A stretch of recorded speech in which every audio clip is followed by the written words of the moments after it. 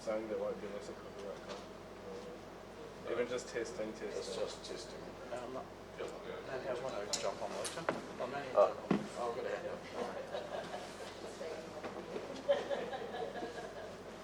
Check 1, 2. Testing, testing. Are you getting anything at all? Just got a minute delay. It's live stream. Oh, okay. Live streams aren't instant. That's a very good thing. That's how you get copy. It's sending through that.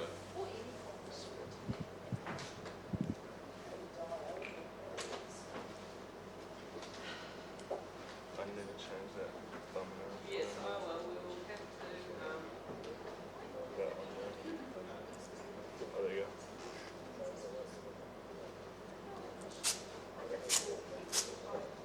Oh, that's us. Good job.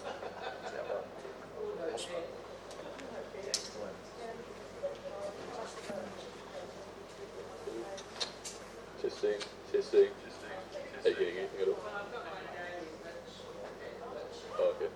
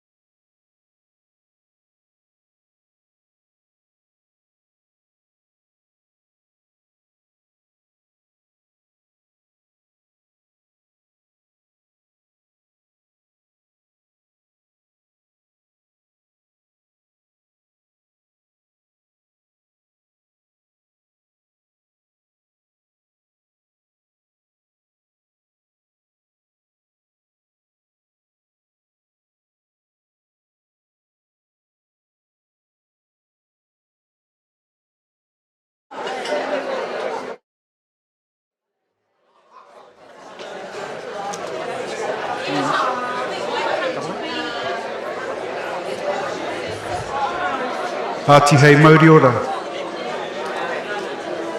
Ata manahau, ata māri e mōrena koutou katoa. E tuana koutou mo te himini he honore. Please stand for our hymn.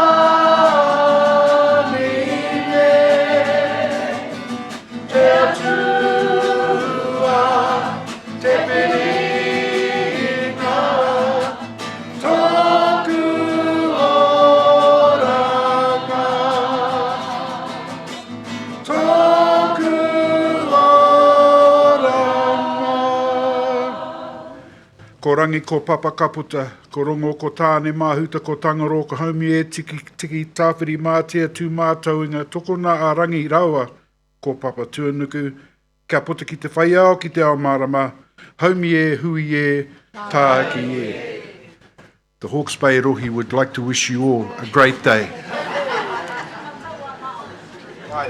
Kia ora rā, te matau a mao.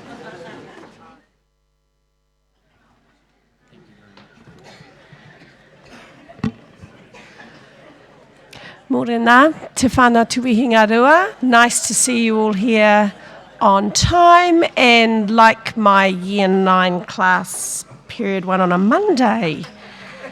Are you just making sure I'm confident when I go back to the classroom by testing me? Yeah, okay. Kia ora, te whānau. Just reflecting on national radio this morning, there was a bit of a conversation about, the two mighty teachers' unions considering their business in Rotorua and here. And interesting to see that the government is already in damage control and that the acting Minister of Education, Anne Tolley, reflected this morning that apparently we're misrepresenting things. That's her response for us calling them out. And I have to have the last word. So I just need to have, as a matter of public record, everything we do is evidence informed. So I've got the evidence, I've got the cabinet papers, I've got the regulatory impact statements. Their own words, can't misrepresent that. This legislation that will allow the privatisation of our schools, enabling a range of provider types, including other bodies, corporate, to offer online learning. Enable corporate entities to be accredited as schools. This ministry uses the word market, giving providers access to the education market. I'm not misrepresenting anything. It is a matter of fact. And if that's all they've got,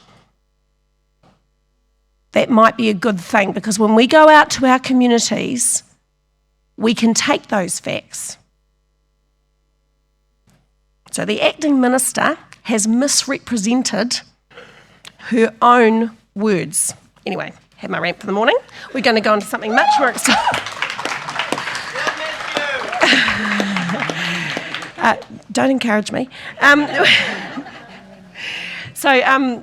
We're going to get on to our next order of business for our meeting, which is to come to Chris Abercrombie from the Executive and Anna Hines from Nelson, the mighty mainland, to present the paper, The Middle Leadership Problem. Now, just before I ask them up here, just for the newbies, a reminder that in the reception debate is where you should be signalling amendments and new recommendations that then will be considered after the reception debate.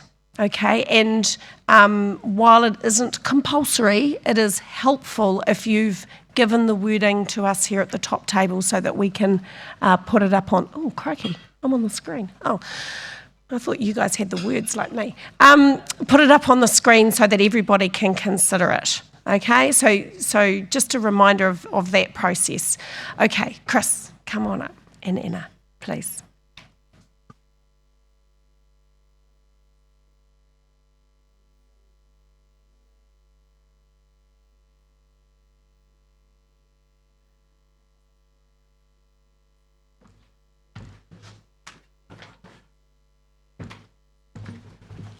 Morning, everyone. Just before we start, there has been a slight change to Rec 4. We've included the Area Schools Teachers Collective Agreement as well, just as a slight change from the printed version.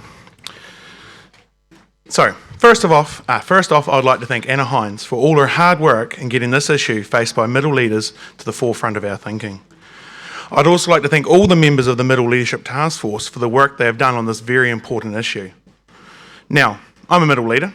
I'm an HOD Social Sciences. I have about 10 staff in my department across 7 subject areas, so I'm intimately aware of the problems facing middle leaders. And the problems facing middle leaders are huge. The workload has become unbearable, and it continues to grow. We are all well aware of the continual changes and initiatives that have been hitting teachers for many years now, and each one of these has driven up the middle leadership roles and responsibilities. Whether it be curriculum, inquiry, appraisal, endless reviews, meetings, and more meetings, budgeting, professional development, digital technologies, or the growing monster called NCA. The drive in schools is to get middle leaders to ensure all the work is done, all the changes are implemented, and all the staff are appropriately led through this change, and that all this improvement can be seen in the data. And all of this before our middle leaders even step into the classroom. Because we cannot forget that middle leaders are also classroom teachers, and they have all the same expectations placed upon them that any other classroom teacher has. And so, it's no wonder that 40% of teachers have said they don't want to become middle leaders, and to be quite frank, who can blame them? The top 3 reasons identified as to why people don't want to move up are: the workload is too high for the time provided, the pay increase doesn't sufficiently reward the extra responsibility, and I would have to do too much paperwork or administration. Now, if we want to attract middle leaders, then these 3 areas will need to be addressed. It's the holy trinity of teaching, really. It's time, money, and good PD is what we want. The task force group want to keep the discussion going with its members in order to explore the issue in more depth and identify possible solutions. So that's what recommendation 2 and 3 are asking. It's about keeping the conversation going. So we can get a wall of data, we can get a tidal wave of data to hit the ministry with. Recommendation 4 is about identifying the ways to address the areas that our survey found to be barriers to people becoming middle leaders. Now, the PPTA has a well-established process for the development of STCA and ASTCA claims, and the work of the Middle Leadership Task Force will help inform this process. Now, while it's tempting to preempt further discussion by attempting to start to write the next claim right here, right now from the floor, it is clearly sensible and necessary to get the rest of the information we need to allow a proper process to be followed. However, we will be expecting significant response to this material. It cannot, however, become a robbing Peter to pay Paul situation.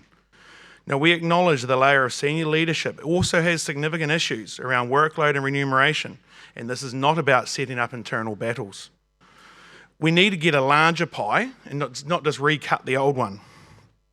The one thing we can say for certain is that any improvement for middle leaders will be improvement for schools and for all teachers.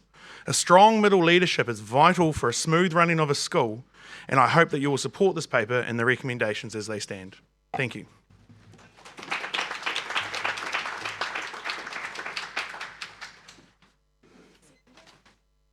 Okay, the seconder reserves speakers.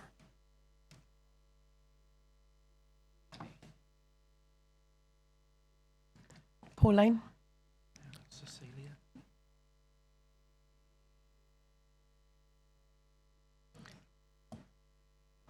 No? What do I do? Turn it on.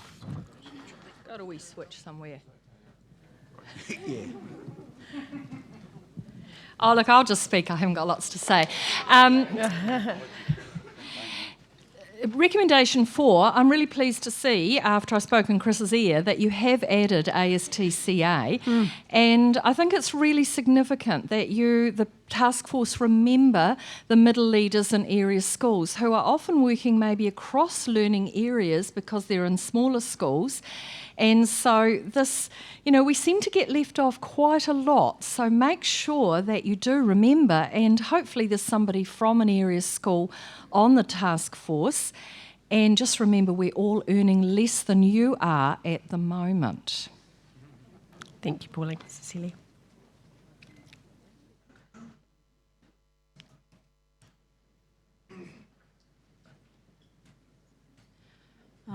Morena tātou. Morena. E aku nui e aku rahi, e ngā tai e whā. Ka mihi kau atu ki a koutou katoa, i rungi te rangi Māori, me ngā tini kaupapa o te wānei, nō reira, tēnā no tātou katoa. Now, I've just had the privilege of attending the Kāhui Kaiako in Auckland, where I was immersed in te reo Māori and rubbed shoulders with more than 150 passionate Māori pauako, some of whom shared experiences and concerns related to being not only middle management, but also Māori in middle management.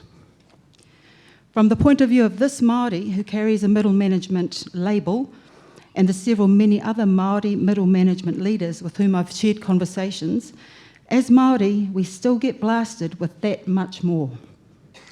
This is definitely not to diminish the problems experienced by other middle managers, but this is an opportunity for you to take a glimpse through a Māori lens. Now here's a scenario that's oft repeated. Oh, we need a pauhuri. There's a group coming tomorrow, we need a pauhuri. Go to our whaia, kōka, or matua so-and-so. Now, it's assumed that your Māori class or your kapahaka will happily jump to and provide the pōhiri.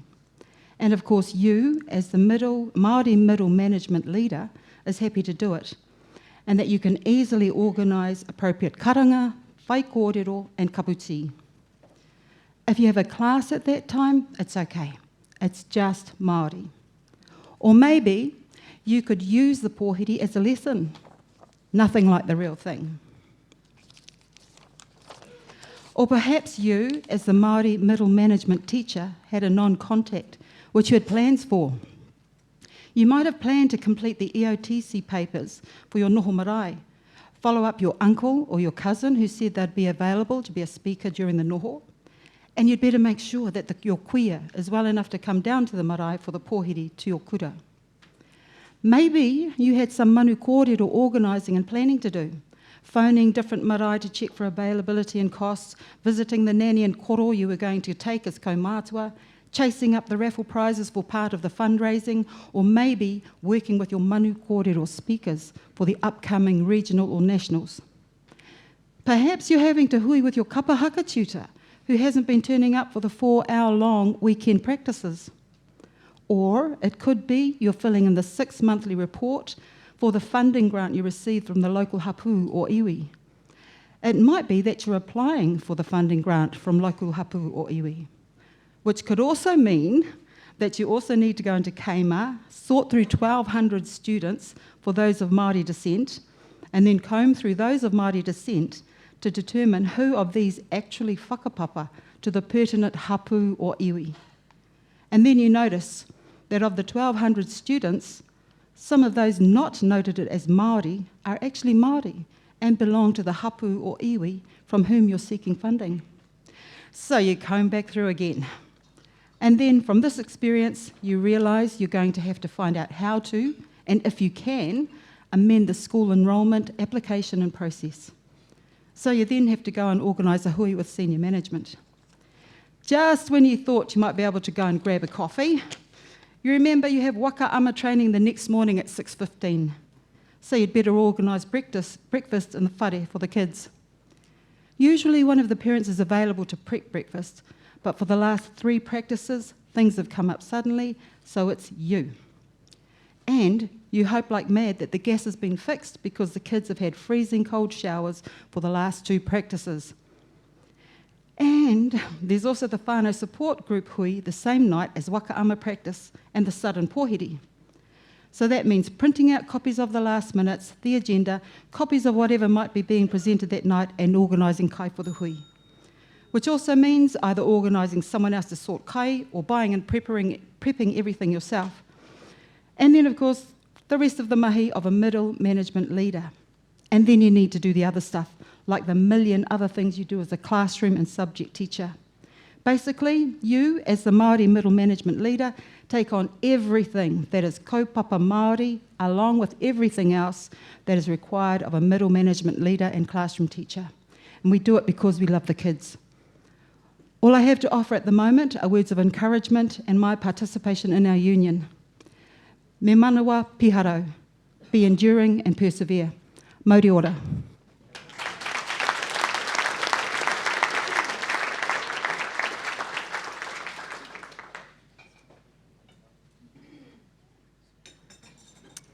Kia ora, my name's Philippa, I'm from Auckland. I was in the discussion yesterday regarding this paper, and much of the discussion of this paper ended up in a discussion of semantics.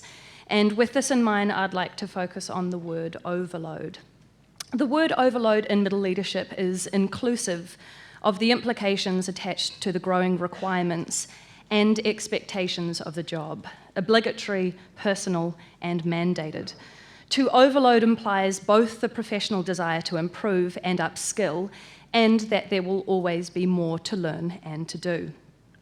And whilst there are those in middle leadership who are frustrated with increasing demands and resourcing, there are also those who are excited about professional development and career progression, and those two are not mutually exclusive. The paper and the recommendations are not contentious in their suggestion that middle leaders are overloaded. They are overloaded if they want to or if they have to do more, and this paper reflects the research to date that has been done to find the issues in doing both. And there's still a long way to go, as indicated in both the paper's summary and also in the recommendations. The language in the recommendations is deliberately vague, and this allows executive to investigate the issues as they appear through the robust investigation and analysis that is already taking place. Unpacking the language to a point that the recommendations become specific is predetermining what is imperative. What is imperative is still being investigated. To be anything other than vague is to be presumptuous. I was really impressed with the discussion yesterday and confident in the work that's being done and the quality of the data that's being collated. I look forward to reading more as more research is done about what more middle leaders have to do, and also learning more about the issues facing middle leaders, including PD, workload, stress, and appraisal. I think it's a really good paper, so thanks very much.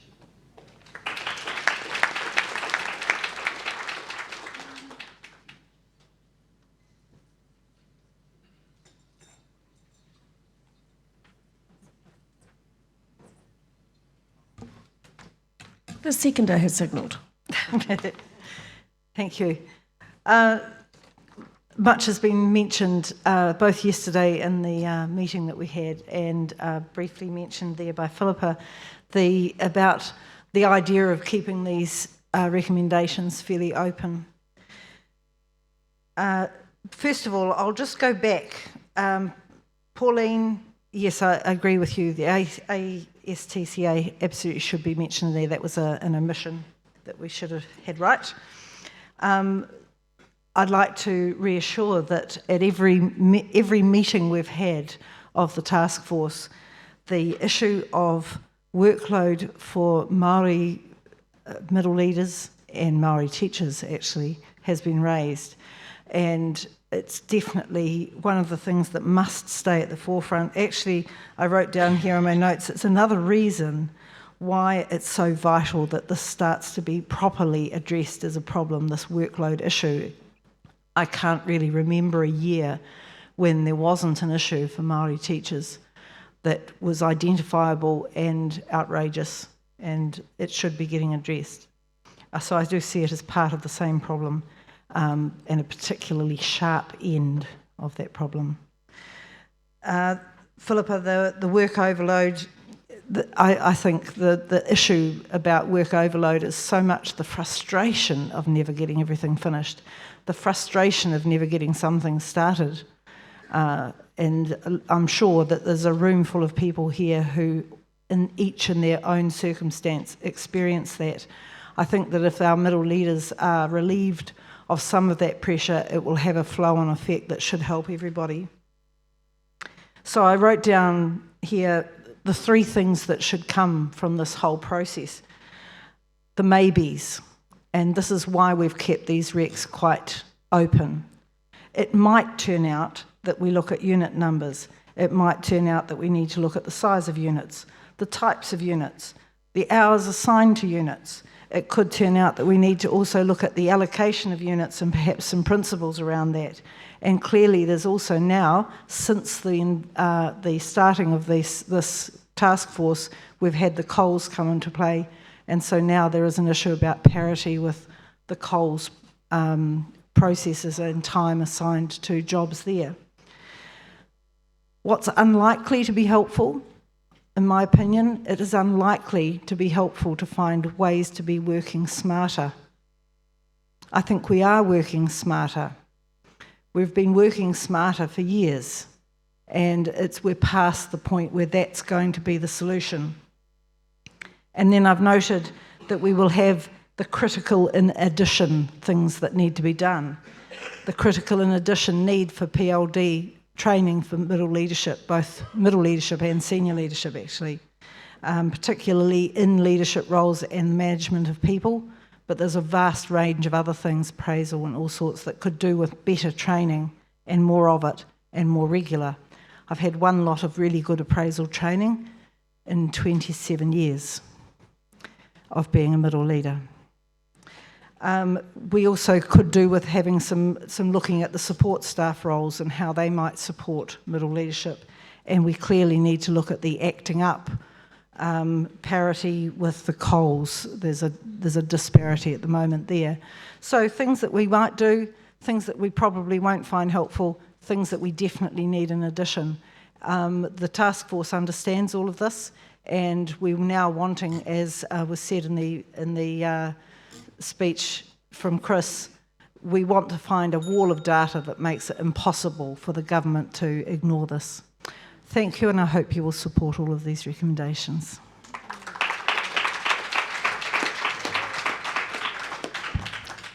Thank you, Anna. No further speakers. Oh, Taranaki, tardy bunch. Good morning, Erin McDonald, Taranaki. I just thought I'd get up because I think I might be contributing to the shortage of middle managers. I have absolutely no intention in the current climate of following an aspiration to be a leader in my school because I actually see no real benefit other than a huge workload and a massive amount of stress. So I don't see it as a benefit at all, and I'm quite happy just staying as a classroom teacher who's reached the top of the pay scale, but I'm going to be happy and stay there at the moment. So I fully support this paper, and so does the rest of Taranaki. So yeah, I hope everyone does vote for these recommendations. Okay, but Terry?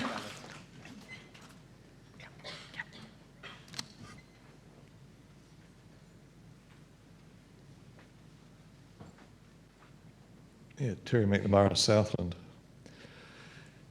I'm a recently retired middle manager, and an example of what stops people taking over my job is the fact that for many years I had 3 management units, and I knew what would happen when my job was advertised. Guess what? It was advertised for 2 management units. The job is exactly the same, but the insult, I think is an insult, that I have been overpaid for several years has got to me a little bit. I find it sad that the person who's taken over my job is actually doing the same thing for less money. There are other aspirants, potential aspirants for my job, who said they wouldn't do it for quids because the quids weren't enough. $4,000 per unit is an insult. I've always thought that we've let ourselves down in the recent negotiations by not doing anything about it. I think the cost per unit should be $8,000 to $10,000 per unit. Then people might see some tangible reward for the extra time at work they're doing. That's one issue. The second issue, the problem, which I think as a middle manager or head of department or whatever you have, is something called internal assessment. There is far too much internal assessment in schools. And part of that is our fault because we haven't pushed it back. We've allowed ourselves to be sucked into the 85% pass rate model, which to make it happen, we have to prostitute ourselves and find all sorts of ways that we can get credits to people so we can look good in the eyes of our principal and our community. It's our fault. Now, I think if there's one thing we can make life easy for our middle managers, is to do something about that. Now, the other thing is that I think is a hassle, workload issue, is appraisal. We have what I think sillier and sillier requirements to go through all sorts of hoops just to satisfy the government who insults us with educans and other things. We have to go through all sorts of teachers' registration hurdles to prove something we all know, we are effective teachers. If we weren't effective teachers, we would all be on competency. But very few people are, so I can't see why we actually have to go through that issue. It's a real drag on a head of department's time. There's a real conflict as they have to leave classes and do this sort of thing as well as all the writing up and so on. Another workload issue. These are things that I think we could do something about. Now, we just have to have the will to do it. Otherwise, we will actually have a headless chook.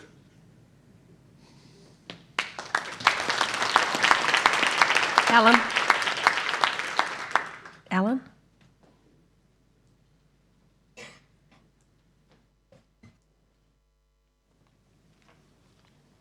Yeah, I used to be an HOD for 13 years before I took a 3-year break.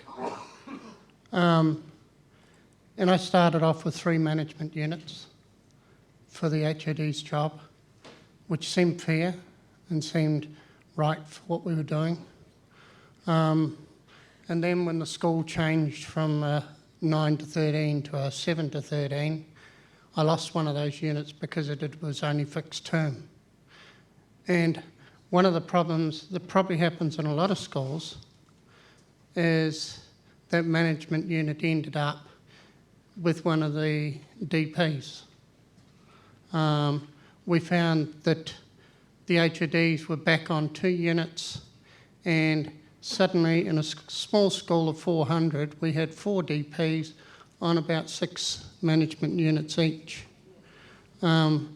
And one of the things that I proposed yesterday in the meeting was that there should be separate senior leadership units allocated to schools like management units are by the government according to the size of the school. Then principals wouldn't be pinching management units from hard-working middle managers and giving them to senior leaders to buy their favour, which was what was happening in the school I was in.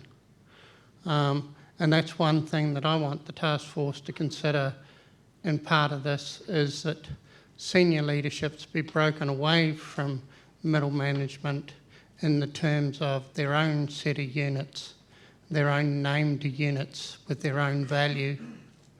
And like one of those other teachers, I don't see why the hell I should get less money for teaching secondary kids in an area school to what I was getting for teaching secondary school kids in a secondary school.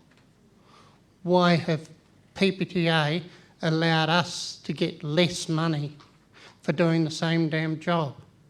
Who in our negotiating team let us down in the ASTCA contract? Because I'm not impressed. When the new contract came out, I got a pay cut because they were putting me on the secondary teacher's rate initially, and I ended up with a pay cut. So someone at head office has let me down and let a whole lot of us down.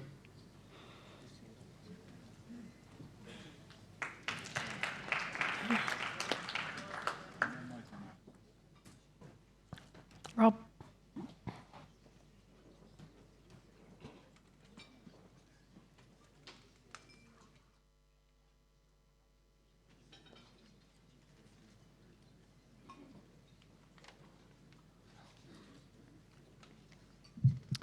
Rob Torm, Manawatu, Wanganui.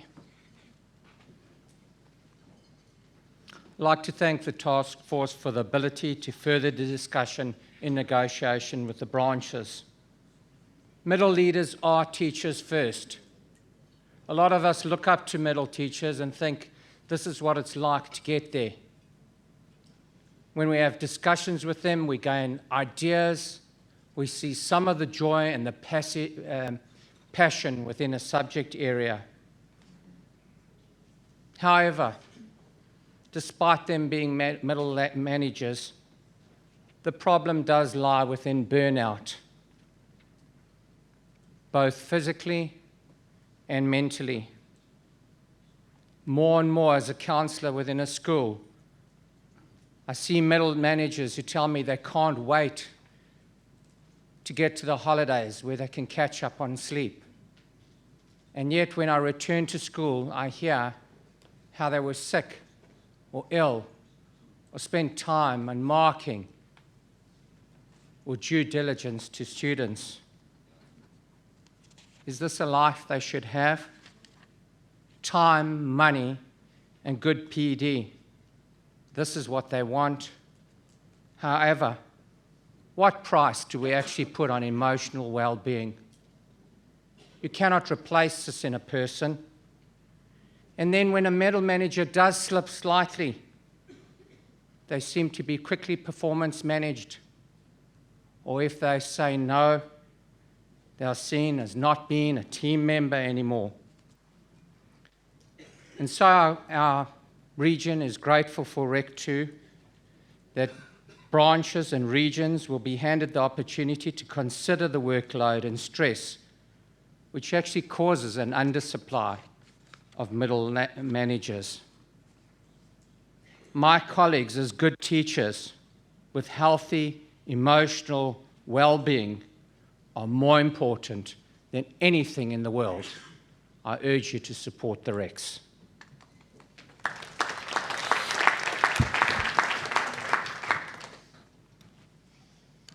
Okay, there being no further speakers, right of reply. I want to thank each and every one of you who got up and spoke, because that's what we need. We need to hear these things. That's the data. This is the information we need to be able to address these concerns. And I just want to take one of the points, that was one of the many good points that were made, and is a sense of middle leaders that we need to be an amazing teacher. We have to be a good teacher. We're a role model for the members in our department. But this is a challenge with everything else on top of us. This is a challenge for us to be able to do in the time allowable, the time available, the time given to us. You know, that hour you get on top of your 5 non-contacts, you know, to be an amazing head of department, amazing teacher. And so I thank each and every one of you for sharing that. And that's what Rec 2 and 3 is about. It's getting that information, because this is going to be key in helping us create the change we need to address this major issue. Thank you.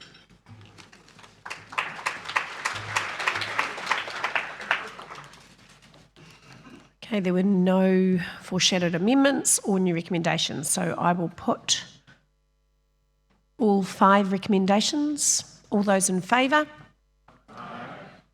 Against? Abstentions? Carried.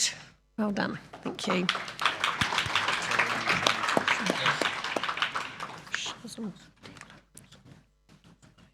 Right. Okay. So what we're going to do is we are ahead of time, so we're actually going to move the next paper, the equity funding paper, up the agenda, because obviously our speakers are speaking when they're speaking. So we're moving on to the next paper in our business, which will be moved by Jack Boyle and seconded by Jacinta Grice.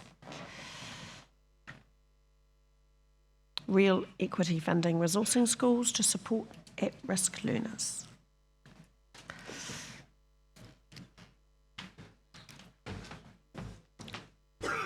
Morena tātou. Ko tātou o Aotearoa hau. He kaia ko tātou. Ko tātou nā kaitiaki o tō tātou tai tamariki. That's who we are. Prior to the 1980s, New Zealand was known as a classless society. There was relatively little difference in wealth from the top to the bottom of our country. And we were proud of that egalitarianism. And this is not the world we live in today. Those concepts of fairness, equity, and a safety net for those who needed it is so far removed from the realities of our society that it's almost laughable. The vision of Bibi regarding equal access to education has been watered down by successive governments in a grand exercise in penny pinching. Free education is costing our parents more than ever, and for those who can't afford it, success is becoming out of reach. The Education Act, which once guaranteed this free education as a social good, is now under review. And how is our current government ensuring that we retain that once heralded free education? Well, its latest iteration, with devastating irony, is called social investment. What it appears to mean is the hyper-targeting of resources to a very few people with the greatest risks, while at the same time undermining the strong universal safety net that stops people getting into that situation in the first place. Over the past 30 years, systemic entrenched poverty and the connected social ills of rampant inequality have crashed into our schools. And despite our continued efforts, created barely surmountable barriers to some of our young people. Now, the introduction of the decile system in 1995 was an acknowledgement that these barriers existed, an attempt to provide some equality for those from different backgrounds. However, this paper cites the OECD findings that New Zealand does not have an equitable system. Instead, needs-based resourcing appears to be based more on a manufactured concept of Kiwi fairness rather than on equity. That is, that students of the same age in the same area tend to attract the same levels of funding. And that's why the decile system needs to be reviewed. Despite a larger per capita investment, principals of lower decile schools are still the ones who report that they find it difficult to recruit staff and problems accessing resources. And there's a lot of educational experts out there, aren't there? Those with little understanding of what it takes to provide education ask, well, how can that happen when lower decile schools get so much more money? The answer is they don't get enough. Schools that can attract foreign fee-paying students and hefty parent donations are thought not to have the same troubles. But in this week's media, we read that donations and fees are all that are keeping many of these schools afloat. This private investment is offsetting the inadequacy of government investment in our kids.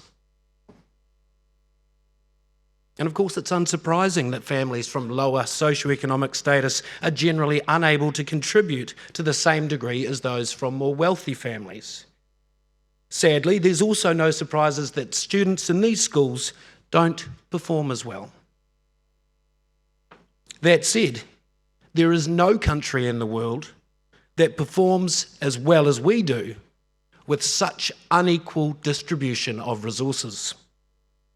Despite the rants from right-wingers like Roger Partridge of the New Zealand Initiative, Under-Secretary David Seymour, billionaire oligarch Stephen Jennings, and media heavyweight Mike Hoskins, there is also no evidence to suggest that these outcomes are the result of variation in teacher quality.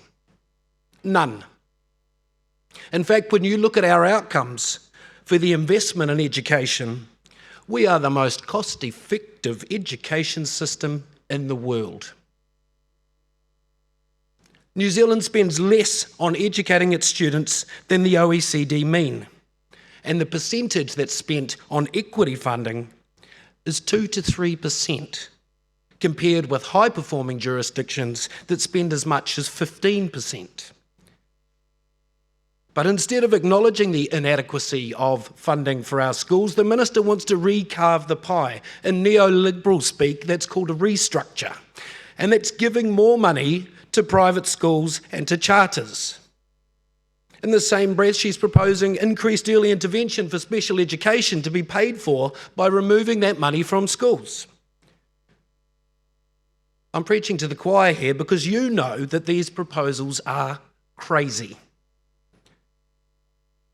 A learned friend just this week used rather an effective analogy. The current funding can be likened to only having a hand towel when you get out the shower. And because it's too small, when things are moved around, you're exposed somewhere else. And some of those gaps can be telling. Despite all the public interest and media inches around how good a resourcing review will be, how impressive the outcomes, those of us waiting for a windfall in equity funding so that we can support our learners to succeed are waiting in vain. Instead, the proposal that those most at risk can learn at home on their computers will only widen the rift between the haves and the have-nots, while private schools market their small class sizes and homogenous populations. This paper advocates for an increase in equity funding to 10%, for staffing as well as operational funding to ensure the right resources get to the right child at the right time, to steal the minister's catchphrase. For all her sound bites, the truth of the matter is that we will not get there without this increased investment. Recarving the pie is not going to get us there because the premise that there is fat in that pie is patently false. He iti kai ma te kotahi e kai kia rangono ai te reka. If something's too small to cut, don't cut it. Without an increase, the government's needs-based proposals will see many schools worse off than they are now, resulting in less of the investment into schools, getting to the right place at the right time. Without also ensuring stable and adequate funding, we will continue to have a workload that is amongst the highest in the world, and the myth that equity funding has become targeted will be a stick to beat us with. Now, the great tragedy of this current situation is that it can be done, but there isn't the political will. In the Netherlands, there's very little difference of outcomes for students from different socioeconomic backgrounds because they invest heavily, 80 to 90% more for the lowest SES groups. That's smaller class sizes, more teachers, and significantly more money. The proposed model in this paper shows how in Aotearoa. Increasing the equity component from 2 to 10% takes equity funding from 120 million this year to 600 million next year. This is an increase of 480 million. While we're starting with 10% as an internationally average figure, there's nothing to prevent future claims to improve that when there is evidence it is improving outcomes, more should be added. We could even bring it in gradually. Keeping roughly the same ratio of operational funding and staff funding would mean 4,200 more teachers. Spread across primary and secondary, that's an increase in total teacher numbers of about 7.5%, or on average, nearly 2 per school. They don't need to be spread smoothly. They can be directed based on the need factors identified in the paper, so the right resources are getting to the right place. While Recommendation 3 advocates for both staffing and operational funding, we're not intending to specify how that additional staffing and ops funding should be used. That would be dependent on how each school needs to use those resources for those kids. But we do note that overseas they've used the equity staffing mostly to reduce class sizes for their at-risk students. I should also mention that Rec 4 has been amended slightly to refer directly to the public system. Given that private and charter schools are subject to different funding regimes, the intention here is to protect... Yeah, I have a procedural, Michael. You have a seconder? Yes. How long? How long? 3 minutes. 3 minutes. Thank you. Michael in stereo, that's scary. Okay, I've had a procedural seconder, Jill Gray from Michael Terry, procedural for an extension of time for 3 minutes. All those in favour? Against? Abstentions? Continue. Kia ora. The intention here is to protect those schools who may miss out under a targeted funding model. It is not to take money away from anybody else. It is to ensure that stability we need. While we're at a distance from a detailed design, we'd expect the final model would mean it was an automatic process into a school. Schools would not have to apply for it. But there would be a review option as part of it. There'd be a base type component for very small schools and necessary modifications to recognise the particular circumstances of non-standard education centres, like activity centres and hospital schools. Now, it may sound like a lot of money, but what is the cost of not doing it? Currently, the 120 million invested in equity funding is dwarfed by the 600 million that parents stump up with. Sadly, BB's vision has been hijacked by the blind belief that the market will be the great equaliser and that deliberately underfunding education will make the system more efficient. Not only are our government abrogating their responsibilities to ensure equity in the education system, forcing those parents who can to pick up the slack, they're telling us we're going to fix social inequality outside the gate with a few crumbs inside it. Is this the best investment in our young people? The call that echoed up and down this country this month rings true. We need better funding. The idea that kids aren't starting the race from the same position is the metaphor used in this paper, and it's a good one. By advocating for the recommendations in this paper, we believe we will have a better shot at getting our most vulnerable to the finish line. If a social investment approach is a mechanism to cap investment in our young people to meet some arbitrary market-driven ceiling set by our government, it's no investment at all. He aha te mea nui o te ao, hei tangara.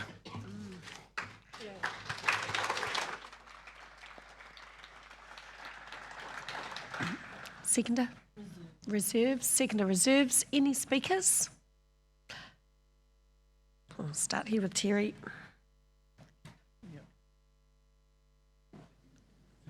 Is this working? Kia ora koutou, Terry Robson, Northland Exec Rep.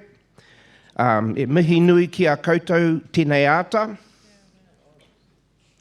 Equity funding, resourcing schools to support at-risk learners. We've been given a diverse list of at-risk learners and learning institutions, and it is a long list. But if this minister and the dark forces behind her have their way, we will have legions of at-risk learners.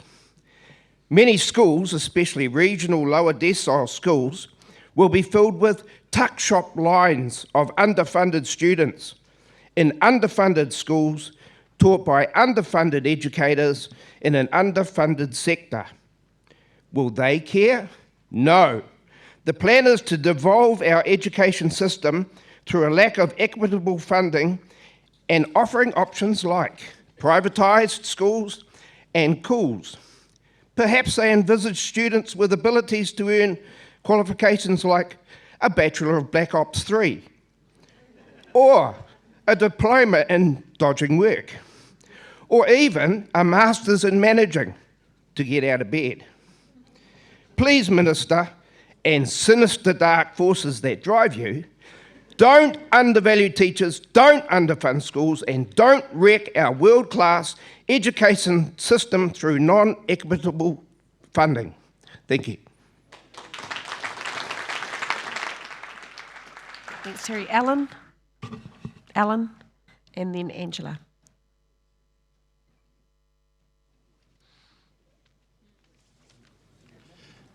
Yeah, I suppose I come from the Republic of Southland and Otago, Highlander country, but I thought I'd get that little bit in for people who want to cross it off on their bingo cards. But unless you're Nick Smith, most politicians tend to like overseas examples and think they're the be-all and end-all of and how we should go. So I applaud you for getting things from the Netherlands and where else you got it from. I'm just wondering, what about the Irish situation? Because it wasn't that long ago that Ireland invested heavily in education and improved their economy a hell of a lot. And your thought about how much is being spent on education compared to other things, if they don't spend that on education, then they're going to be increasing their spending on prisons and places like that. Because if these kids aren't educated, that's probably where they're headed without any education, any jobs. They're headed for there and they're going to have to spend more money on that. Okay, Angela. Angela's, yep, and then Hinari's up. And then Anna. Two things. One of them's not incredibly intelligent, but the H stands for health. It's not a hospital school. Thank you. And also, I really want to particularly support recommendation 2. So I work in a school, a health school for young people who have a mental health diagnosis, and our aim is to transition them back to their mainstream school. And that's all very well, but we when we do that as a school, require an incredible amount of support and involvement from deans, guidance counsellors, classroom teachers, and to feel confident that the students that I'm trying to transition from our incredibly safe and supportive school into a place which acknowledges their multiple risk factors would make me feel so much more confident and so much less guilty about putting so much pressure on regular classroom teachers to have my kids back in their mainstream school. Kia ora, Angela. Henare.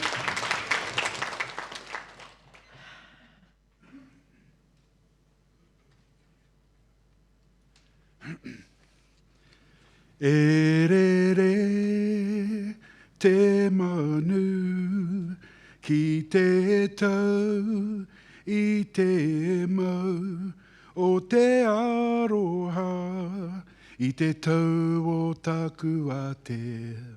Mauri ora ki te mana whenua, mauri ora ki a koutou, kai aku nui, kai aku rahi. Nā te huru ka rere te manu ki te rangi. Kua tako tō te manuka, he wero tia, he wero tia. I'd like to talk to you about the relationships between poverty in New Zealand and at-risk learners. And I'd like you to know that these relationships affect kura Māori and Aotearoa. And I'm talking about Christian schools, Christian Māori schools in New Zealand. When we look at Hato Tipene, when we look at Wikitoria, when we look at Te Wai Pounamu, and just recently Turakina, these schools were closed because of lack of equity funding. And that's sad because those schools produced leaders that have brought us this far today. I stand here on behalf of those Māori schools that are still open.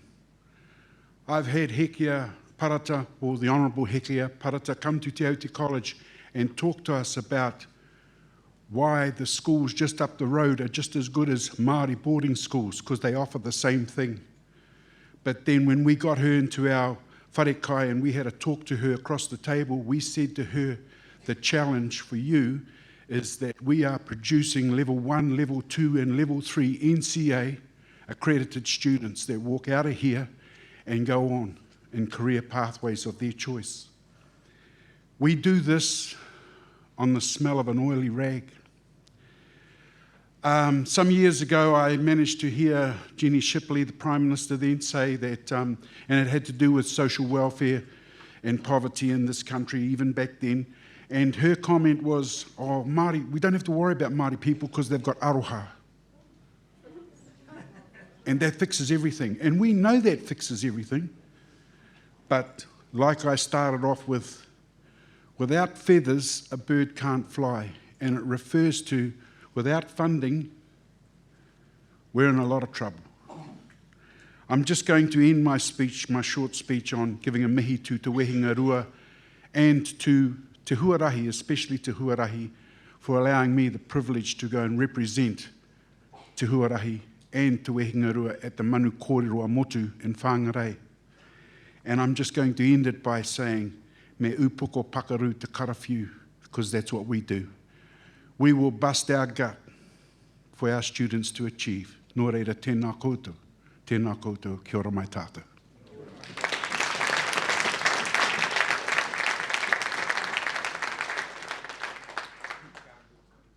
Kia ora henare. Anna and then Melanie.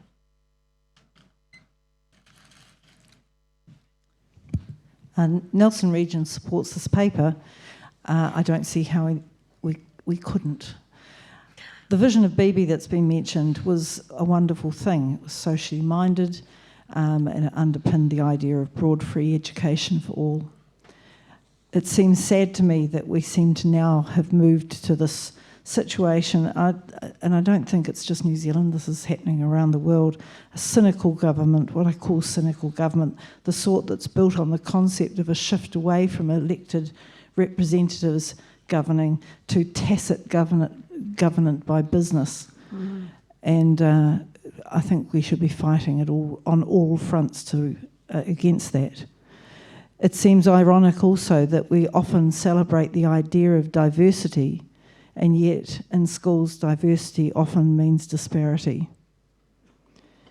When we were discussing this paper, it was news to us that 2 to 3% was the amount that was spent on equity funding. I have to say I didn't realise that, and none of us did around the discussion that we were having.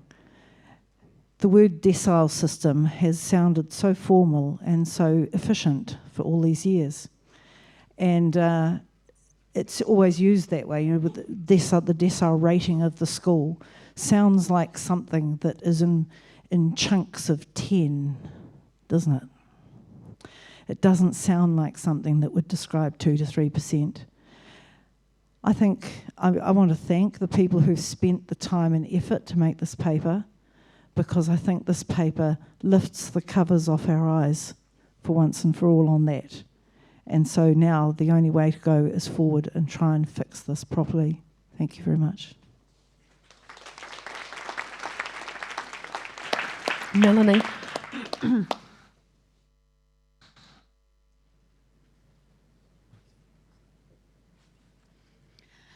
Kia ora koutou. I just want to echo what Anna said, and that this is an absolute stonker of a paper. I bloody love it. It's the sort of work that the union does that I think about when David Seymour comes out and says things like, there's a reason why they call it the teachers' union and not the children's union. Well, actually, there isn't a children's union, and we're the people who are speaking out for students, and for me, that's one of the most important things that we do. My favourite thing about this paper, I love a good statistic, and this has given me my favourite statistic that I've been trotting out everywhere, and it's that one a number of people have said. It's the 2 to 3% in equity funding. But for me, it's the second part of that that really comes to life. That equates to about $120 million. And you compare that to locally raised funds of $650 million. So when people talk about that inequity and these poor high decile schools who are struggling in it, they are not struggling. Well, they are. They're trying to fill the gaps. And, golly, this echo is really distracting. I was reading in the newspaper this morning. Oh, they've stopped it. I was reading in the newspaper this morning about Rangitoto College. And David Hodge was saying that over 40% of his school's day-to-day running costs come from funds raised from international students. That's 17 extra teachers. This was coming out apropos of another statistic talking about a 54% jump in board-funded teachers since 2013. So that's an increase of, that was 1,110 in 2013 to 1,717 this year.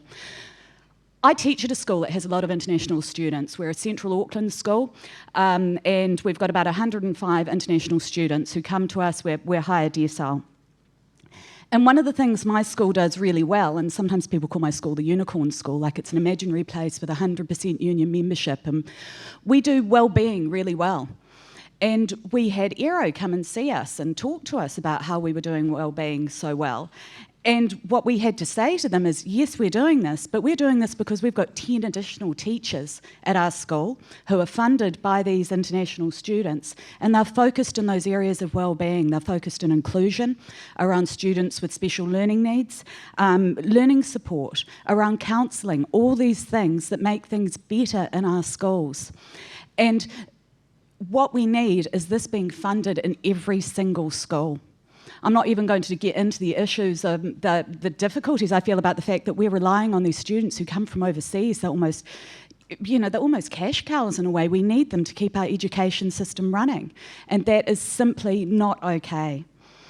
And it's not okay that if we can extend the old handheld metaphor a bit more, that some schools are left struggling to cover things over. Other schools are able to go out there and get themselves some decent towels. And that's not okay. We want bath sheets for everyone.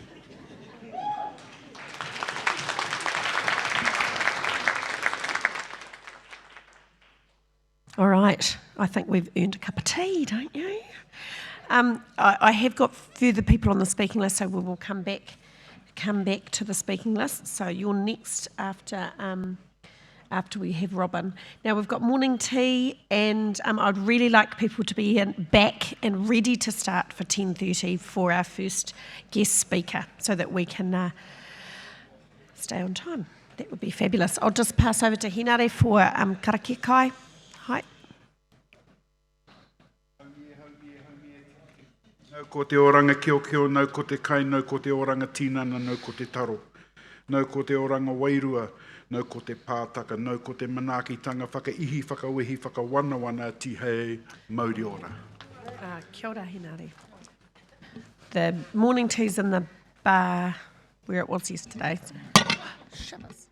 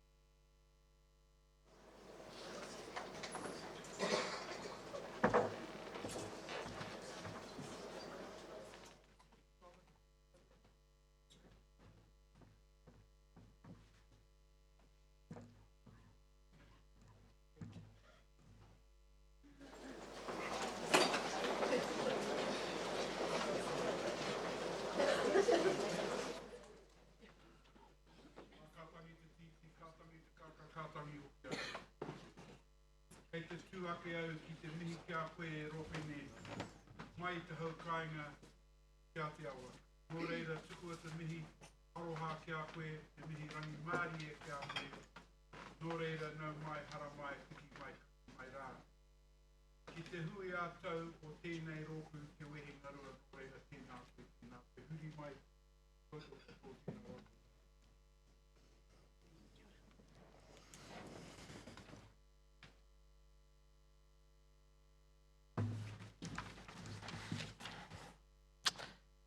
Kia rana, talofa lava, malo e lelei, whakalofa lahi atu, bolavanaka, aloha, kia ora koutou katoa.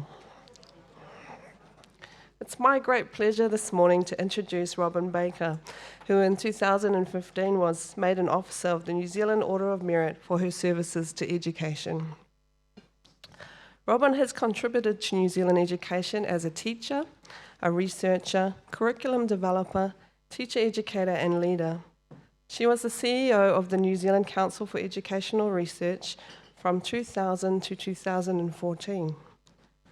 Since then, she has undertaken work for a number of organisations, including the Education Council of Aotearoa, New Zealand, the Ministry of Education, and the University of Waikato. She is the chair of the Selection and Monitoring Panel for the Teacher-Led Innovation Fund, chair of Te Toi Tupu, a consortium of 5 companies that provide PRD for schools and kura, and deputy chair of the board for the Australian Council for Educational Research. You can see we're very lucky to have her with us this morning. Who better for us to be addressed by to talk about PRD for teachers in New Zealand? Robin has very generously offered to speak to us and then allow questions.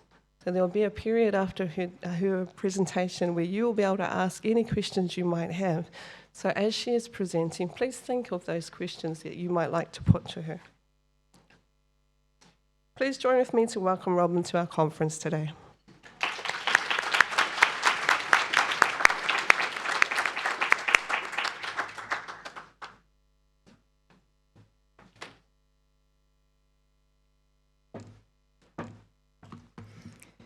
Kia ora koutou, and thank you very much for such a warm welcome. It's always a bit daunting when someone reads your bio and then you think you've got to actually follow up with something. So here goes. So first of all, I want to thank the organisers for giving me this opportunity. When Bronwyn Cross asked me whether I would be interested in talking about PLD, I said, yes, I would. And I'm not sure whether she realised quite what I was going to talk about, but here goes. So first of all, before I make the comments that I want to make about professional learning, I just want to expand a little bit on the lens that I want to use, or I am using, to make my comments. So I've been a professional educator for more than 40 years, as it says in my bio, as a teacher educator, a science educator particularly, curriculum developer, a researcher and a leader. I've also been an employer. As the director of NZCER, one of my major responsibilities, as I saw it as a leader, was to ensure that all staff had opportunities for ongoing relevant professional learning. I see this as a key responsibility of a leader. I see it as a responsibility for the individual staff and also for the organisation as a whole, so that the organisation has the breadth and depth of expertise to continue to do the work of the organisation very well. So in the context of a school or kura, I see that as being continue to provide quality teaching and learning. As it said in the introduction, I also chair the governance group for Te Tupu, and this is a group of 5 organisations: Cognition, Core,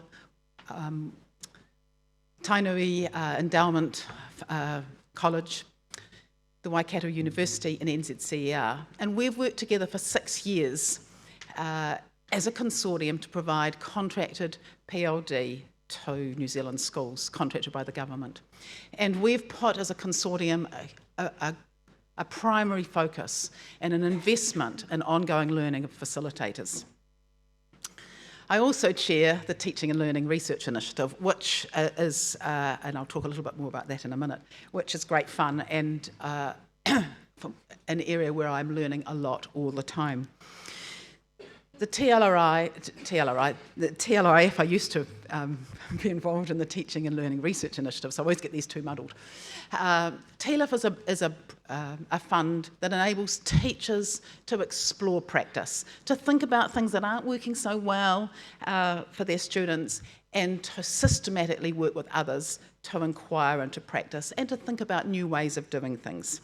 So the line of sight is on student learning, and the line of sight in TLIF is also on sharing, transferring knowledge and picking it up in new settings. And again, I'll say something briefly, but not a lot about that, but I'm very happy to take questions. As an experienced educator, I'm very well aware that knowledge is dynamic and that our understanding of teaching and learning continues to evolve with research, practice and the affordances of technology. And I'll just give one example. As a young teacher, I really enjoyed coaching a hockey team. I really loved biology camps. Some of these things wore off over time, especially when my kids got older, so I'm not saying I was sustained it over a very long time. But at the time, we did those things because we thought it enriched our relationship with our students and it expanded what we could do in our subject areas. We now know that the experiences or the relationship between teacher and learner and students actually matters for learning. That is something that we didn't know when I started teaching 40 years ago. We know a lot more about teacher practices that make an impact on student learning than we did 10 years ago and certainly 40 years ago. And we know our disciplines have changed a lot as well. I was a science and biology teacher and a maths teacher. So Peter Gluckman, who's the chief scientist, says that after 10 years out of university, your science degree is basically useless. Now, I don't quite agree with him. He's trying to make a point because I think that I still have the structure of the discipline to add on new knowledge. But it's certainly, what he's making the point is that ongoing learning matters. And he's also telling someone like me that if I wanted to go back and be an effective teacher of biology, I would need to learn a lot. So the points I want to make in this introduction are three things. That first of all, what constitutes professional knowledge is constantly evolving. That using practices that take account of current knowledge is integral to any professional activity in any profession. And that I think responsibility for keeping professional knowledge up to date is shared. But who are the investors and whose responsibility is this? And this is sort of the heart of what I want to talk about. So I see it as like this. So I've got professional learning in the centre. You'll notice that I've used PLD once, and I will again. But just to clarify now, so it puts it in your head, I only am using PLD to mean government-funded, contracted PLD. That's how I see PLD. And I'll come back to why I want to frame it like that. So I think there are four key players in professional learning for our profession, and that, first of all, it's the individual professional. Teachers have always invested heavily in their own professional learning. This includes attending conferences. In the 1990s, as a science educator, I did a survey of all the people at the Science Teachers Conference at the time, and I think about 66% had funded their own way. So people have always invested personally, and I'm sure it's the same today, in their own learning. There's also personal investment in getting additional qualifications, contributing to subject associations, coming to events such as this one, are all investments in professional learning. So teachers have always been keenly aware of the importance of professional learning, but I don't think we've been very good at explicitly talking about that this is our own investment in our learning. The second player in professional learning is the employing body. The investment by boards of trustees and school leadership is pretty variable in ongoing learning. In some schools, there's a huge investment at the individual level, at the department level, and at the school level, Kura level, But in other schools, it's all too scarce. Now, I could give a whole lecture on this, but I'm not. I just want to make 2 points. First of all, I strongly believe, as I said at the beginning, that a key role of the leader is supported by the governance, so that's the Board of Trustees, and the organisation's strategy. A key role is to provide enabling conditions for those doing the work of the organisation to have rich, ongoing and relevant professional learning opportunities. I think it's integral to the success of any organisation, and it's integral to any performance and appraisal process. From using this perspective, I'm somewhat puzzled that the New Zealand School Trustees Association doesn't see providing advice and guidance to boards of trustees about their responsibilities to staff in this area as their role. Personally, I think the focus on PLD, and as I'm using this as government-funded PLD, has actually led to an abrogation of responsibility by some employing bodies. And I know some of you will talk about funding, and we can deal with that later, but I just want to talk about the principle at the moment. The third key player is the profession itself. And again, I'm not going to say a whole lot about the responsibilities of the profession for supporting professional learning of its members, but it's a key role, as you all know, of any professional body, the union, the Education Council, Subjects Association. You all know this, but I think the contribution of the profession to learning has been swamped by a dominant conversation about government-funded, contracted PLD. So this brings me to the government. Given to the importance of quality public education, the government has a big interest in education and its outcomes. The government works at a systems level, identifying areas of priority for it, and then investing in strategies that they think will enable them to reach their goals. So in the current budget that was released in May, 94 million was allocated for what they call professional development and support. And in the budget line, this is what it says. This category is limited to the delivery of professional development and advisory support to early childhood education services and schools to support effective teaching and enhanced self-management. There is other PLD kind of funds, but this is the main category. So it's a significant investment, and it certainly matters to teachers.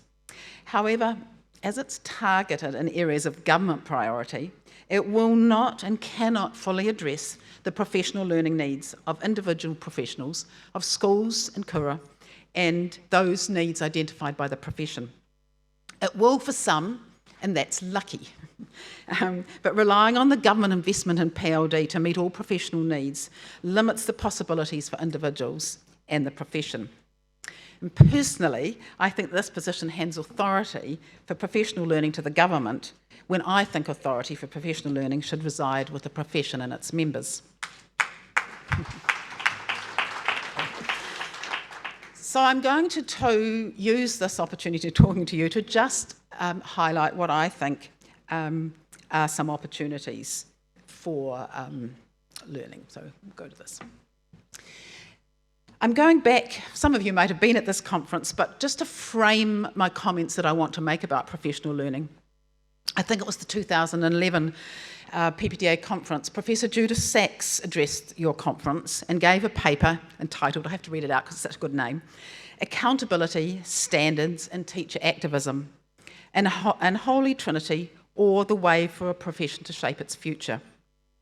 In a later paper, Judith discusses types of continuing professional development that an activist profession would promote. And she defines an activist profession as one that is educated and politically astute, rather than compliant or controlled. She does distinguish another category of professionalism, collaborative. And while it has many aspects of this kind of professional that I would support, the emphasis for me seems to be more on the individual professional rather than the collective.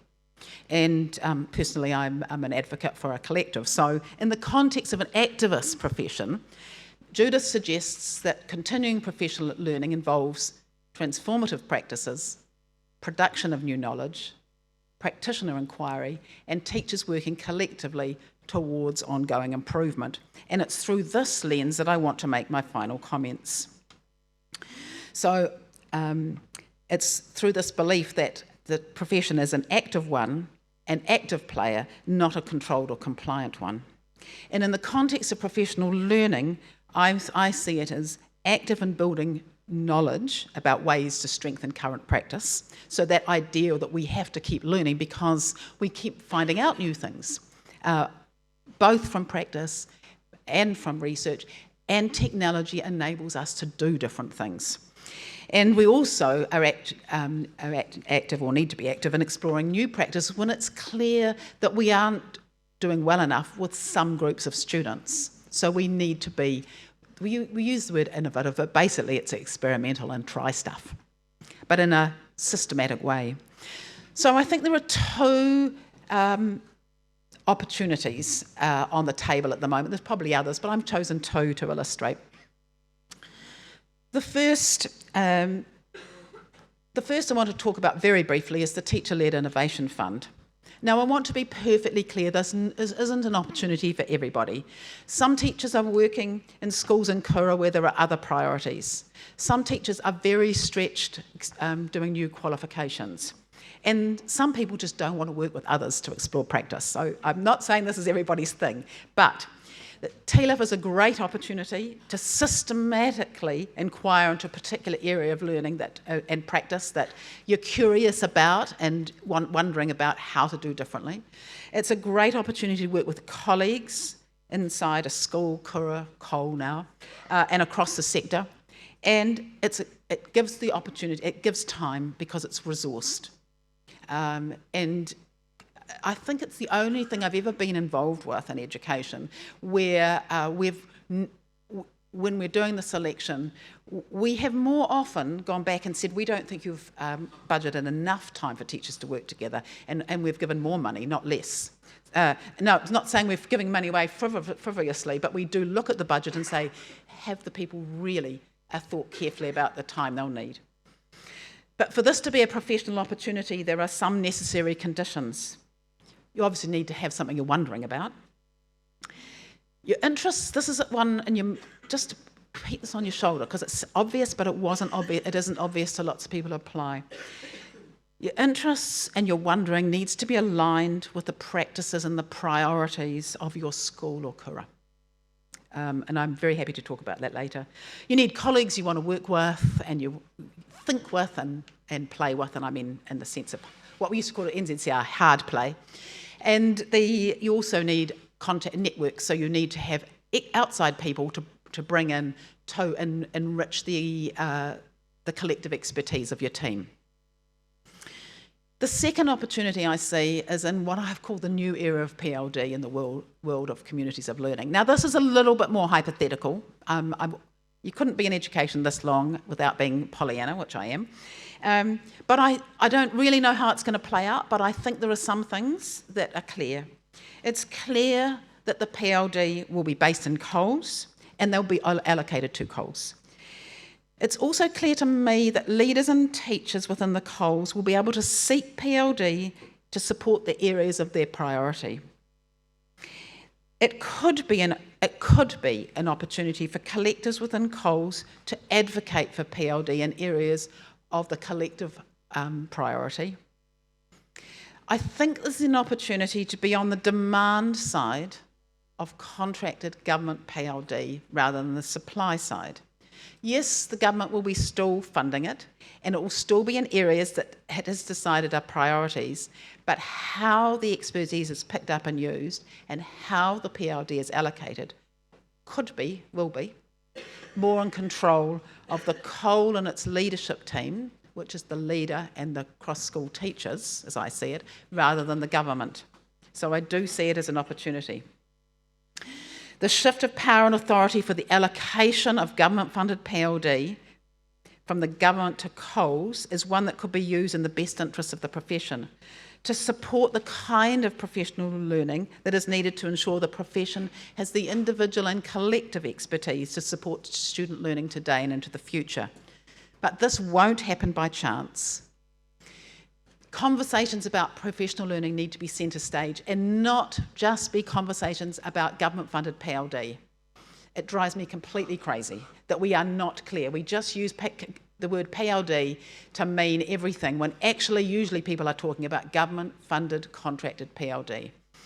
This is too narrow a focus and limits the authority of the profession to take and make opportunities for demand-driven professional learning. And so to finish off, I'll go back to my original slide. I want to make two points before opening it up for, I think I've got 5 minutes of questions at least. The 2 points I want to make to finish off. I strongly agree that the government does have a role and a responsibility to provide professional learning opportunities for teachers through contracted PLD. So I just want to make sure that I'm making that clear. I do think they've got a strong role, but this is only part of the professional learning story.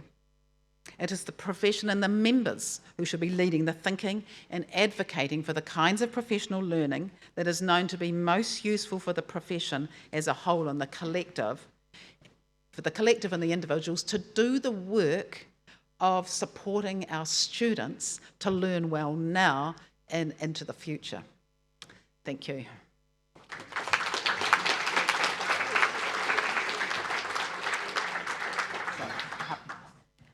Few questions. Are there any particular? Oh, yep. Someone at the back, Glenn, and then at the back. So quick questions or comments. Kia ora, Glenn Cassidy, Tokoroa High. The government suggested that the 359 million funding for the Coles was going to be new funding. I'm just a little bit confused because you said there was 94 million a year on PLD. Now, is that still going to be 94 million a year, or is it going to the Coles? No. No, it's two different funding streams.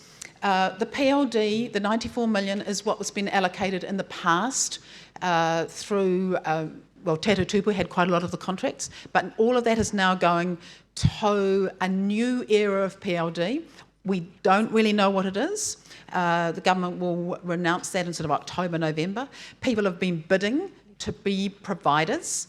Facilitators have had to be, all facilitators now need to be accredited, so that process is happening at the moment. And people are applying to be expert partners. But it's the Coles who will be selecting the people they want to work with, and that is not from the 352 million. Thanks, Glenn. Is it Pip? And then Nathan. And the 10 million, now 18 million for the Teacher-Led Innovation Fund is separate as well. Hi, I'm Pip from the Republic of Southland. I was just wondering, what do you see happening to the schools that refuse to take part in Coles? Oh yes, I've been down your way. Sees it all. Well, I can't answer that, but I'll just tell you, I've been doing some work with Mary Chamberlain. We've been to 3 areas of the country. This is a snapshot of what we heard. I'm probably going to be whacked, but anyway. The Nelson Marlborough area, there's quite a few of the schools are in Coles. They are getting on with thinking about how they're going to work together and take the advantages of the Coles structure. The Auckland people, I'm generalising, really generalising, are saying, we're going to get our achievement challenge over the line, and then we're going to do the work together we think's important. And down in Dunedin and Southland, it was really a mixed bag. They were saying, we're not going to get into bed with or get married to people that we don't want to, and we've got really good relationships, we're going to keep them. I suspect that over time, most schools will get into Coles because, here's the optimist, at the moment the focus is on the administration, setting them up, the achievement challenge, which has been for some quite a mean-spirited kind of negotiation. But once it's over the line, I think the opportunity of working across schools and actually thinking about the journey of students and having conversation across from early childhood to senior secondary about the kind of experience a student have will strengthen what we can provide students. These conversations could have happened before, but of course the rather competitive nature of our schooling hasn't helped that. So I do think there's great promise in thinking about the journey of students and planning that together and actually being more aware of what happens before and what happens in the future, both from the teacher's perspective and for the students. Yeah, cool. Thank you. Long answer. Okay, we're nearly out of time, and I do have a speaking list. So Nathan, and then Chris, and then we may be out of time. If while you're just coming up, if anyone has any question they want to pursue, you can, Angela will give you my email address. Very happy to continue the conversation. Yeah. Nathan from West Coast. Now, this is, I don't know, I'm going to try and phrase this correctly and communicate as clearly as I can, but anecdotally it seems that our students nowadays are performing worse overall than say 10 or 15 years ago, and this might just be perception. Yeah. But and there's definitely a lot of excellence out there. There's a lot of really good pedagogy and a lot of good education. But it seems like we're dealing with a different breed of human nowadays, where they are so fixed to their devices. Yeah. It's almost like if we ask them to put their devices down and focus for a little bit on a textbook or something like that, they almost think they're getting an injustice or something like that. What I mean is, with the way that the PLD's going, so my question is coming to you, and the research that we're getting, are we actually looking at a whole entire different sort of viewpoint on education? Because they won't learn necessarily if we try and communicate this is very important. They almost need to integrate it for themselves to see the importance for themselves before they will actually take it on board, and potentially you get the situation where they will be credit focused and they'll learn what they need to pass a paper, but they won't necessarily get the education that we actually want them to get, and the world, the broader world view and how to actually operate in their world. Yeah, thank you. Well, I don't. That's a good question, and I'm not the best person to answer that. I would. The first part, I think what we do have now is much sharper measurement tools, so we know more about student learning and how well people are doing or not in certain areas. Sometimes as a younger teacher, I wouldn't have had a clue actually. So sometimes that's translated that kids are doing worse. Well, some of us, we wouldn't have had a clue, basically, except more anecdotally. We had a good feeling. And of course, we had our results in the senior secondary school. You had your results. I would just advise you to read some of the thinking of Rosemary Hipkins and Jane Gilbert. Jane Gilbert about personally, I think schools will go through a revolution in the next few years. Let's face it, it's the community and parents who are the conservative partners in the whole education endeavour. We know we need to do some things differently, but the how is really challenging. That's why I do think, in a very small way, the Teacher-Led Innovation Fund is an opportunity to try some different things with kids. But I would encourage you to read those two people. They're local people. Okay, Chris, last speaker. Sorry, I have to cut off the speaking list, but as Robin said, I'll give out her address to all and sundry later. And there have been some questions that have been, sent up to the top table that I'll be able to answer later. They're just technical ones. Chris, Executive Member for Southland. You said that PLD will be in Coles. What evidence do you have of this in light of the Ministry repeatedly saying that it will not be limited to Coles? Look, I don't. I was very tentative, and they're saying that. I didn't say it will be in Coles, but what I said was most of it appears from a PLD provider, from what we've seen in Te Tutupu. We see, for example, we aren't, as a consortium, we're not continuing as a formal consortium at the end of the year because there is no collective advantage in us doing that, except informally into the future. We were able to invest collectively in professional learning and do a whole lot of collective things that we think we were able to do a better job. In the new world, that is not the case.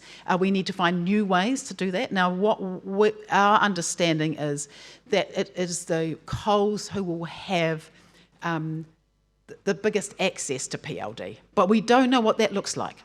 You know, we're in the dark. Yeah, that's all. Okay.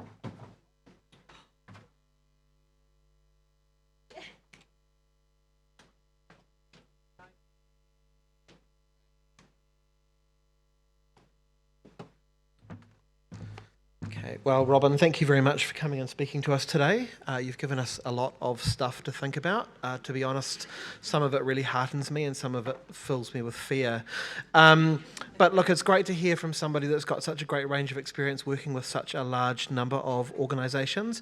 And I really loved that phrase you used as teaching as an activist profession, a profession that is educated and politically astute. And when I look around the room today, this is what I see. I see a bunch of activists. I see people who are educated and politically astute. It's also really great to hear you talking about the idea of the relationship between teachers and students being such an important dynamic in learning. And I hope that message is getting through to Hekia as she proposes putting kids in front of computers in their bedrooms instead of sending them to school. So, look, thank you very much for coming and talking to us today. Here is a bottle of something. Might be a bottle of wine. Yeah. So, thank you very much, Robin, for addressing us today. So you just moment when you just think. Have you got a good singing voice? Okay. Do you have a good singing voice? No. No, well then step away from the microphone.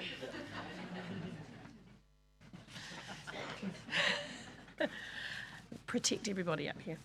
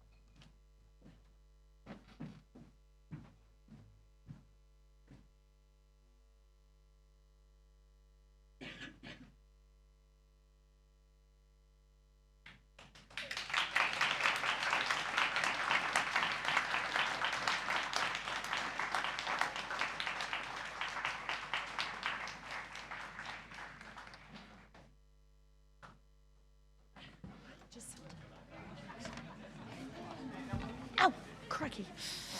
Okay. We're going to return to our equity funding paper, and I'll return to the speaking list. So I had...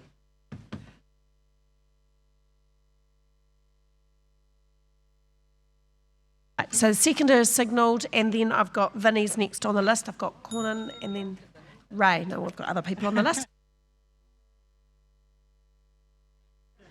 Reckless field staff. Tēnā koutou, tēnā koutou, tēnā koutou katoa. The current resourcing of schools to support at-risk learners is currently woefully underfunded. And we have said we are strongly opposed to global bulk funding, so what now? This paper has looked at the international evidence to see what is working and what we want to advocate for. And that is to increase the equity funding from 2 to 3% to 10%. A sure sign that there is a problem with funding can be recognised when the government proposes taking funding out of special needs ORS budget, which funds about 1% of the education population, to fund early childhood education. It is made to sound like these ORS funded students need early intervention. But I can assure you that ORS funded students currently access an intensive early intervention program. It appears the government wants to give early child education to another group of students by taking it off ORS funded students. I'm not saying that the other group does not need resourcing, but to take the funds off a group which is already underfunded to another group is wrong, just plain wrong. One of the greatest problems with our system at the moment is that special education has been bulk funded since 2000 when ORS funding was introduced. The funds have not kept pace with how much it costs to support students. It seemingly appears there is a lot of money set aside to educate these students, but these students have serious, lifelong disabilities that have not gone away despite the early intervention they all had. There is a proposal afoot to exclude students who are 18 to 21 years and insist they leave school at 18. High needs ORS students, when they leave school, are very poorly funded by Ministry of Social Development and Ministry of Health, and a number of these students are forced into their homes with very little opportunities to be participating in the community due to lack of funding and support for these people. At this time, at 18, some of these students are they've matured and they're ready developmentally to start learning quite a number of life skills, like road crossing, like being able to go into a community and actually be able to buy your own morning tea, choose, a coffee or what you might want to eat. To be able to cross the road. Road crossing is huge, We don't teach children under 10 to do road crossing. It's like students with disabilities, that's their ultimate time, so to be doing that, to be doing work experience. Previously, they've been too young to do those things, but, in the 18 to 21 year age group, there's a lot of community participation things that would enhance their life in the future if they have those opportunities to learn those things while still at school. At the weekend, Executive passed a paper where the Special Education Network will have a meeting to discuss the issues in the Cabinet paper on the table that are proposing that they want to leave these students to leave school at 18 and not allow them to continue their education. That group is going to meet next term and specifically talk about that, and there'll be a group of 10 people. So if you know people in your region that work with that group that are 18 to 21 years old, could you see Jane or myself, and because we're looking at getting that group together. At the last two conferences, we have heard how Finland's academic results improved significantly when funding was increased to improve access and equity for their students. We've been looking at examples from the Netherlands and the USA that show a marked improvement in achievement for disadvantaged students after extra funding was targeted at disadvantaged students in schools. The USA and Dutch examples of equity funding changes show that extra teaching staff are some of the most important resources that a school can use to compensate for disadvantage. It is important to note that the increase needs to be both in staffing and operational funding for the improvements to be seen.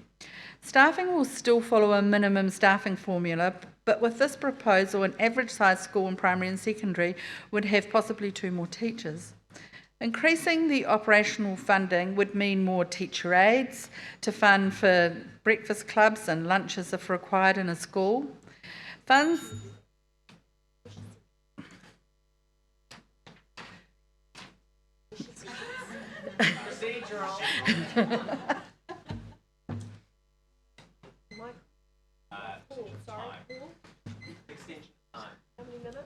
Two at the most. 2.5.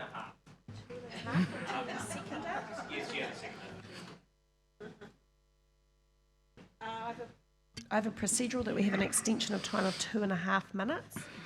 How clear is that clock? All those in favour? Aye. Against? Abstentions carried. Continue. Thank you. Thank you very much. It is important to note that the increase needs to be both in staffing and operational funding for improvements to be seen. Staffing will still follow a minimum staffing formula, but with this proposal, an average size school in primary and secondary would have possibly 2 more teachers. Increasing the operational funding would mean more teacher aides, funds to pay for breakfast clubs and lunches if required in a school. Funds can be accessed to help some kids to access the extracurricular activities which students from high decile schools take for granted that are often out of the financial reach of students in lower decile schools. How does the government fund this? By creating an even playing field between charter schools and state and integrated secondary schools, by stopping the pouring of money into wealthy private schools. PPTA wants an equitable education for all students. Students should have the opportunity to succeed no matter the financial status of their parents or their school. If this proposal is to succeed, an increase in equity funding must be new money. There is no fat in the system. No shuffling budgets from one school to another is a solution. The Ministry of Vulnerable Children has been set up, and the proposed funding mechanism is already allocated funds of $650 million, which is to come out of the budgets of Ministry of Education, Social Development and Health to fund it. The government is once again saying we must not use new money to fund it. We, the PPTA, need to continue letting the community and the government know there is no fat in the system to pay for equity in education. We need an increase in funding by 10% to make it work. I urge you all to support the paper and the recommendations. Nō reira, tēnā koutou, tēnā koutou, tēnā koutou katoa. Kia ora. Vinnie? Yeah, Vinnie, and then Conan, and then Ray. So, ko Vinnie aho, I'm Waikato, and I want to acknowledge all those who have spoken. And to our Norm Austin, I think he got the ball rolling a few years ago around equity funding, deciles, and the like. I support this paper because it will give more funding to schools such as ours. Fairfield College, I'm a full-time guidance counsellor. We have, for a number of years, funded a school nurse. Our funding was such that we had to drop our social worker. We've got a strong pastoral team, which will always be in place. Thank you to the staffing formula, okay? But I do have a reservation. Number 2, okay? I have a concern that students will now have, I've got a lot of multiple factors. I do wonder how this information will come into the schools and whether it will be dealt with sensitively. I totally support the paper, and I didn't intend speaking today because I would have written something better. So I've got all these highlights. I guess the bottom line is let us be sensitive to the information we get through in regards to the multiple factors, because a number of our students in our kura, Decile 3, exhibit a lot of the multiple factors. But I urge sensitivity and 100%, let's get this paper going. Kia ora.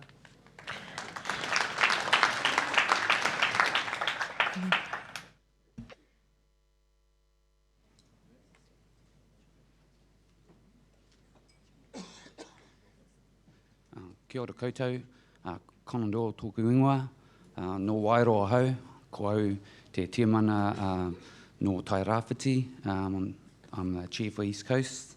E tū mai nei ahau kei te tautoko te kaupapa nei o te pepa. Just like to support this paper. The school I'm at is Decile 1. We've had CAPNA for 3 times in the last 4 years.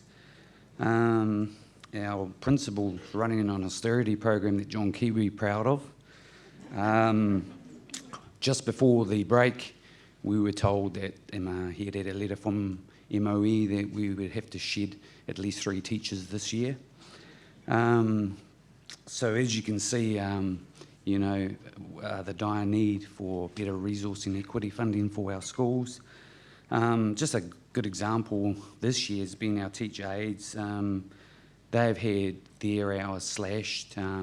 Basically, the school doesn't have teacher aides after midday. That hits our most vulnerable students really hard. All my colleagues and peers would share my thoughts. It makes a mockery of the concept and practice of mainstreaming. So I just thought I'd throw that in there as well. But anyway, just totally support the paper and recommendations. Haere tonu ki te mahi pai, kia kaha, kia manua nui, kia ora tātou. Ray.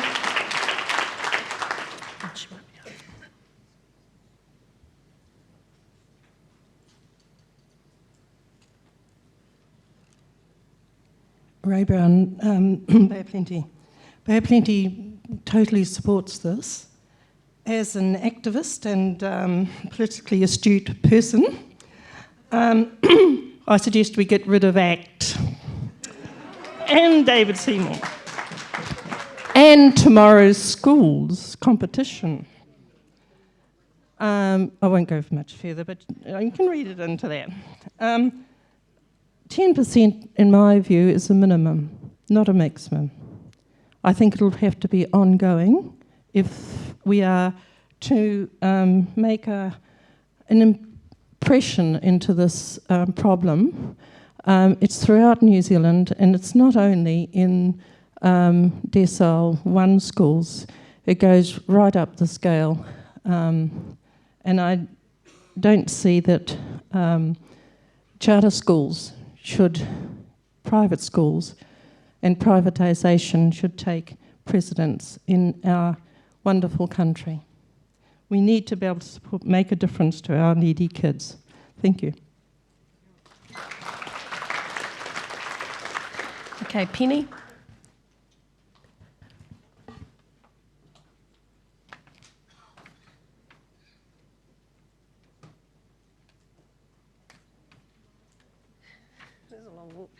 Hi, I really support this paper. I think sometimes what's lacking with our lawmakers and our policymakers is empathy.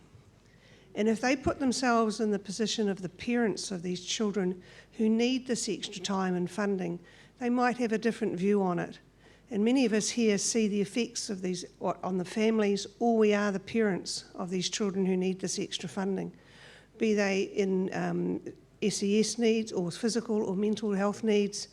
Our children need the help. They don't go away because we don't have the money to fund them.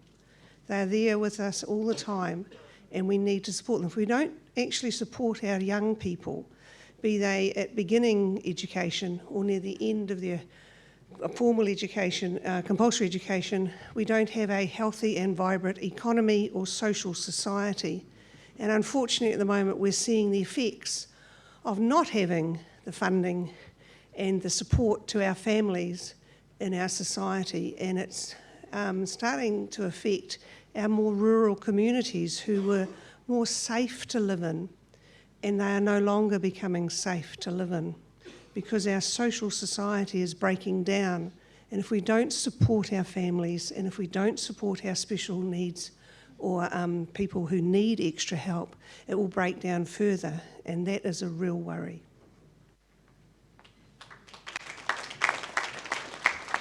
Natalie, sorry.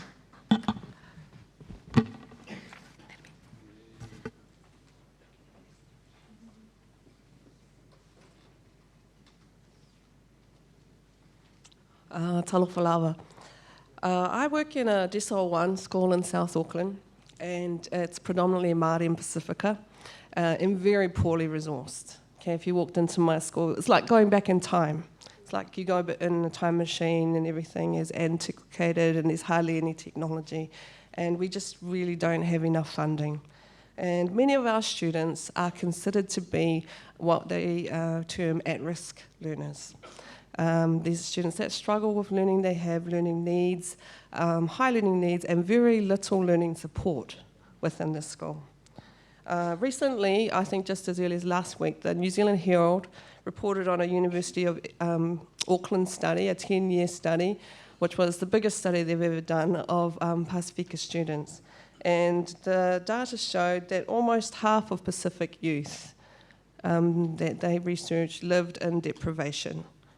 And almost a quarter of Pacific students were reporting that their parents were worried about not having enough food. And also, a large group of them reported that someone in their home either lived in the garage or was sleeping in the living room. That there was an overcrowding problem. I mean, there are so many problems of poverty and deprivation in our country. That it's just not right. And the struggle is real, people, for many New Zealanders. And how are we, in our schools, supposed to advocate for significant change and difference for our students when we don't have the resources to do that? I think this paper is really important. We need real equity funding in New Zealand schools. Thank you.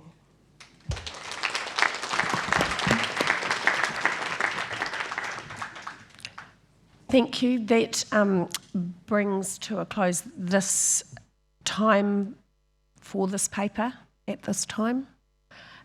So we are going to prepare to welcome our next guests, our panel. So I'll hand over to those who are much better at this stuff than me.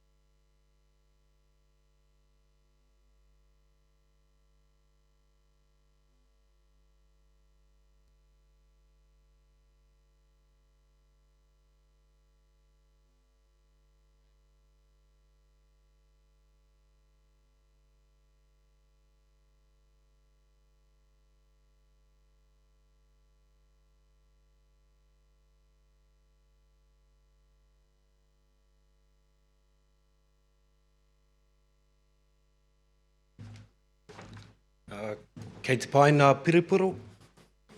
Yeah, good. So participation in democracy is an inalienable right. And while every now and again we may feel like we're being told what our business as a member in that democratic process is and what it isn't, and while sometimes we may feel like that voice is not listened to, we all understand how critical it is that we kōrero, that we honour our elected representatives and treat them with respect, because that's what we want from them. And if we sometimes feel like we're occupying the higher moral ground, so be it, because they probably feel the same way too.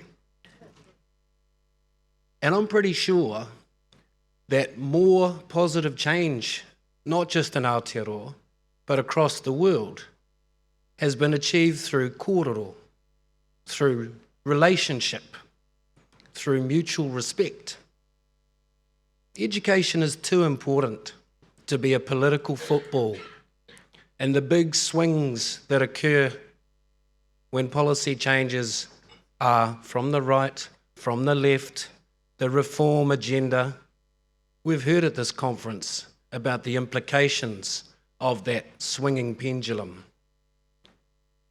While we continue to advocate for education policy that is based on the needs of our society rather than on ideology, it's quite heartening to see and hear the tireless work of MPs in the House and behind the scenes. And 3 such advocates who are willing to come here and talk to us today, because as we know, our Minister was unfortunately unavailable, and I'm sure she would have been here if she could. But they have not only stepped into the breach, but they have jumped at the chance. And I think that is something to honour and respect. I'm extremely happy to be able to introduce Tracy Martin from New Zealand First, Catherine Delahunty from the New Zealand Green Party, and Chris Hipkins from the Labour Party. They will be speaking to us for 5 minutes, give or take, and apparently they're quite used to the bell, so we'll have a bell. And then there will be a chance for 1 or 2 questions, only 1 or 2, from the floor to each of our speakers. I think we should signal our appreciation at their willingness and welcome them.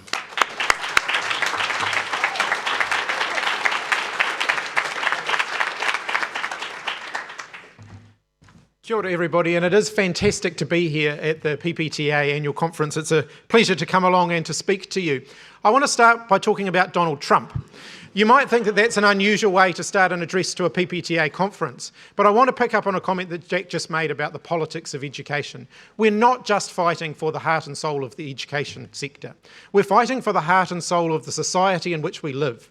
And there was no greater illustration of that than the presidential debate last night.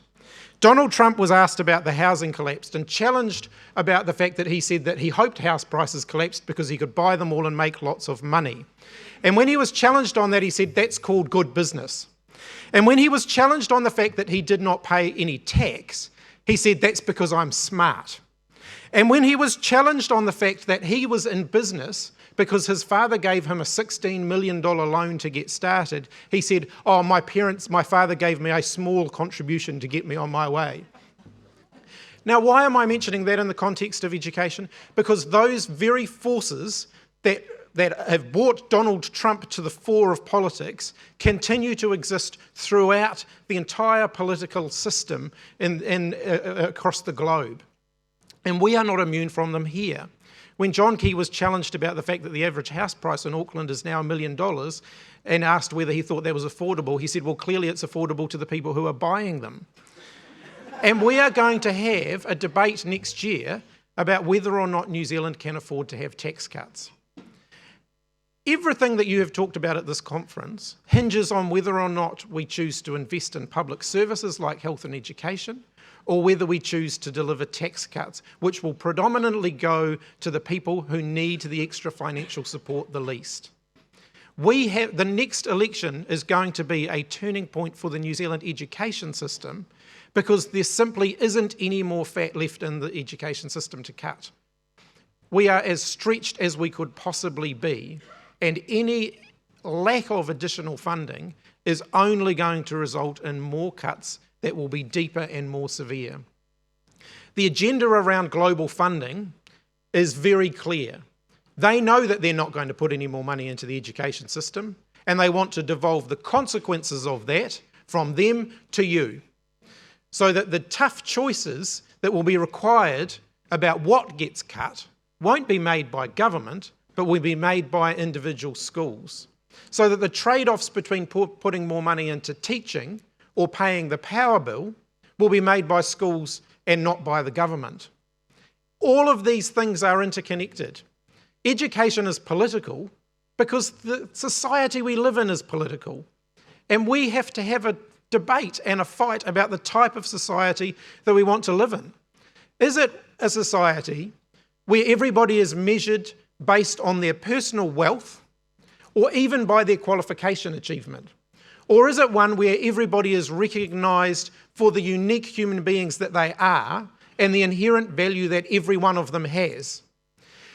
The agenda in education for the last 8 years has been all around measurement and management, and people have been forgotten. Diversity and inclusiveness have been forgotten. Inclusion is a word in the education system at the moment. It is not a value that we live up to. And we will only live up to that value when we reject the idea that everything in education should be standardised and measured. We should recognise that everybody throughout their life has the absolute right to an education of the type for which they are best fitted. The words that Clarence Beebe used in 1938 to describe the government's vision for the education system, where he talked about a system that was freely available to all New Zealanders, no matter whether they be rich or poor, whether they be in town or country, an education of the type for which they are best fitted and to the fullest extent of their powers. That was the vision in 1938, and we've departed a long way from that. It's time to come back to that vision and recognise that we need a strong public education system, and the only way we are going to have that strong public education system that caters for diversity, that provides all New Zealanders with opportunity, is when we have a society that values public contribution, that recognises that the lives we lead are all interconnected. So the debate that Donald Trump and Hillary Clinton took part in last night got me fired up somewhat. Because Donald Trump may seem like a parody, thank you, I'll wrap it up on this note. He may seem like a parody to us, but actually all he is the living embodiment of the values of right-wing politicians. Except you don't normally find one person preaching all of them at the same time. But Donald Trump does. And it's a scary sight when you see it up close. So the next election, which we go into next year, is going to be about the fight for the values of a collective, of a society, rather than of the paramount importance of the individual. And that is certainly the ground that the Labour Party is going to be fighting on. Thank you.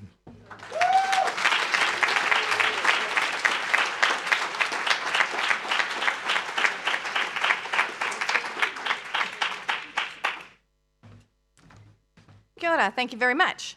So I'm going to pick up from where Chris left off. Because, I don't know if you've noticed this, but over the last 4 years, Catherine, Chris and myself have worked really, really closely on trying to fight every single step of the way to hold back the course that is being taken by the national-led government, and remember it's a led government, there are other people there agreeing to it as well, by the national-led government as they try to privatise and measure the crap out of our education system. But the first thing I want to say to you is that from a New Zealand First perspective, and I listened to last part of the contributors that you had here this morning, New Zealand First has had in its manifesto and is very, very committed to this single bullet point in their manifesto, which is that we cannot continue any longer with the piecemeal way that our education system is being attacked by politicians. So we believe we need to hold a public nationwide conversation with the sector and everybody else who has an investment in education, and similar to what Finland did, so that we can set a 30-year direction for education, and thereby the politicians can step out of the classroom, can step out of the directing of education and get back to where they should be, which is around the funding of it. So how we see that working is in the same way that the New Zealand curriculum was developed. That was true consultation. That was where the sector and the people who knew what they were talking about worked out the vision and came up with the direction of. And our reality, our belief is that from the New Zealand curriculum, which we believe is world leading, has never been able to be fully implemented, developed, worked with by you, the sector, because in 2009 national standards were placed over the top of it.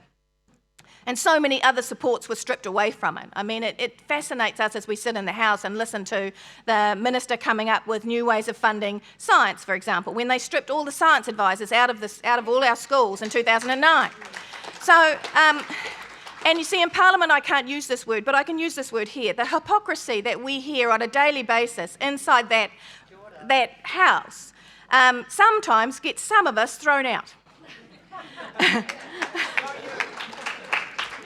And the other thing, of course, that Catherine and Chris and I have been working on around at the Education and Science Select Committee is Catherine instigated an inquiry, another inquiry. We know that it's another inquiry around children with dyslexia, dyspraxia and children on the autism spectrum, which is only a fraction of those that are actually inside that special funding, that challenging place for educational needs that we have inside our communities.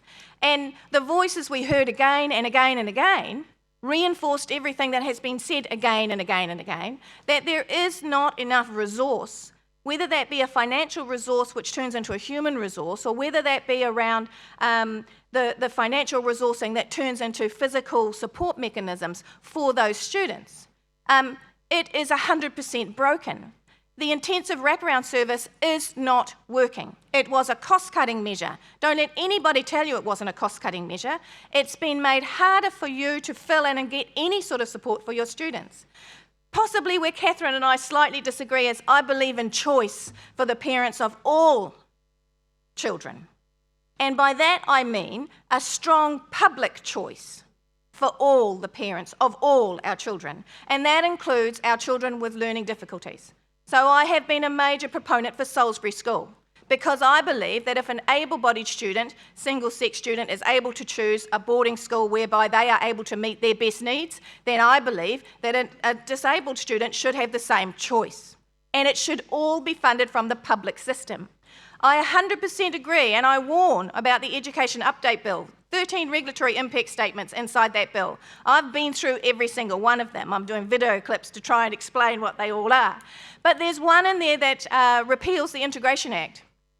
Now, that, if we talk about public money going into private assets, and let's get real, we do away with charter schools. We never needed charter schools. We needed to support... We needed to support the special character provisions we already had. We needed to support our alternative school providers. We needed to support our residential schools. We needed to support the actual system that was already in place. We did not require anything else inside the system. They do nothing but take our money and build their assets on it. They do nothing that our state system cannot provide and could not provide more of if they were better funded. But the repeal of the Integration Act is a really interesting piece of legislation, and it requires close observation. It is where, should there be any change by any future government to the way education is going to be delivered, the taxpayer will fund 100% all of the property costs to any private provider. So you can see this bill, and I know that there's a movement. Please do not Make sure that you stay together. Make sure you are the loudest voice. It's the strongest you've ever been. Do not let them divide and rule. But you must come out and you must get as many parents, as many board of trustees, as many students that you can get to submit on the Education Update Bill. Kia ora.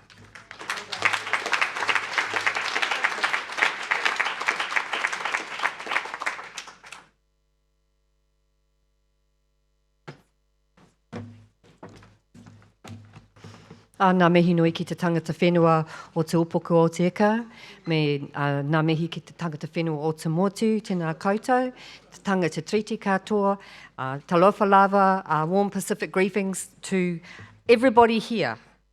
It is great to be here. I wish I was David Seymour sometimes, like Under Secretary of Education. Wouldn't that be cool? We could get rid of charter schools, we could get rid of the ACT Party, we could self-destruct Anyway. I don't think it's going to happen. However, I do want to acknowledge my two colleagues. Chris, Tracy and I represent policies and parties who have a public quality education vision. And we are committed to working together to change the government so that can happen. And it can work, and we have demonstrated together that it can work through our work on the Select Committee for a number of years. However, I just have a message for Hekia since she's not here. Not cool. Not cool, Hekia. Full stop. Whether it's cool schools or any other thing that they've dreamed up, not cool. Just don't even try. It's not working. Come and listen to these people. And they'll tell you that students need teachers and teachers need students, and that learning, the ako, is an interconnected journey. There's a lot going on in education, and I really think this equity funding debate's critical. I only think we're having it because the government won't invest in education. I reject Bill English's investment rhetoric. I think that this plan that you put up today has many merits, but I'm also worried that we're being forced to identify students as deficit problems because they will not fund real need, because they will not allow people to have homes, people are forced to live in cars, people are living in extreme poverty. As Chris said, we have a crisis in our society that schools are being positioned to fix, and you cannot be expected to do that. Equity funding is important because you are trying to pick up those pieces. But it's not the solution. The solution is a society that abandons a heartless, hyper-capitalist ideology that is destroying our planet and our people. And we can do that, but we do have to change the government. That's all. And I'd also like to congratulate the NZDI and PPTA, because the global funding debate, I think they've got another agenda as well. It wouldn't surprise me if in that little list of horrible funding ideas, including increasing money to private schools, that they're hoping that everyone will just focus on bulk funding and then they'll come through with something even more perverse and ghastly. I mean, am I being cynical or what? But no, I'm not, because that's what's going on here. So I am very, very suspicious. And the equity funding issue, the labelling of students, is not the same as the meeting of need, and it's meeting need that we need to do. But if you look at countries that succeed at this stuff, they just give the money where it's needed. That's what investment in education is. It's not about counting how many people have got a relative in jail or on the benefit. It's about giving the money to communities where it's needed, and that's what we need to do in education. That's what I believe in. So, yeah, there's a lot we need to change. If we got into government, it'd be great. We get charter schools out by lunchtime, do you think? Yep. Lunchtime. We could stop hyper-obsession around targeting, because I think that a lot of what's the attacks on NCEA stuff is around the fact that government set a target that creates perverse incentives. And that's not what you're here for. It's not what education's about, but that's what they have turned it into. And it is not about our students' dreams and passions, because I believe education is about unleashing our students' dreams and passions. I was on this plane this morning at some ungodly hour thinking, well, there's all this negative stuff going on, the horrible bill, the horrible style of minister, the horrible, I'm being polite, the horrible things, but we've got some visions. I believe in a school hubs model. Let's put more spokes in that wheel. Let's make te reo a core curriculum. Let's stand up for the treaty in education. Let's actually make schools the heart of the community, which they can be. I had all these amazing brainstorms about what we could do, because I really believe that we should start valuing teachers to achieve our goals. We actually can't use you as social workers. We need to feed the children, and we need to allow the teachers to teach them. These are the basics, because as Chris said, we've got to the point now in our society where the basics are not being met. I personally am ashamed to live in a country where kids are going to school trying to do their homework in the back of a car. That is not the vision. I believe we need to restore to kotahitanga and support us to be culturally responsive schools. I believe, and I'll stop in a minute, no I won't, I'm just on a roll. I believe that there's a lot of things we need to do. The inquiry that I instigated that Tracy mentioned taught me that there is no equity in the system, that people are paying extra to get their kids through basic stuff, that teachers are doing their utmost, that teachers aids, but without support. So we have to resource our education system properly. The government says, oh, you can always throw more money at it. Yeah, good. Throw it at that, not $26 million on a stupid flag referendum. Throw it at something that's meaningful. Get rid of privatisation and stand up for quality public education. I think our parties can do that with you, not for you. We need to listen to you. But for goodness sake, we have to be brave and visionary. This is not the time to just talk about the minutiae. We have to fight the ideology and stand up for public quality education. Kia ora koutou katoa.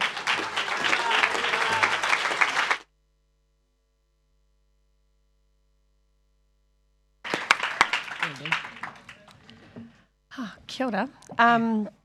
We do have a couple of moments if anyone wants to ask a really tough question. Paul, go for it.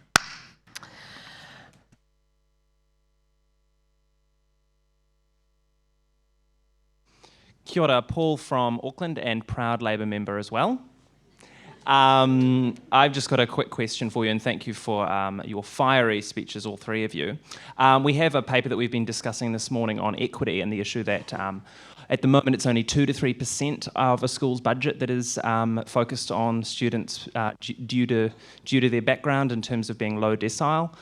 So we're putting forward the option of lifting that possibly to 10%. And I'd be interested to hear your response to that as a policy that you could potentially take on board.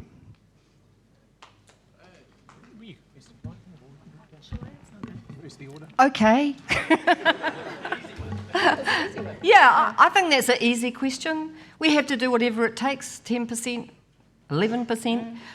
I mean, if we're serious about our kids, this is where it starts. And it's not working now. And I mean, after going through that inquiry and seeing people just struggling that they couldn't even get, you have to jump through 1 million hoops to get money to get kids through the system now. That's just bizarre. And we need to put the money in. Look, the Finns did it and it worked. Equity is the goal. Yeah. That's what we pay for. And then we get a society that's equitable. That's where we need to live. So yeah, I'm for it.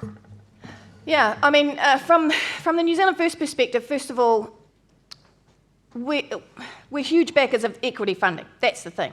I don't want to put a figure of $1 billion on it because that's what you're talking about. It may not be enough. Because what we're talking about here is, and this is where we've got to get away from even talking about Decile 1 and Decile 10 schools. I'm the chairman of the board of Mahirangi College, a Decile 7 school. We have a special needs unit in the middle of the school. We have the largest Kiribati and Tuvaluan community in the whole of New Zealand sitting inside that Decile 7 school, some of the poorest people inside our community, but our community's viewed as rich and white. So from our perspective, what we want to do is, if we're just talking about the compulsory school system, let's not talk about ECE for a minute and what's coming out of the inquiry about better diagnosis, better support that comes from the Ministry of Health funding, not just the Ministry of Education funding. We'd like to actually start collecting school entry data. We want to widen the screening tools. We want to make sure that every single child, we know what is it that they require to be their best, not to compete against their peers, to be their best. And then we want to start putting resourcing into directly every single child, rather than the 4 markers that this government has decided they're going to decide on from a parental body. Kia ora. Look, I'll be really blunt. Education should be about ensuring equity. It should be about giving everybody a level playing field. But at the moment, current education policy reinforces inequality within New Zealand rather than tackling it. And inequality and equity are not just about funding. There's also issues of culture and expectations that are just as important as dollars. And a Māori or Pacifica student going to a Decile 1 school has just as much right to aspire to go to university as a Decile 10 student, but similarly, a Decile 10 Pākehā student has just as much right to aspire to be a plumber or an electrician. But at the moment, we've got this system which suggests that we stratify school leaver destinations based on decile and ethnicity. And that's not right. And that's not something that is only going to be tackled through funding. So we've got to actually look at, if we want to be genuine in our focus on equity and dealing with inequality, we have to look at all of the contributing factors to that. So yes, I'm open to debates about how the funding system can be changed, but I'm open to the much bigger debate about how do we genuinely ensure equity and that we're tackling inequality. Okay, those of you who have been waving at me, I'm hoping that some of these people will be able to remain for lunch and you can continue the conversation. So hopefully that will work. I just thank you for coming. And I want to acknowledge Jenny down the back. Jenny Solis is with us as well. She's the wingman down the back. And acknowledge the staunch support she's given our comrades in South Auckland in the charter schools battle on the ground. Yay, Jenny.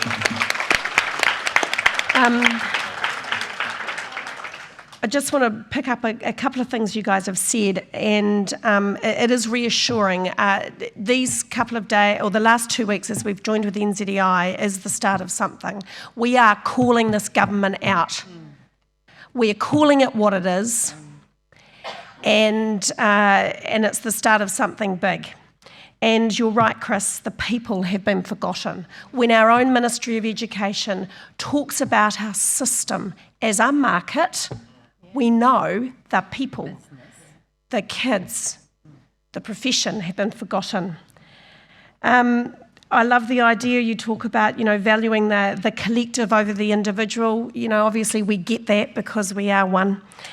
Tracy, it's quite nice to know that you're getting chucked out for calling out the government. And again, I called Hekia a liar. Oh, crikey. Couldn't possibly comment. The destruction, the dismantling, you've talked about how it's all been dismantled, and the cashing up of our system is so offensive and shameful. You're right, we need to back the horses we've already got on the track. Imagine what the money that's been put into charter schools, if they simply dropped it into alt ed. Yeah. Oh, now there's an idea. Anyway, Catherine, and you're right, again, it's not just a crisis in schools, but in our society. And, you start to get a bit depressed and think it's time to hit the bar. Any excuse. When we are calling them out for what they are actually doing. But we have started to mobilise. We are building alliances. We're good at that. We can even work with NZEI. And so it's wonderful that you are here. And I guess the whittle is that it is about sharing the vision, because we need stories of hope if we want our communities to join us in this battle. It isn't just about calling out the government, but the stories of hope will bring our communities to join us, because this is political and we need our communities to stand with us and join our fight. So I guess the challenge is anything you can do to enable and support our communities to make submissions, to enable you guys who are on the select committee to push this legislation off the table. Is something that we look forward to doing. Thank you for coming. Angela, can I say one thing? Just with regard to submissions. Maybe. Just so that just to make this really clear to people who think there's no point. They'll do it anyway. They've got the numbers in the house. That very well may be true. The Education Update Bill has a delay implementation date of around about 2018. Okay, so first of all, there's a delayed implementation date. So there's an election in before they can put it into place, even if they push it through. And secondly, every submission that opposes it gives us more power to undo it. right? So please try and give people that sort of sense of hope as well, that just because they have one extra vote right now doesn't mean that won't change. Kia ora. Okay. And also get your excuse me. Also get the parents to do it. Yeah. Because they don't seem to understand that teachers are voters, but they do understand that parents are voters. Yeah. They're not the brightest people. Right. I'm just concerned that you're giving these guys ideas. They think I'm this really staunch chair that doesn't let them take over the microphone. Sorry. You can imagine what we were like at school. It's Yeah. true. Who Okay. thought getting kicked out for talking would work out so well? Now, one thing that you don't know is that it's a really bad idea to get between a unionist and lunch. So, no, thank you for coming, and we feel stronger and readier. Is that a word? For having had you here, and let's keep working together. I guess it's time we've got to have a good waiata, and then karakia kai and lunch, folks. And we're back here and we're back at 1. Oh, this is my favourite. Me too. Me too. I'm standing up for this. A bit of a stretch too, e homa. It's one of those waiata where you can stretch out and Sorry, mate. dance the night away.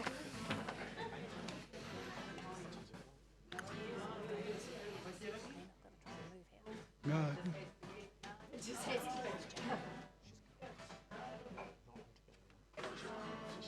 Hawhenoti.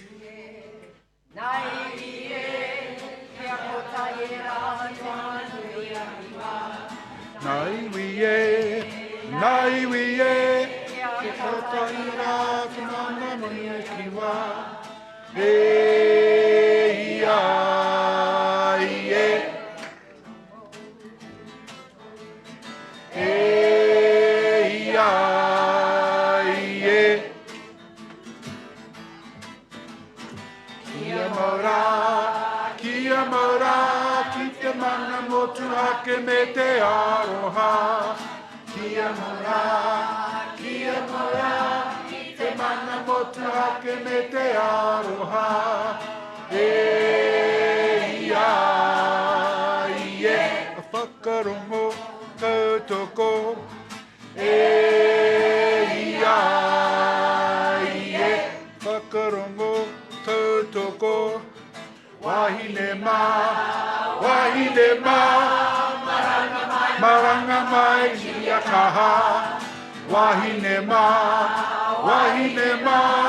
maranga mai ki a kaha. E ia i e, a whakarongo tautoko. E ia i e, whakarongo tautoko. E tamama, tamatu, tamaora. E tamama, tamatu, tamaora. E ia i e, whakarongo tautoko. E ia i e, whakarongo tautoko. Kia ora tātou. He ruruku mo te kai. Nau mai i ngā nui e horo nei i hara mai nā koe i whakaputa nuku i whakaputa arangi tāwhia kia rehua kia tamanui o te ao mārama e rongo whakairia ki runga a tūturu whakamaua kia tīna. Haumi e hui e tāki e. Kia ora.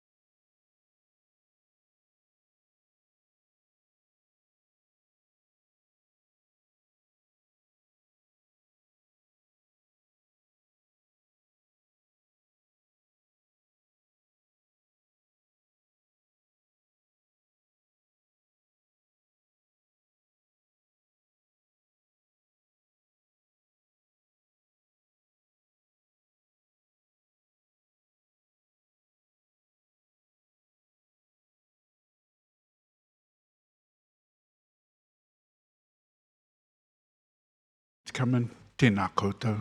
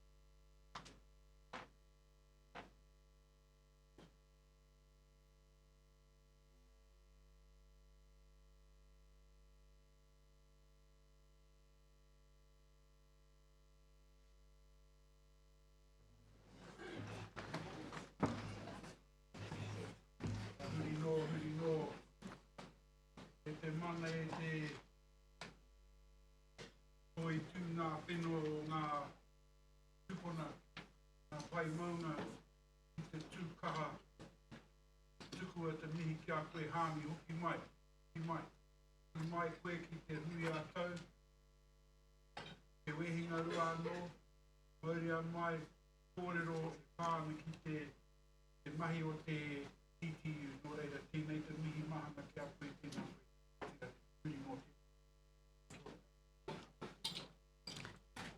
Kia ora. It's a pleasure to introduce Sam Haggard, CTU Secretary, to our annual conference. Despite only being in the job a little bit less than 2 years and entering the role at a very difficult time for the CTU, Sam continues to show very strong leadership and sail the CTU waka through very shaky shores and seas. So thank you for being here today, Sam. Appreciate it's a very busy time for you at the moment. But as always, delegates, look forward to what you've got to say and welcome you here today. Thank you.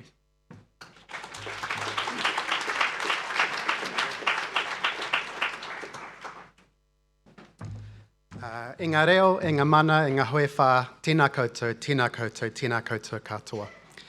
Kia koe hina rei, me koe Gazala, tēnei te mihi kia kōrua I tēnei wā. Ngā kaikāranga, tēnei te mihi kia kōrua hoki. Kia koe Angela, rā ko Michael, tēnā kōrua. Me koe Jack, te tūmuaki hou mō tēnei uni ana, kia ora koe. Mea koutou katoa, ngā kaiako o ngā kura tuarua o te motu, tēnei te mihi kia koutou I tēnei wā. Ko Sam Hagara hou, no te kauai kai mahi, taku mahi, I te tahua tōku whaia no Otipoti, I te tahua tōku mātua, ko te whanganui a tārawa a hou. Nō reira, tēnā koutou, kia ora koutou katoa. Thank you very much for the opportunity to spend some time with you. I was thrilled to be able to do so. I really look forward to and enjoy these days. I'm technically on annual leave today, actually. Our son, our eldest, turned 5 just a couple of months ago, so he started at Berenpaul Primary, not far from here. So big thanks to Fran and Lauren and Marty for holding the fort at home, but I didn't want to miss this for the world. And also look forward to spending some time catching up over a few lemonades with you tonight at the dinner, which will be great. I wanted to, before I get into it, I wanted to take a moment just to acknowledge Jill Gray from your union, who I understand obviously is stepping down as a Hawke's Bay regional rep. But Jill also provides a really essential role for our Council of Trade Unions and our wider union movement, as Jill's been one of your PPTA reps on our national governing body, the National Affiliates Council, for many, many years. And Jill's done you very proud and represented you effectively and played a key role in governing the wider movement on your behalf. So big thanks to you, Jill, and we'll miss you.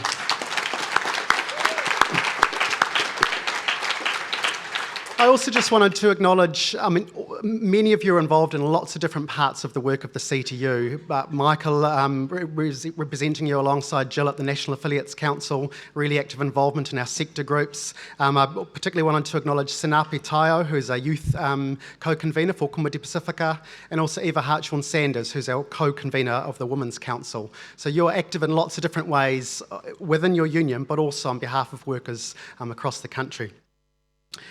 I just wanted to talk a little bit today about, just to share some stories from our movement, really. I'll grab the dongle. Because as unionists, we're doing some fantastic work across the country. But there's lots and lots of people who are missing out from the solidarity and the benefit and the chance to come together collectively to improve conditions at work. And much like we've been engaging in recent months and years on the future of work discussions, not only with the commission that the opposition party, Labour, has set up, but also thinking about what a just transition means for workers affected by climate change. We're very active in the future of workspace at a policy level, which is fantastic. And Bill Rosenberg, our economist in particular, has done some good deep thinking for us on that. But it's just as important for me, as a union movement, for us to get our head around what the future of work means at an organising level as well, an industrial response to the changes happening at work. Because there's, depending on your view, if you're a futurist, we'll all be completely replaced by robots in a few years. Other ends of the spectrum don't see much change happening at all. Most of us are kind of in the middle, thinking there will be some significant disruption to parts of the workforce over the next 5, 10, 20, 30 years. And what we're really keen to do is to make sure that when previous waves of big changes occurred, such as the changes in the New Zealand economy in the 1980s, that we're not just having that happen on us or be done to us, that workers and through the collective organisation are actively involved in standing up for their conditions and terms, but also having a say in how that change occurs and what that change looks like. So I just wanted to choose a couple of stories really to illustrate some of what we're seeing in our movement at the moment, and then I'll draw at the end the themes of what I'm trying to hopefully convincingly get across. So first up, this is on the right, there's Eso Tanilo, and Eso is a parking warden here in Wellington City. And until recently, Eso was working for a company which was contracted to the City Council to provide parking services. And he was on about $14-ish an hour, around about the minimum wage, not a lot more than that, and was working 60 or 70 hours and spent very little time with his partner and his baby and another one on the way. But Eso got involved with his union, E2, in the living wage movement. And as a result of the living wage campaign in Wellington, his job and the work of his colleagues went from being contracted out to being brought in-house. And his wages went from being about $14-ish an hour to 18-something an hour.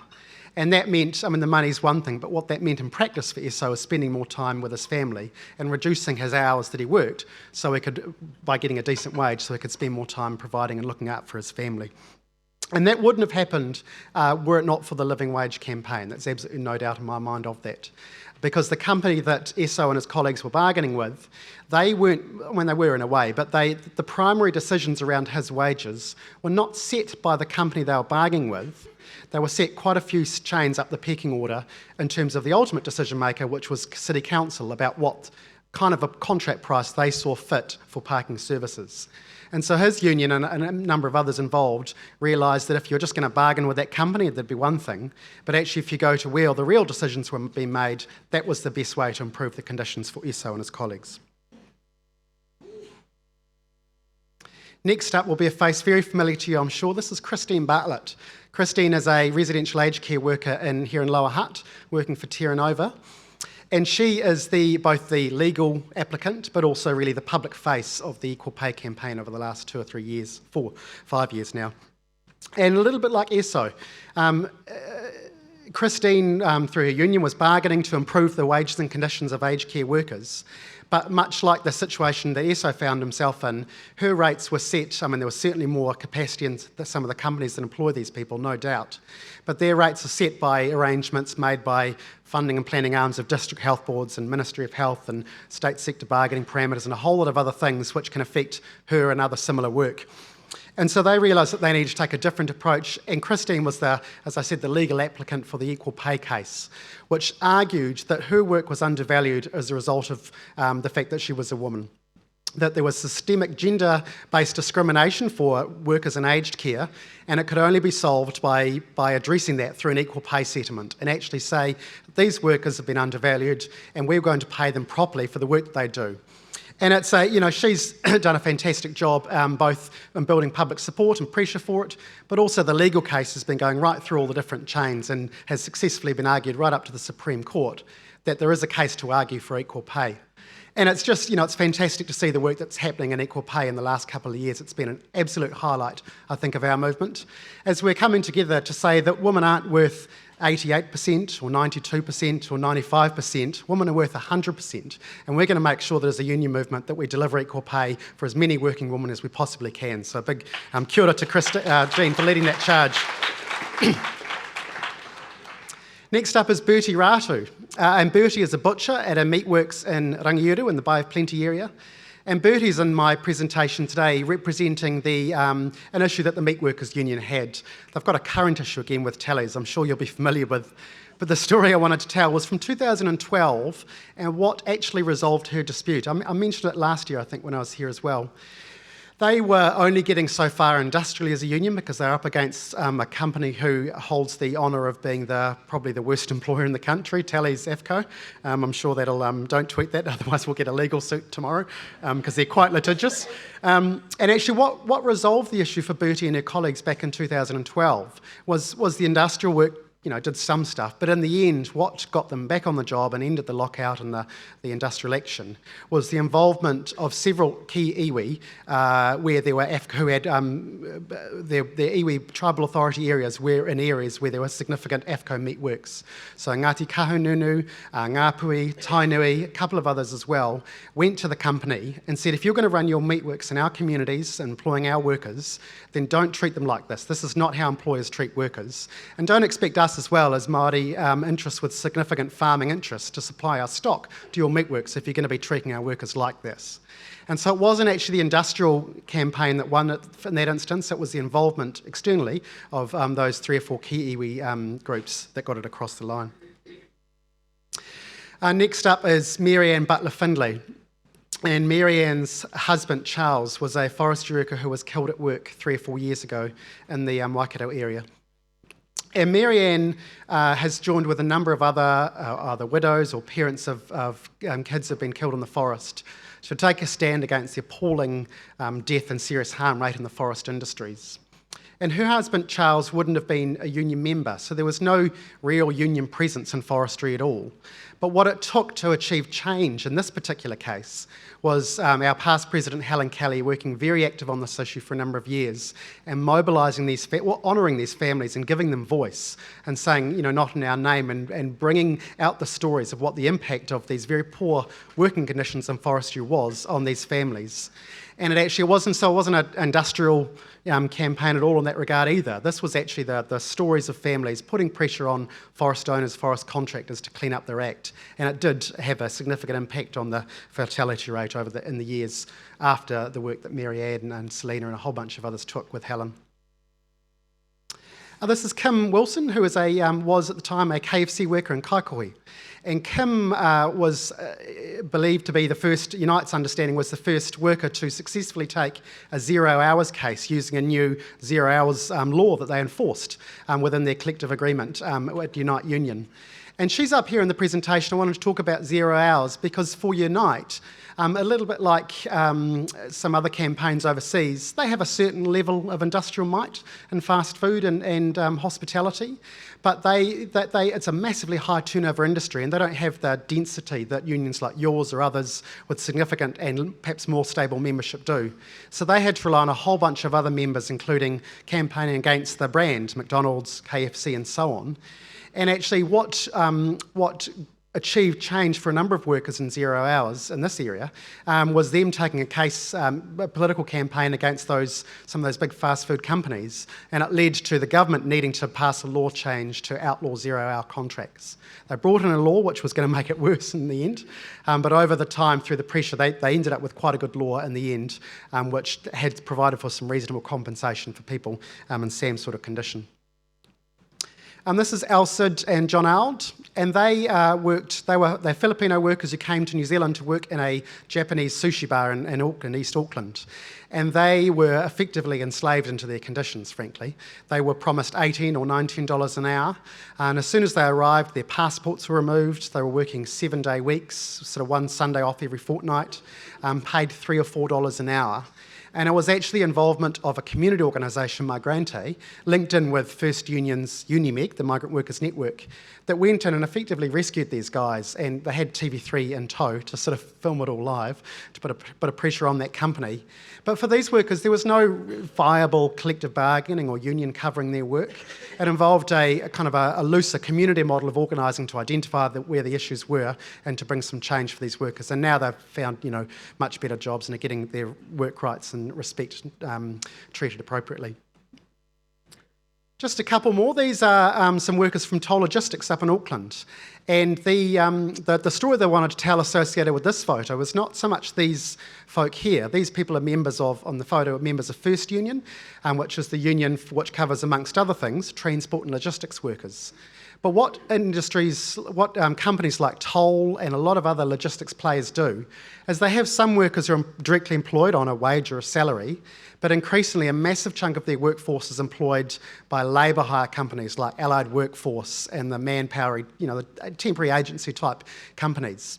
And those workers, as first described, are basically like 0 hours on contracts. They often find out day to day if they're going to have any work and what that work looks like. Speaking up about the working conditions is fine to do on that day, but don't expect to get your assignment renewed the next day. And so labour hire workers is a growing part of our workforce, but no one was really doing anything to support and organise these workers because they didn't particularly fit into our model as unions. We didn't have a viable method to organise them. But actually what First are doing, which is interesting, is setting up a very loose model of a kind of a community association model for labour hire and logistics workers, and supporting them with some basic work rights and information, and just getting a bit creative and a bit smart about enforcing their rights. So if they're being underpaid some of the amount that's owing to them, rather than taking a claim while they're in the middle of an assignment, they're just keeping really good records, and when they finish their work, 6-month assignment or 3-month or whatever, then they go after the underpayments or the lost wages and so on. So they're still delivering some support for those workers, but doing it in a way which is realistic about the nature of power in that industry. And then alongside supporting those workers in a loose, informal model of association, they're also bargaining in a bunch of these companies like Toll and Progressives and Foodstuffs for conversion clauses to turn temporary agency hire jobs into permanent jobs. And so they're having established a relationship with temporary workers when they're moving into this full-time permanent work. They're much more willing and supportive of joining First and being part of the collective, because actually for the first time a union has stood up for them and taken their rights into account. Finally, you may be familiar with this last one. I think this is from the Auckland Town Hall, this photo, but like the rest of the movement, we all watched with pleasure and joy seeing yourselves and NZDI coming together to say that we need a better funding, not bulk funding. And I suppose I had this photo on the stage because this is the traditional kind of bread and butter model of trade unionism in New Zealand. Most of what we do is similar to how your union organises very, very effectively. We join a union, we negotiate collectively, we have a collective agreement covering our work. It works really well when most people are in the union. We have high levels of density, good support for each other, delegate structures, all that kind of stuff.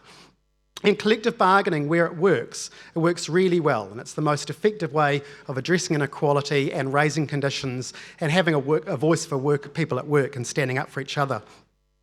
But for a lot of people, they're going to be missing out on collective bargaining. And so either as a movement we can say that's too hard, or we can come up with some different and creative ways of addressing some of these issues. which I guess is where I wanted to finish really. What was happening in some of these stories? So for Esso, this was an example of broad-based organising in the living wage movement. To address his conditions, they needed to form alliances with community and church organisations to build some collective power to address the economic employer, really, where the actual decisions were being made at the council level rather than at the individual company, contracted out company level. For Christine, it's an example of effective strategic litigation, taking an existing law and taking a legal case to enforce that law. A little bit like what some of the unions did a couple of years ago with the sleepover case for people not being paid at least a minimum wage, doing sleepover shifts in residential care facilities for people with intellectual and physical disability. For Bertie, as I mentioned, it wasn't actually the industrial work that resolved that dispute in 2012, it was the external involvement, the non-union involvement, non-union leverage of those 3 or 4 iwi that I mentioned. In the case of Mary Ann Butler Findley's work, the stories of families putting pressure on an industry to shape up and sort out the employment, health and safety standards in particular in their industry. Sam Wilson at the KFC, it was an industrial and a media campaign, and where it differed to equal pay is that rather than enforcing an existing law, that led to improving a law and getting a better law. And it's fair to say that the current government doesn't introduce that many laws which are doing a particularly good job for working people. The opting out of MECA, the 90-day trials. You know, there's plenty of examples we can talk about where national abortion changes which have made it harder for workers. But actually in the last couple of years, winning on equal pay and 0 hours, it's really important, I think, for our movement to, yes, we have our focus on what we think the best parliament would look like for working people, but regardless of who's in there, we will continue to organise to get the best deal we possibly can, regardless of who the administration is. For the labour hire workers, a new model of worker organisation that sat outside collective bargaining. For Alcid and John Alge, that was really a kind of a community organising, community enforcement model to deliver some rights for those workers. And for yourselves, in terms of the work that you're doing, and the vast majority of our movement really is our traditional model of industrial strength and building the collective and building union organisation on the job. So we're going to continue to use that model where it works. It's the most effective model to deliver real change for workers. But I guess where our thinking at is at the moment in the CTU is starting to do that discussion around what's the future of work going to look like in the next 5 or 10 or 15 years for workers for whom our collective bargaining model doesn't work. And let's make sure we've got a really good, effective range of different options for people to build support for them. So there's more than one way for workers to build and exercise power, and generally we can't do it alone. We're going to need to do it in partnership with community organisations like Magarante Aotearoa, like the faith and community organisations in the living wage movement, like some of the feminist organisations who are very supportive of the equal pay organisation. That's probably enough for now. I'm very pleased to be here, and as I mentioned, look forward to catching up and talking a bit more over dinner tonight. Kia ora tātou.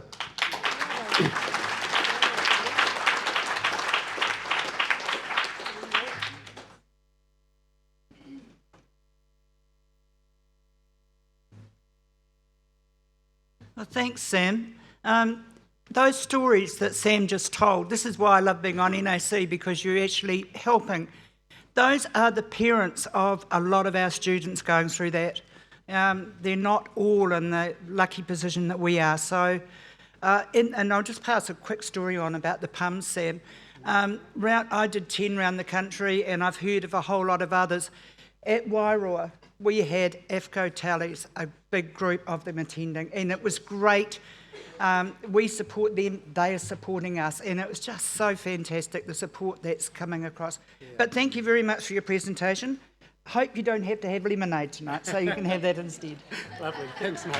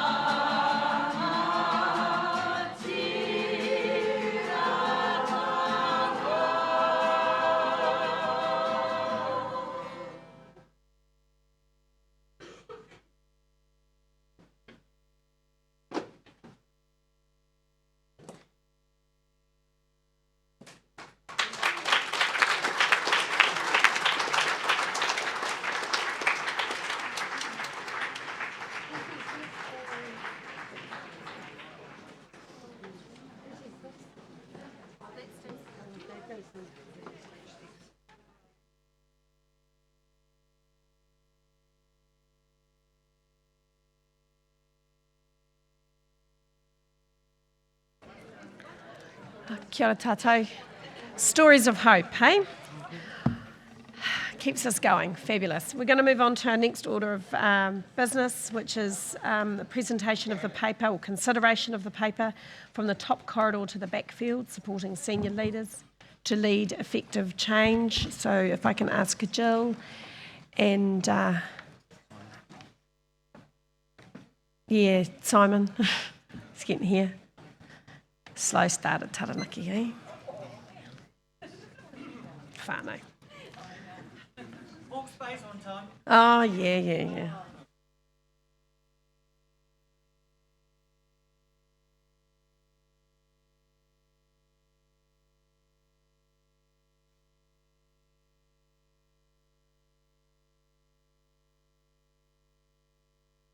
Tamona, ko awa kārangi te awa, ko tānui te waka, ko Atiawa te marae, ko Jill Gray tōku inga.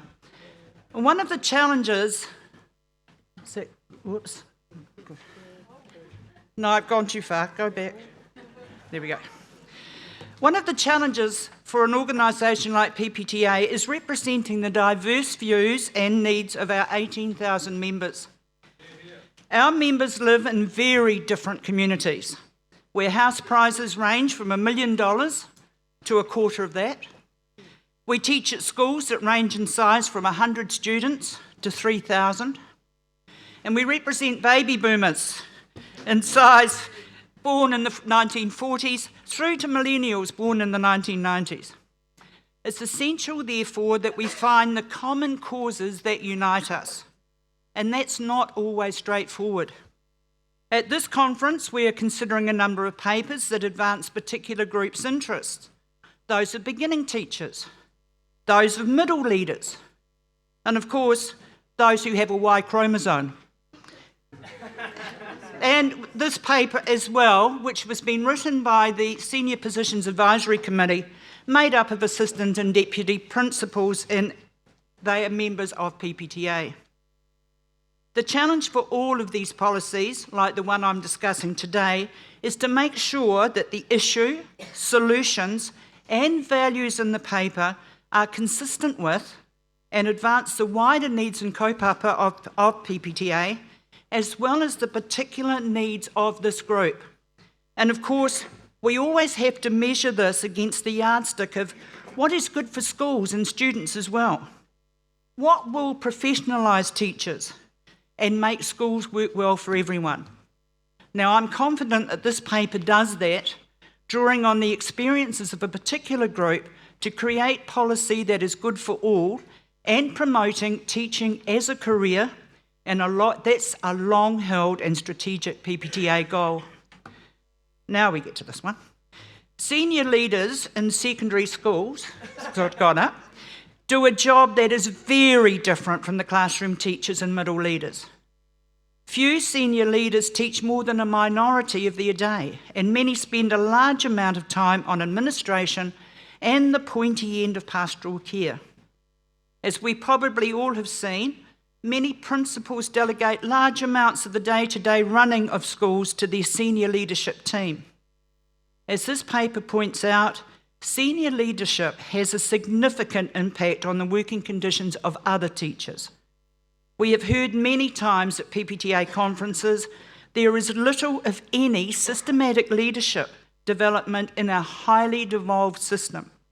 For senior leaders who usually step up from middle leadership roles, there are certainly some similarities with their previous positions, but there are significant differences too. Professional learning to prepare for senior leadership is generally informal or through academic study like masters or a postgraduate diploma in educational leadership. And this is often not well connected to the reality of school life. The Senior Positions Advisory Committee, in the development of this paper, considered this perception problem that senior leadership positions face. This is in part due to some instances of people being ill-prepared for the role. There are examples of poor change management and leadership practices that have led to teachers resenting senior leaders. Alongside this, the senior leadership role is generally seen as more desirable than middle leadership. This perception problem is partly what motivated this paper. Some senior leaders have felt isolated from the rest of the profession and the union in particular. So your endorsement of this paper will be a significant step in showing the collective value that we place on this group of members. And at the same time, some of the reasons for the perception problem are addressed in this paper. Firstly, we are calling for development opportunities for aspiring and new senior leaders, including mentoring and PLD. Now, the new PLD environment provides a challenge in regards to this, as there are few contracts across the country left, but we would argue that learning and development for this tier is important. It could fit under the remit of the Education Council's work on leadership as part of a national service. Secondly, we are calling for a creation of a best practice in senior leadership guide. Using the expertise of the Senior Positions Advisory Committee and other groups such as NASDAP, it would be a practical, research-informed resource like the excellent Change Management Toolkit or the Appraisal and Attestation Guide.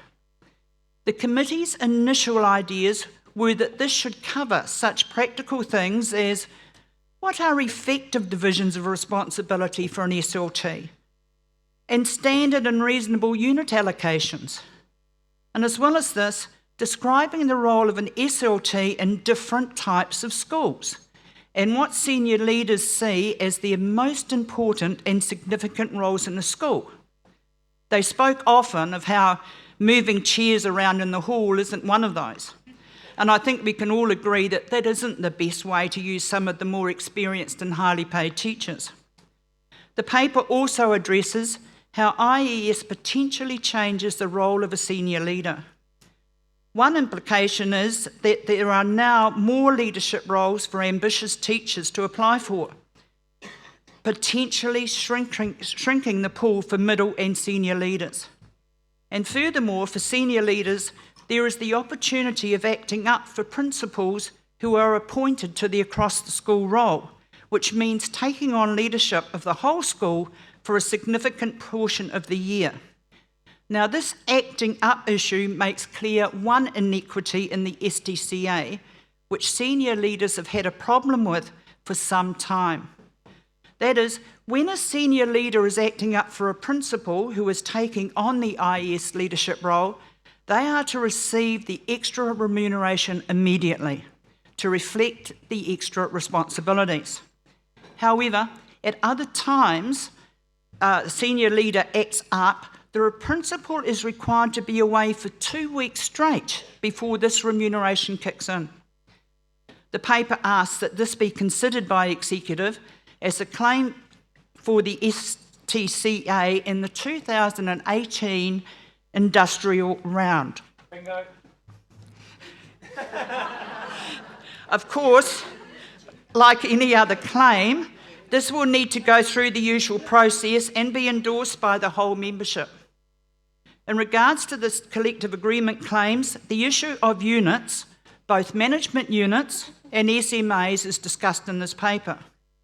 The value of units, as no doubt you're aware, has not increased since 2009. That was the end of the STCA negotiated round in 2007. So 7 years during which inflation has eroded their value by 10%. For members in middle or senior leadership positions who sometimes hold several or more units, real-term salary increases have therefore been less than for members who are not in leadership positions. Arguably, there is some equity in this in regards to closing the gaps between the higher and lower paid teachers, but on the other hand, maintaining the desirability of jobs with extra responsibilities is important. And of course, a significant proportion of PPTA members, around half, actually hold management units. So these are teachers in charge of single subjects, deans, other middle leaders, as well as the senior leaders. The Senior Positions Advisory Committee are recommending that Executive consider a claim to increase the value of units in the next STCA and ASTCA rounds. This would undoubtedly assist with recruitment and retention into both senior and middle leadership positions. It is also consistent with the general direction of the workload report, which is emphasising that the pressure on middle leaders, that is, most of the unit holders, is significant. Of course, extra remuneration doesn't reduce that pressure, but it does make it somewhat more bearable. And the focus on real workload reduction continues. But most importantly, what this paper makes clear is that the quality of senior leadership has an impact on everyone in a school. Like with teachers and their students, senior leaders who are under pressure, lack adequate training and support, and are underpaid, are less likely to be able to do their job well. On the flip side,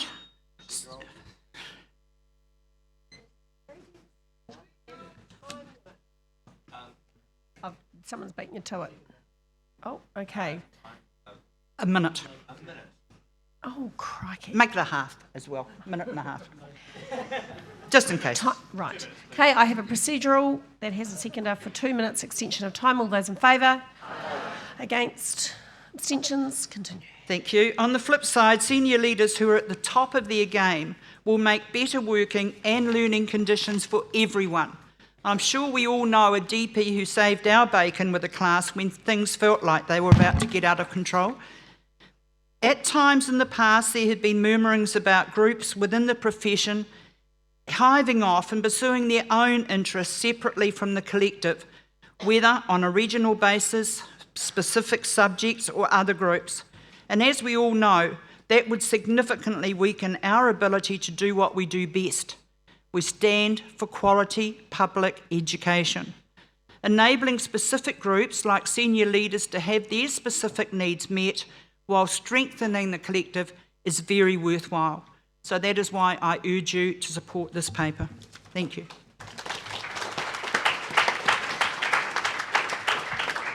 Seconder. Seconder reserves. I'll take a speaking list.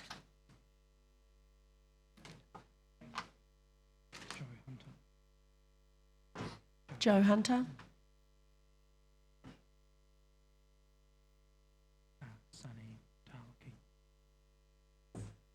Stand to support this. I'm delighted at the concept of a best practice guide in senior leadership.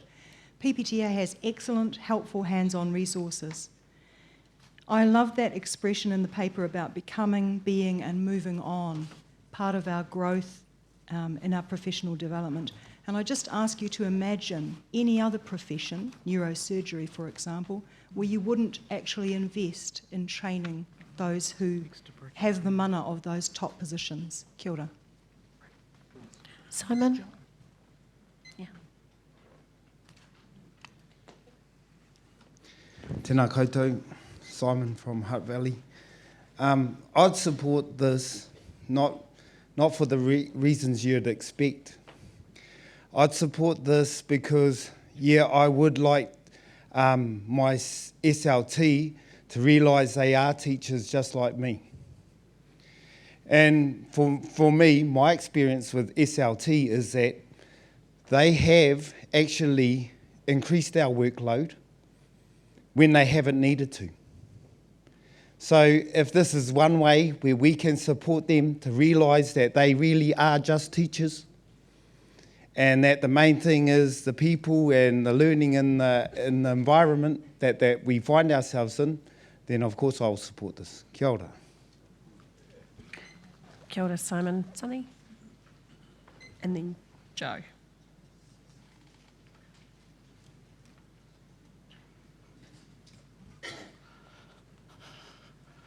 Ai ngā mana i ngā reo ngā rauranga tinga.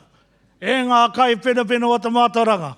Nei rā te mi mana ki a koutou i tēnei wā. Kia whakamārama taku, kia mārama ai koutou taku kōrero ka huri no ki te reo whakaparawa. So I'll just switch over to English. But there's a common saying that's used a lot. A natural born leader. Yeah, right. leaders to me, Māori call it ako, training and learning. You provide that. They also got a thing we call tauira, being a student and being an example. So role modelling or mentoring, kaiarahi in te reo Māori. You have that with you. That's all contained in the paper. And the other one is trial and error. We all do it. We make mistakes, we fix them, we find a better way to do it. Reflection. Māori call it hapa me ngā whakatika. That's also covered in the paper. From a Māori perspective, you are giving, from personal experience and from the way I see it, you're providing a platform for the future or a future pathway for teachers who want to seek a different avenue rather than in the classroom all the time. And I totally support it. I think it's a really good idea. Give someone, empower someone, and it's fine. With the knowledge, and carry on. I addressed number 3. Nice and easy. We call it ara tohu. Guidelines. If you standardise something, everyone knows what is supposed to happen, and you tick the boxes 1, 2, 3. If you haven't done it, then go fix it, go do it, tick it off. Nice, easy procedure, standardised with everyone. I totally support that as well. I think it's a really good idea. Number 4, to address that, is that the acting up allowance? Whakapiki ake te pūtea. To increase the allowance, if it hasn't moved, I think it's about time it did. And the paper says that. And myself and we as Te Huarahi totally support it. An interesting thing about it with, especially number 2, developing and training.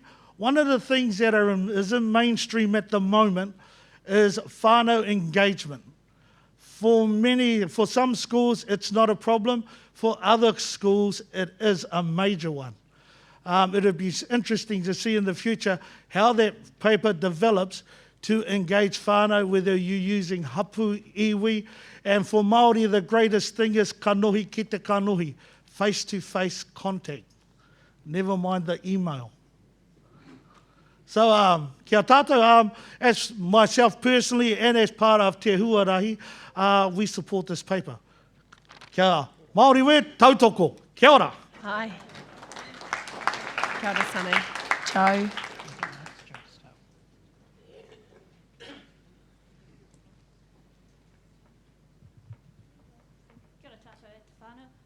I'm Jo Fizz from Canterbury and Kaikoura. For my sins, I am a DP, I am a senior leader. Canterbury fully supports this paper, yay, because I was really pleased about that. But for me personally, I'm really excited to see a paper like this. I had no idea of what I was going into and no support.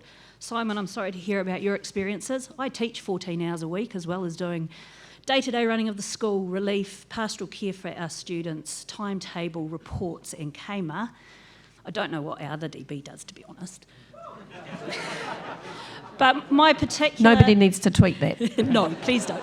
But my particular favourite is the second one about mentoring. I heard a very good quote that says that criticism creates change, but encouragement creates even more. And for us as senior leaders, that's what we need, a bit of support and encouragement. And those who aren't doing the job well, I'm sure if you give them the right support, you can make that change in your schools. So please vote for this paper. I think it's wonderful. Thank you very much. Anna. Anna Hines, did you signal? You did?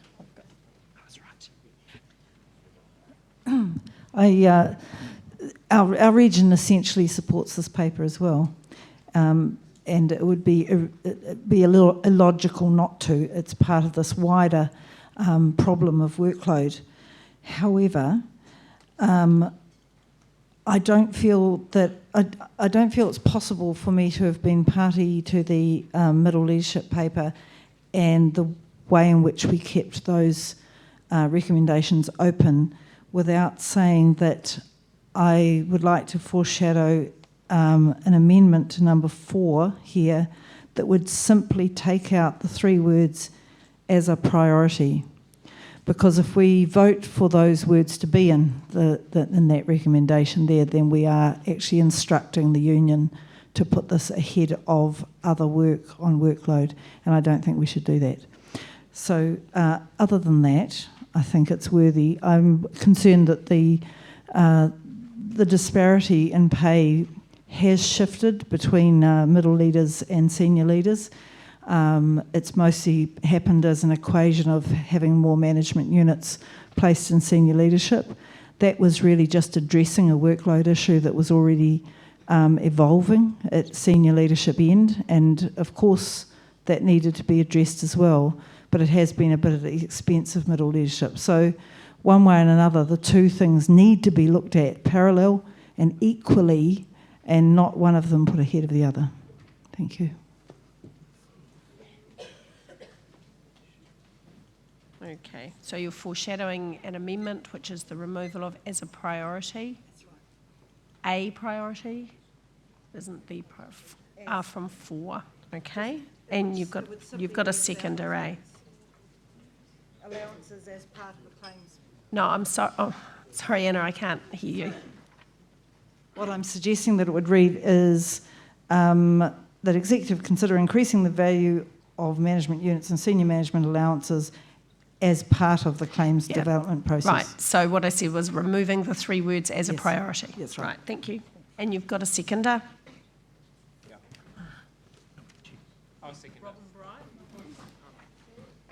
Okay, so the mover and seconder have accepted the amendment. So the amendment now, the recommendation now will disappear while someone types frantically. No, that's all right. And it's been amended. So we don't need a mover or a seconder because we've got 1, 2. There are no... Did the seconder want to signal at all?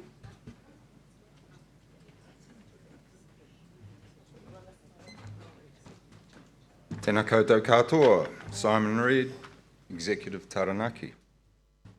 To lead people, walk beside them. As for the best leaders, the people do not notice their existence. When the best leader's work is done, the people say, we did it ourselves. Lao Tzu, Chinese philosopher. In a brief survey of your executive, 1 word is to describe leaders were from the front: integrity, courage, fairness, honesty, a listener, a communicator. They're not things that we're all gifted with. They're things that we need to think about and practice. This paper addresses that for senior leaders, and I fully endorse it. How do you support teachers' pedagogical capital and wellbeing capital to build resilience, if not through PLD? Why is it that no one wants the jobs available as senior leaders? Because the workload is too heavy. We've heard of the holy trinity of education throughout the last day and a half: remuneration, PLD, and time. We're looking for that, so our senior leaders must also be looking for it. Time to do the important work. Time to think about what is important. Time with colleagues to discuss what it takes to be a good leader. How often in a senior leader's day does urgent get in the way of important? The roles and coals are going to require senior leaders who are able to create, innovate and lead across both primary and secondary schools. That requires PLD. It's difficult to lead effectively in tumultuous times, so I ask you to endorse this paper.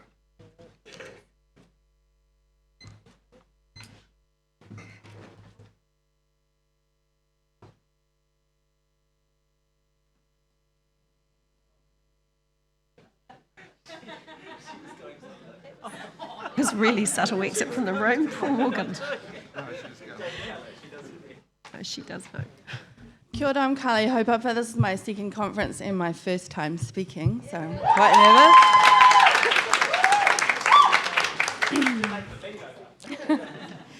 nervous. Staff rooms are full of teachers who moan about their SLT, and SLT office doors are closed with SLT who bemoan a lack of compliant teaching staff. There's always been a tension between management and staff, with Venn diagrams of trust and increasing pressures from the ministry and sometimes ERO. We're working in an environment where data is king and queen, and the student is seen as a percentage and not a person. This obsession with data further divides SLT from the wider staff, and it moves us even further away from the much touted Finnish system of holistic education. I'm a mother, a teacher, I'm a dean, including of my own daughter. I'm school wellness coordinator, branch secretary, and board of trustees staff trustee. So I have a really broad view of what's going on in our school. I see the frustrations of and at SLT. I feel both frustration and empathy for the SLT. Frustration at their strain of initiativitis, which they've caught from Wellington, and empathy because I do see those pressures coming down on them from the ministry and the board. I support this paper as an aspiring SLT member, but not a principal. One thing that makes me weary is that lack of respect that many of my colleagues have for SLT, accompanied by a lack of understanding of the hard work that they do and the lack of training they sometimes have. I'm partway through my Masters of Educational Leadership while working full-time as well. There are links, but they're far and few between. SLT are leading a diverse group of alpha personalities. Herding cats, sometimes grumpy, sometimes feral cats, is a relevant metaphor for leading teachers, and we need to support our leaders in their roles.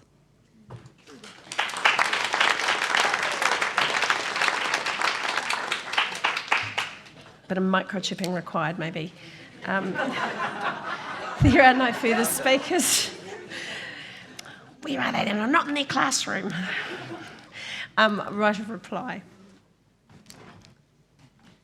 Well, thank you for those people who expressed support for the paper.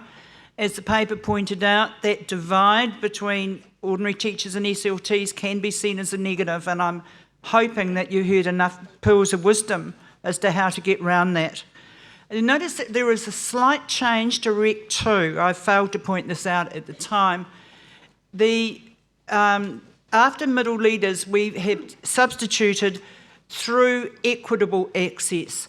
There was a feeling in the workshop yesterday that some areas do not have access to PLD. We want to make sure the PLD is available whether you live in an isolated rural community or in a main centre. We want that access available for all of our SLTs. So that slight change, I think, covers that. Thank you very much for your support, and I urge you to support the whole 5 recs as they are there. Thank you. Thank you, Jill. I'm going to put recommendations 1, 2, 3, and 5 all together because there's a change to 4. All those in favour? Aye. Against? Abstentions? It's carried. Recommendation 4. All those in favour? Aye. Against? Abstentions? Carried. Thank you. Very well done. We've finished with that paper. Well done. Okay.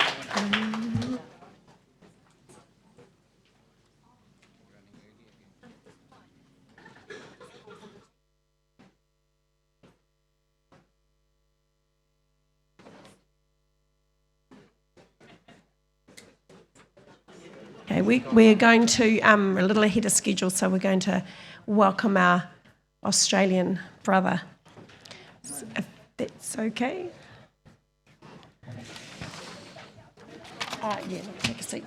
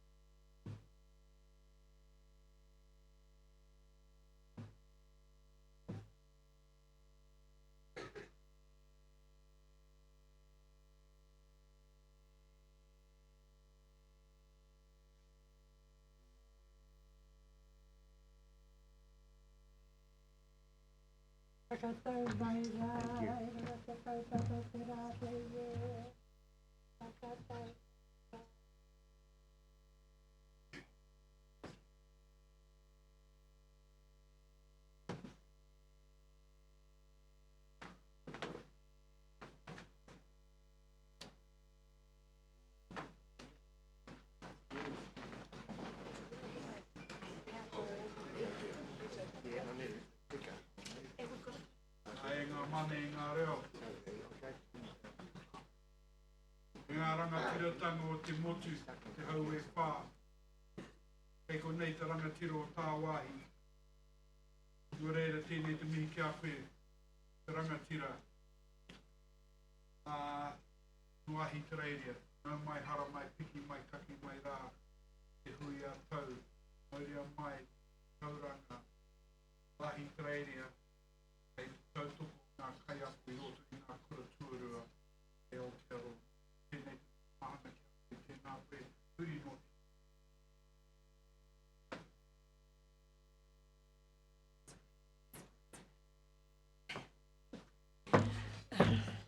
Kia ora tātou. It's fabulous to have you here, Murray. One of the highlights of the last few years has been the opportunity that the privilege I've had to build some strong relationships, and they're not always in New Zealand. So our international connections are incredibly important to us. Because, we always talk about being evidence-informed when we take a position. And part of that evidence gathering, the intelligence gathering, is on international stage or international forums.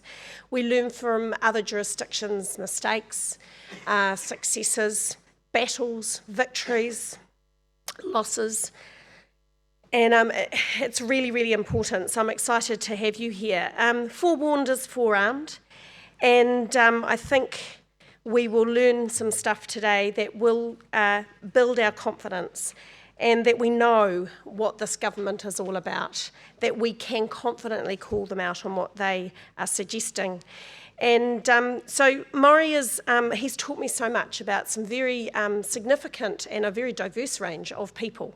He's taught me a lot about Margaret Thatcher and Ronald Reagan, but also about Pete Seeger. So he is a man with the most amazing depth and breadth of knowledge, and I'm really pleased that he's going to share some of that with us today. I'm hoping he's going to teach us a bit about, as an historian, the whakapapa, actually, of the neoliberal education agenda and the 30-year war that has really really hit us in the last couple of weeks. I just want to read one little thing from a paper of Maury's. Our responsibility is to ensure that we remember the history of the education wars being waged against public education, so that we may understand the present and shape the future. This is the least we owe the next generation of teachers. So I hope I haven't stolen your thunder. I'd like you to help me welcome Maury.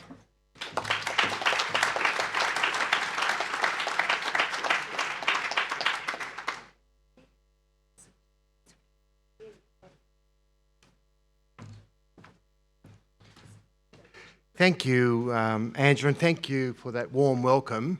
In my country, at a conference like this, one of the first things I would do would be to acknowledge the traditional owners and the land on which we meet. That is now very important.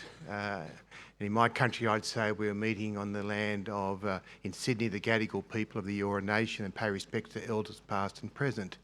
Well, we're a long way from Gadigal land, but I certainly pay respects to the elders of your Indigenous people and acknowledge that we're meeting on traditional lands. I bring greetings from my union, which is the Australian Education Union, of 187,000 teachers in public system across Australia, and my role is, firstly, my day job is President of the New South Wales Teachers Federation based in Sydney, and then I'm also Deputy Federal President of the AEU. 35 years a teacher, the last 10 as a principal before I became working for the union full-time in 2012. Colleagues, today I want to, if my PowerPoint could be brought up. Oh, it's there, is it? Oh, perfectly. Perfect. We'll go back then to it. Okay. I hope you can read it because I can't. But anyway, this is going to be a bit of a. This is going to be a bit like my mind, incredibly untidy kind of rave for a little while until Angela gets the hook and hauls me off stage. But what I want to do, if I can get the opportunity today, would be to put into context what is happening in education. Because as teachers, we've got to stop doing navel gazing. and thinking that all the problems are in my school and all the problems are and the best schools are elsewhere. They've got better principals down the road, they've got more money down the road, the grass is always greener. And to understand that this is really a very significant attack on the public sphere. So I want people to start thinking globally and to act, of course, at every level. We can't just act locally. We've got to act locally in our schools, but we've also got to act within our union, at a district level, regional level, at a national level, because we have so much in common and we've got some common battles that we have to fight. So public education is under attack. So what happens at a state or national level is no longer really just all that's happening. We need a global response. When you look at what's happened over the last 30 years, you can understand why we are now in a very, what I would say, very anti-democratic times. So we suffer from the germ that Pasi Sahlberg talks about, the global education reform movement. But you may recognise this because this is what it really effectively is, how it's manifested.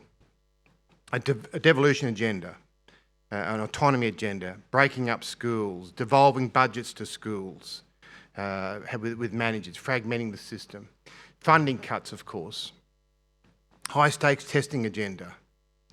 Last year in America, there was 50 million standardised tests given out to school kids. A school child in America from kindergarten to their final year will sit for an average of 112 tests. The politicisation of school curriculum, loss of tenure, casualisation of the workforce, cuts to teacher salaries, tax on qualifications, which I'll come back to, technology driving pedagogy, as though technology is some kind of neutral thing that's just growing up and we're just looking at it growing up rather than the reality that technology, it drives pedagogy and is really in many ways replacing teachers. The demonising of the profession, and finally the commercial privatisation of the public school system. These are the elements, and I would suspect you would all recognise those elements. Because I was to show that slide to teachers in Wisconsin, or London, or Montreal, or Sydney, or Perth, they would all recognise those dot points. And it's been a 30-year war, effectively, and I've given Angela the paper that a lot of this is based on, and she's very welcome to publish it. And I want to talk about in terms of three waves that's happened. The first is to weaken, first thing that happened 30 odd years ago, and I'll come back to this, is to weaken trust in teachers.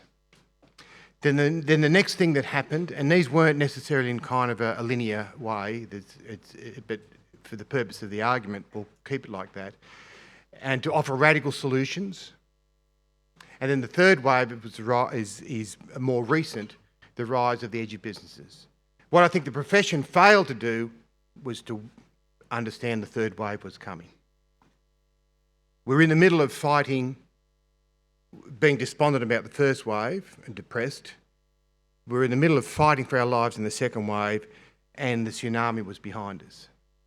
And it hasn't hit us yet. So in this address, I want to talk about the dominant economic orthodoxy and how it actually impacts on education. So what is it? Well, it's an ideology that promises a bright future for everybody on the planet. Effectively, governments represent huge, slothful, crushing bureaucracies, and privatisation offer the hope for the future. And that's the fundamental belief system of it. It's an invisible ideology, and it's perceived as natural and neutral. There was a time when I was growing up when the stock exchange report was not on the daily news. When it didn't dominate, you know, we had the news, we had sport, we had the weather, and then we turned the telly off. But now, of course, the business report can take up, half of a news. But this is part of the, if you like, what's happening. But I want to make the point that neoliberalism is not a natural human ideology. It actually has been developed, and we actually know the DNA. We know what happened. But what is it really? It's unrestrained competition, and that equals personal liberty, they say. Tax should be minimised. Tax is oppressive. They talk about tax relief. Government, by definition, stifles freedom. Public services should be privatised. Trade unions, collective bargaining, a collective agreement distorts the market. And the market, though, is about freedom, because the market will ensure that everyone gets what they deserve. And inequality is good. Inequality is good under neoliberalism because it generates incentives to work hard and be rewarded. And of course, eventually, we all work hard and make some people really, really wealthy. The money will trickle back down to us. We'll all be rich then. And any efforts to have any intervention is counterproductive and morally corrosive. That's what neoliberals believe. And I want you to think of this with the teacher hat on.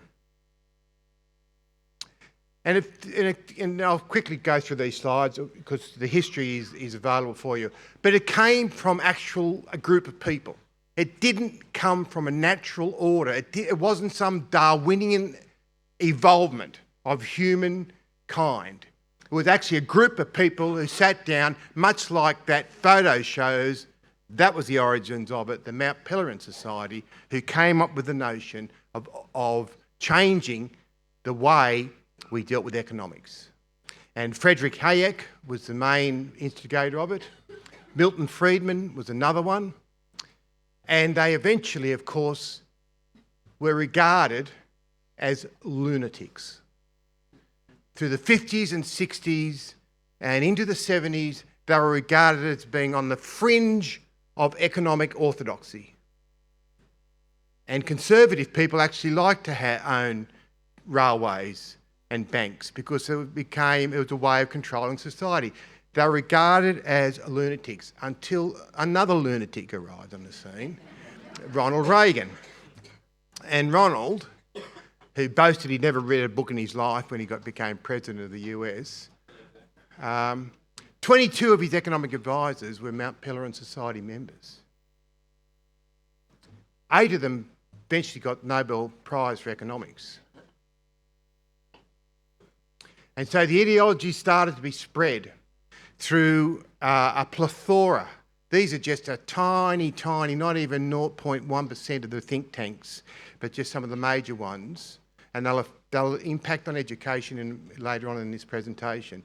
They were spread deliberately by think tanks who started to get them into the universities and then into people's orthodoxies and into the media. And of course then have a massive influence on the big perpetrators of this, into the IMF, the OECD and the World Bank. And at the ground level and the policy level, they did it through an organisation called the American Legislative Exchange Council, which has nearly something like a third to a half of Congress members of it. It's a very shadowy group. What they do is they create template legislation in every state. So if you want to privatise prisons, they've got an off-the-shelf legislation and they get it through California and Florida and Utah, and they do it that way. And that's how they've been spreading it. And of course they've done it. They've been the main drivers of the charter school movement in the US. So what's the reality though? Well, this is how we experience it. The global financial crisis, the massive transfer of wealth offshore through tax evasion. Apple in Australia put nearly $8 billion offshore in 10 years. They pay virtually no tax whatsoever, but they're one of over 3,800 corporations in Australia who pay nearly zero tax. The loss of the public sphere. Now, this is going to have to start making teachers worried. Because when you think of the privatisation agenda, we have privatised in the last 30 years transport, energy utilities, banking, insurance, health, early childhood, higher education, and the list goes on. And the last remaining part of the public sphere that has not been privatised for profit are schools that teach children between the age of 5 and 18. Now I ask you this question. Are they going to leave it that way? I mean, really? So you see the attack on the criminalisation of poverty is an interesting one. The whole massive America now imprisons people at a faster rate in private-run prisons than any other nation on the planet. And the companies who own the prisons are responsible for the 3 strikes and you're in legislation. They push to increase the prison population because that's their profit, that's their business model. The collapse of ecosystems, of course, Brexit, and of course he's another example of what neoliberalism has brought as Donald Trump. Let's move on before we get too depressed. Galbraith talks about private wealth and public squalor. So let's look at the language that they use, because George Lakoff in his Don't Think of an Elephant talked about the critical importance of language, and we've got to start turning the language back on people and be very mindful of every word that we choose. In resolutions and the kind of language we use, frame the language yourself, don't adopt their framing. So you can see the kind of languages that they create. Wealth creators, tax relief. Everyone wants to be relieved. I know what I want to be relieved of, but I want to be relieved. So if it's about tax, and it's those kind of words which have no natural obverse, which were big government, red tape, job seekers, welfare cheats, and of course school autonomy. It's all about choice and competition and freedom. But in the reality, think about this. I'm not sure how many people are in this room, but 62 of you, in a symbolic way, have as much wealth as 50% of the entire world population. That's the greatest concentration of wealth in the hands of the fewest number of people in humankind. And the gap between the rich and poor is now at its highest level in 30 years in most countries, including our own 2 countries. And it's curbing economic growth. The 1% is pulling away, but it's not just about the bottom 10% now. They're now talking about the bottom 40%. In other words, the notion of people in poverty or living near the poverty is increasing exponentially. This is effectively says it all, really.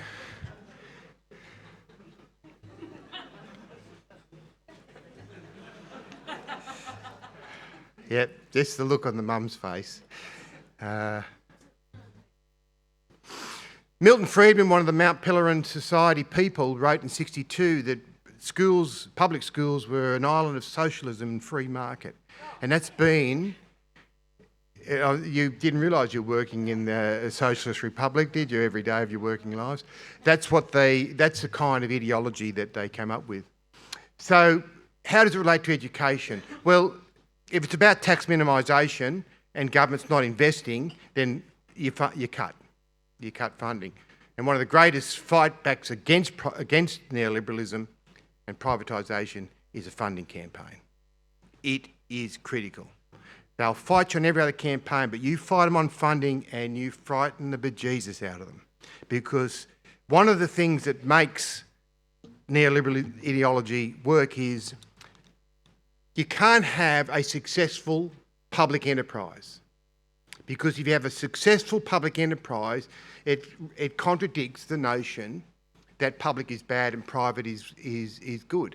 So you've got to cripple the public enterprise to make it weak, and then you set up the grounds for privatisation. In Sydney, they did it to the Sydney ferries that run.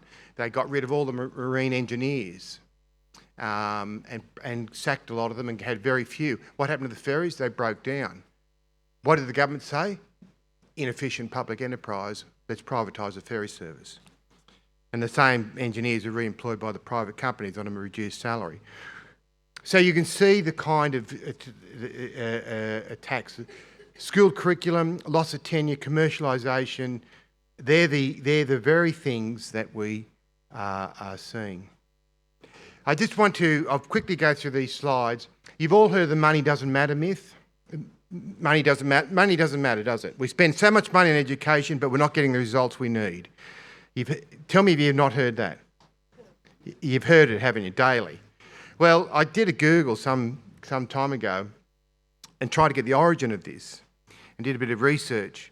And you'll be pleased to know that politicians have all come up with an original sentence that is exactly the same as the original sentence that a politician in another country's come up with.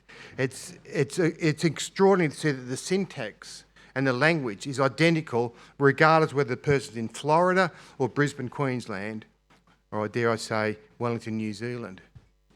No evidence. There's no systematic evidence. We've spent money, but we haven't got better results. Been a significant growth, but there's no improvement. And it goes on. Education is not just about money. Only people with money say something's not about money, I've noticed over the years. I've never heard of poor people say it's not about money. And I've never heard of poor people say money doesn't matter. And so this keeps going on and on. But there's an origin to it. And the origin is this man, Eric Hanushek, who was the first to really put this out there as in a theory, and a really well-researched theory. He's a right-wing economist from Stanford University. And he had an obsession that you had to be able to measure everything that was happening in a public enterprise and see whether the tax dollar was getting the money's worth, the taxpayer was getting their money's worth. And he particularly put his attention right to schools. And he was arguing, well, if you've got 35 kids in a class, what's 36? What's 36, or what's 37?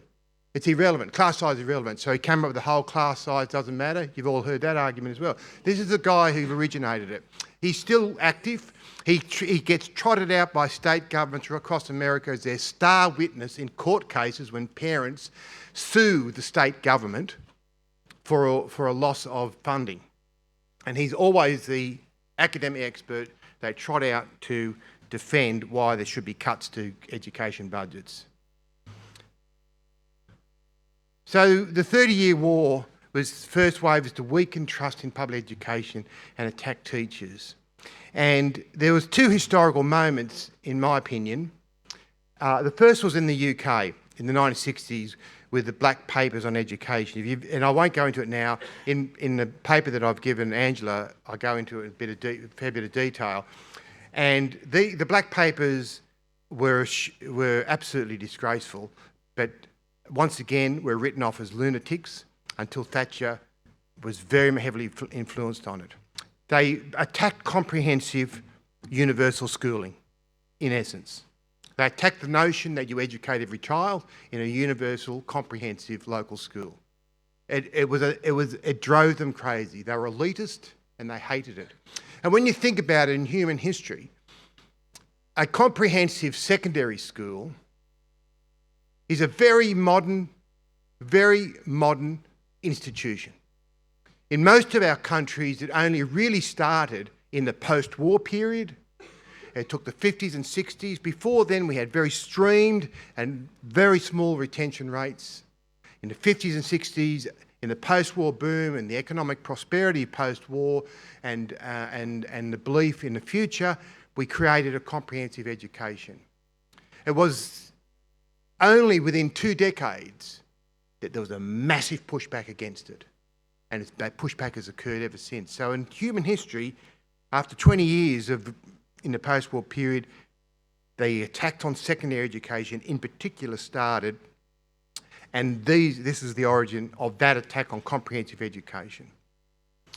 The USA, if you want to know really if there's a watershed moment when education became a political football in all our countries, including yours, that's the moment.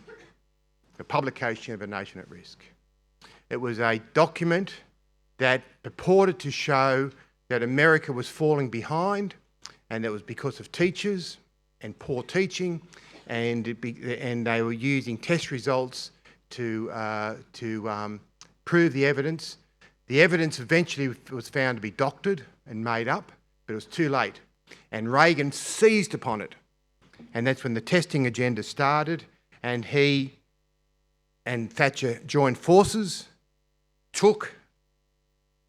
America took themselves out of UNESCO, which was doing testing, and into the OECD, and we've had PISA and testing ever since that moment. So I won't go any more. It's in the book, but that's when education became under the subset of economic policy. A Nation at Risk. So the second wave, of course, is to offer radical solutions. So this is often marketed as this kind of thing. The structural changes are very critical. And you would recognise those terms: site-based management, school-based management, site-based autonomy, principal autonomy, local authority, local decision-making, local management of schools.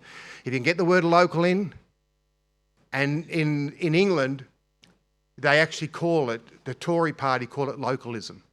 They've come up with the term localism because they know it, if you can say it's local decision-making, how could you possibly disagree that local people should make local decisions about their school? It's so attractive, isn't it?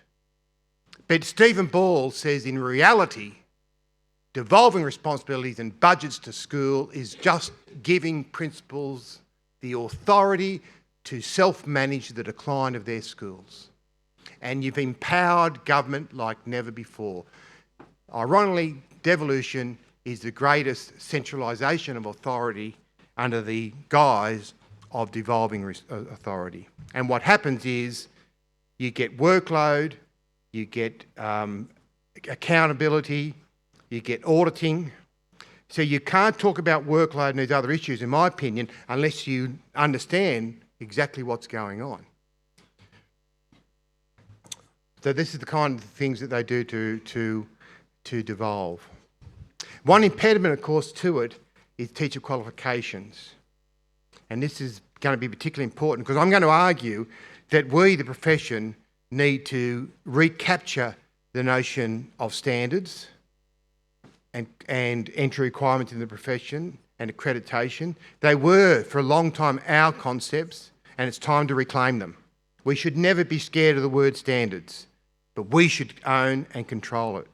We like standards. We want high standards in teaching, high standards in student outcomes, high standards in terms of capital investment in schools, high standards in terms of recurrent funding. So we're not worried about standards, but what we don't want is imposed false standards, which are just an accountability mechanism. There's some of the examples of the different policies that were based on market theory. Because market theory is about winners and losers, and I pose a question, who loses in a school? Who do you want to lose in a school? You have your own version of it back in '89. And so Thatcher wanted to turn education into a market, and she was incredibly influential. She and her education minister visited Australia on a number of occasions, particularly her education minister, and was highly influential in what was happening in Australia. To the point where now we've got this situation. We've got the breakup of the public education system in Great Britain. In May 2010, there was 203 standalone academies. There's now over 2,000 in secondary education and about 2,500 in primary. But by 2020, all schools have to become academies. And remember this, academies do not have to employ qualified teachers. On July the 27th, 2012, they changed the legislation on the day that the Olympic Games opened in London to remove any requirement that academies had to employ teachers with qualifications. So by 2020, these schools will be standalone institutions, struggling against each other, and they will drive down the cost of teaching, and by driving down the cost of teaching, it makes it more attractive to employ unqualified people. Now you've got the legislative permission to do it. Same with the charter school movement in the US. And you see the increase and they're very similar kind of things. So the tax on qualifications in England is just extraordinary. So they're advertising for unqualified maths teachers, and I just went and looked at some of the ads. You can see there, you can see the small writing there. You can actually, if you go to the internet and search unqualified teachers UK, you'll come up with hundreds and hundreds and hundreds of ads for teachers where the school is saying you don't have to have a qualification, but you'll be on a reduced salary. There's that's just a screenshot of some of them. You can go on and on. It's a very cheery exercise to do. And the third wave, of course, is the rise of for-profit schooling. Now, Sweden has had for-profit schooling since the early 90s, and Sweden is a basket case. I visited Sweden a couple of years ago to have a look at the for-profit schools. Some of them are in blocks of flats, industrial estates, and they are run, a lot of their secondary schools are run by private equity firms. When the private equity firm might own a chain of schools in Sweden, if they go broke or a Chinese company buys them out, as happened, and they decide they don't want to be in schooling anymore, they want to be in supermarkets, then the kids hear over the radio that the JB Allen, which is one of the chains, the JB Allen chain of schools has closed overnight and 10,000 kids have no school to go to. That's Sweden in 2016. And the Swedish companies, private equity firms, have now moved into Britain and they have now populated the management of many of these academies, waiting for the legislation to change for for-profit school to be introduced in the UK once they get the academies up and running. And of course, the reason for this is education is the last bastion of the whole globalisation, capitalisation. And when you think about it, what happened in the 80s, markets were saturated. And the only things left to be really invested in many big ways were the public enterprises. So what happened was they started to privatise as a way of increasing the investment. And the last part of it, of course, is schooling. And look at what they're saying. This is at the Davos, this is where the neoliberals' big conference a couple of years ago. They decried that education represents only 1.1% of global market capitalisation. But it's a $3.8 trillion industry. Look at the money we could make, they're saying. And it's undercapitalised and it's poised for significant growth. Pearson, the biggest edu-business in the world, that dominates the testing agenda throughout the world and certainly in Australia as well, will be the biggest growth industry of the 21st century. That 3.8 within 2 years is now 4.3 trillion and growing every year. When you look at what our government's doing, your government and my government are doing through trade agreements, free trade agreements so-called, it's a funny kind of, they're not free, they're certainly not much to do with trade, and not many people agree with them. But when you look at it, free trade agreements are really shareholder rights agreements. Because the only people who make anything out of these are shareholders in companies. Their right to make money. And so national governments now are a bit irrelevant in all of this. So this trade and services agreement, the TISA agreement, that is being negotiated by 23 countries around the world, including your government, New Zealand and Australia, look at what they're proposing.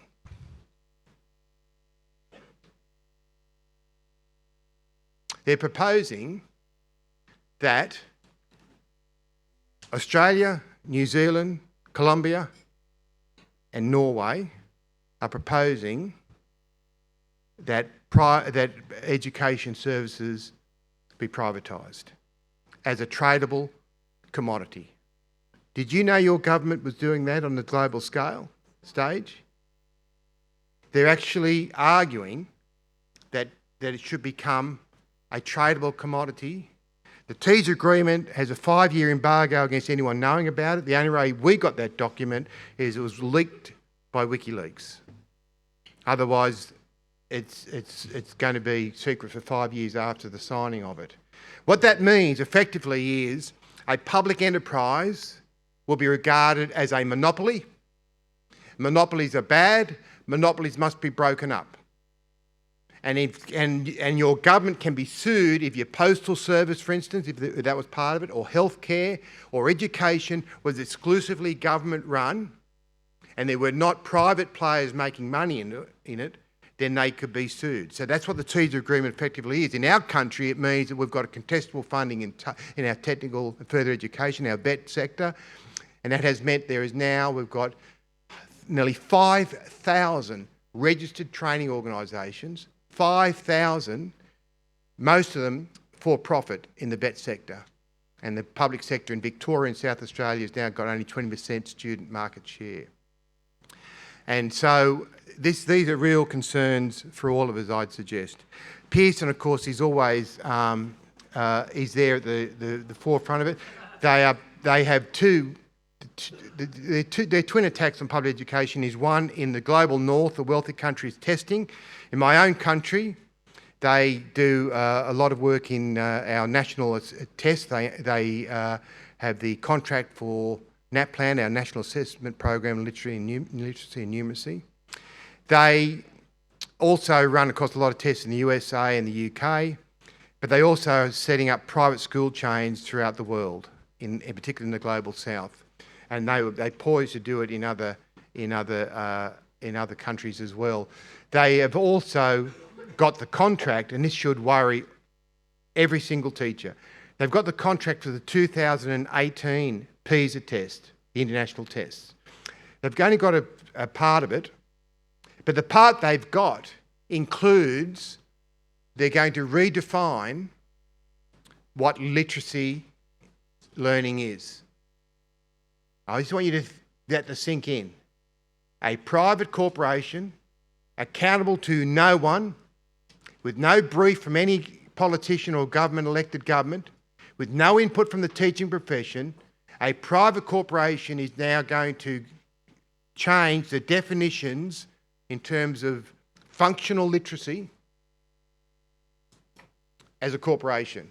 And that will have an impact on every one of our curriculum around the world. I'll finish on these couple of slides. Steve Dinham, who's from the University of Melbourne, he's very worried about this. He talks about these companies now getting the entire supply chain of education, from publishing right through to teacher education and training colleges and everything in between. And he says that, the tsunami has got very long wavelengths and they go unnoticed. But when they reach land, there's great devastation. But he's saying to the profession, the tsunami is coming towards you and you're just sitting at the beach staring at it and you don't see it and it'll be too late. And so this is really a clarion call that we've really got to be very mindful of this. Understand our history, because understanding our past informs our present and it makes us develop strategies for our future. And I'll finish on this quote from the Czech writer Kundera, who said, "The struggle of people against power is a struggle of memory against forgetting." And I think we need to be very mindful of this, that what is happening in education is part of a much bigger agenda in terms of economic theory, and we have to be armed and ready and work out strategies to fight it. One thing I want to leave you with as a point. Despite the kind of difficulties we face, we have some things on our side. Teachers are well respected in their communities. We are unionised. We have credibility and respect. And we also have knowledge and we're articulate. If we're talking about the power of corporations to shift sand with bulldozers, we've got the capacity to get enough people with spoons to shift it back. And we have to in our hearts, believe that the kind of campaigns we're running, like the funding campaign that you're joining, I think, with NZEI to do, that's a critical campaign against neoliberalism. That those campaigns are winnable. You have to believe it, because no union has ever won a campaign on the back of pessimism. It's optimism that will make us win, and we have to be optimistic. And part of being optimistic is to at least understand what the enemy is and what they're doing, so that we can develop the strategies in opposition to them. Thank you very much for the opportunity to talk to you today.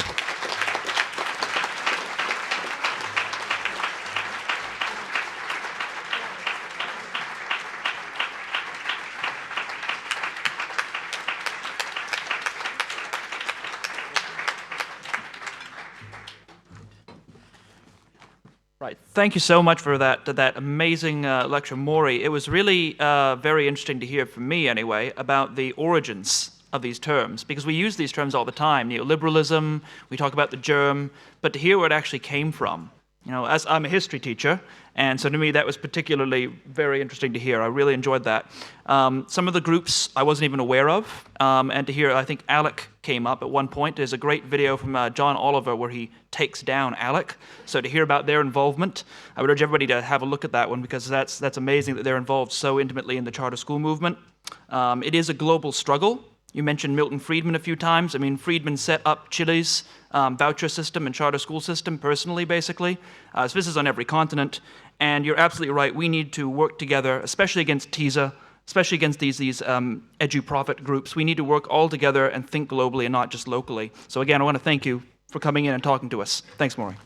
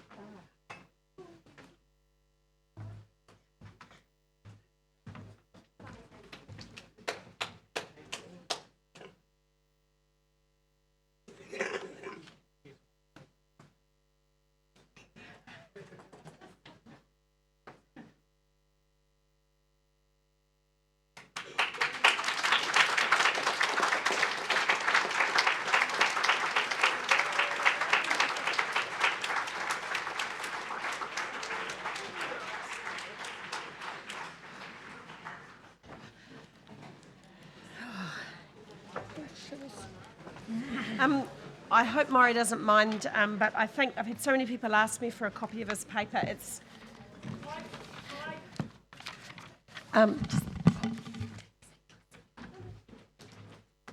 I think what we'll do, I haven't asked him this, but I'm wondering if he will mind if we put this up on the website. I think this should be compulsory reading for all of the journalists. Do you think we should get a really pretty one to send to the Undersecretary? Waste of paper. Okay. I'm really pleased to be asking the Nets in Auckland to help us to consider the issues in this next paper. I just want to acknowledge that this is the strength of our union, is that we have processes that are so strong yet nimble that we are able to have papers written by networks and regions and take issues that we're all dealing with and drive the mahi forward. And so I just want to acknowledge that as someone who's the oldest, well, it was a young teachers network when I first started. Yeah, I know, I'm Auntie Ange now, I get it. Don't look at me like that, Paul. Right, over to Paul. Kia ora koutou, tēnā koutou katoa, ngā mea nui kia koutou katoa. Ko Paul Stevens, tōku ingoa, no tamaki makoto aho, no reira tēnā tātou katoa. I'm Paul Stevens and I'm the Nets rep for the Auckland region and the ward chair for the North Shore, and I'm certainly glad I did a little bit better at my te reo there than I did yesterday. I think yesterday I may have said that my name is Auckland and and that I'm from Paul, so that was it. There we go. I think I've done slightly better, so I'll keep improving, hopefully. I'm honoured to be here today moving a paper on an issue which is close to my heart. It's close to my heart because I wouldn't be standing here today if it weren't for someone taking a chance on me. Starting at my first school last year, after 6 months relieving, I was floored to find myself as a new art teacher on a permanent contract. That haloed thing. I have been keenly aware over the last 18 months of the difference it makes being permanent. The security it gives you to commit to your school and your students, and the confidence that it gave me to be active in our union. I was offered a permanent contract because that's the default position at my school. They aim to operate within the law. But sadly, for a growing number of establishing teachers and those re-entering the profession, this is very often not the case. There is one teacher in particular who I met last year who moved me with her story. I will call her Marie. Having been a health teacher for 8 years in a number of schools, passionate about what she does and determined to make a career in teaching, Marie found herself again and again on a fixed-term contract. She had 7 in 8 years. Some were legitimate, but some were less so. And last year she made the difficult decision to leave teaching. In her words, I am sick of fighting. But her story is hardly unique. Speaking with teachers from a range of schools in Auckland at our 24-hour PPTA activism seminar, which was held last year in Auckland, led by Michael Tarry, who's seconding our paper today, brought this issue to our attention and led on Jack Boyle's suggestion to writing a paper. Why not? I had that moment where I looked around and thought, someone needs to do something. And so we did. Every second or so teacher in the Nets meeting at our activism conference was just casually saying, oh yes, I'm on a fixed term. They were just going around and saying it, or that they had been until very recently. And the idea of being trialled in a temporary position was almost expected by these new teachers, and some didn't even realise the details of their employment were so questionable. We have been taking it as just the way it is, that fixed-term contracts are par for the course as a new teachers. It's all we're being offered. The reality of the deterioration of the rights of workers in our sector needs to be stated plainly. Schools are using fixed-term contracts to trial teachers. This is illegal and it needs to stop. As Angela indicated yesterday, this affects schools, students, communities, as well as individual teachers. And further to that, I want to highlight that although this paper does focus on establishing teachers, the issue affects a wide range of teachers and has a disproportionate effect on those teachers who are re-establishing their careers as well. This includes migrants, teachers who have been on sabbatical, often older teachers in that case, those who have been working as relievers, and very much those who are returning from maternity and parental leave. There are also a growing number of teachers in part-time work, often women disproportionately, whose schools don't see fit to put them on permanent part-time contracts. They act as if permanent part-time positions are a fantasy. Teachers are being put on fixed term after fixed term, long into their careers in many cases, and their career trajectories are being stunted, as research coming out of Australia has shown as well. And many are leaving the profession as a result. As indicated by our wonderful talk from Maury today, these issues are very much part of a concerted agenda. We have come from the long gone days of guaranteed placement after Teachers College, which some here may remember, to a competitive marketplace, we keep hearing that word, marketplace of graduates fighting over positions, needing to pay off their student loans and survive in the midst of a rental and housing crisis, all the while doing their best to support students. And that's if they're fortunate enough to get a job. Sure, the situation we're now in may seem understandable to some. Schools want the best talent as they compete with other schools for numbers and on league tables, and a growing number of schools feel no choice but to do what they can to have flexibility in the face of ever-shrinking budgets.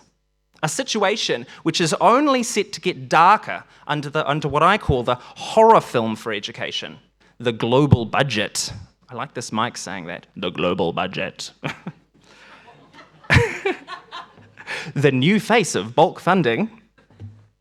But for all that it can seem understandable in current conditions, when we look at the bigger picture, as Maury has shown us today, we can see that how our members, New Zealand's teachers, are becoming collateral damage in an insidious agenda. Fundamental to a wider project of prioritising capital has been the establishment of a precarious workforce in a wide range of sectors. Over recent years, with this neoliberal import, we have seen the wearing away of workers' rights in a number of areas through increasingly ingenious methods. Okay. I'm on the wrong slide. There we go.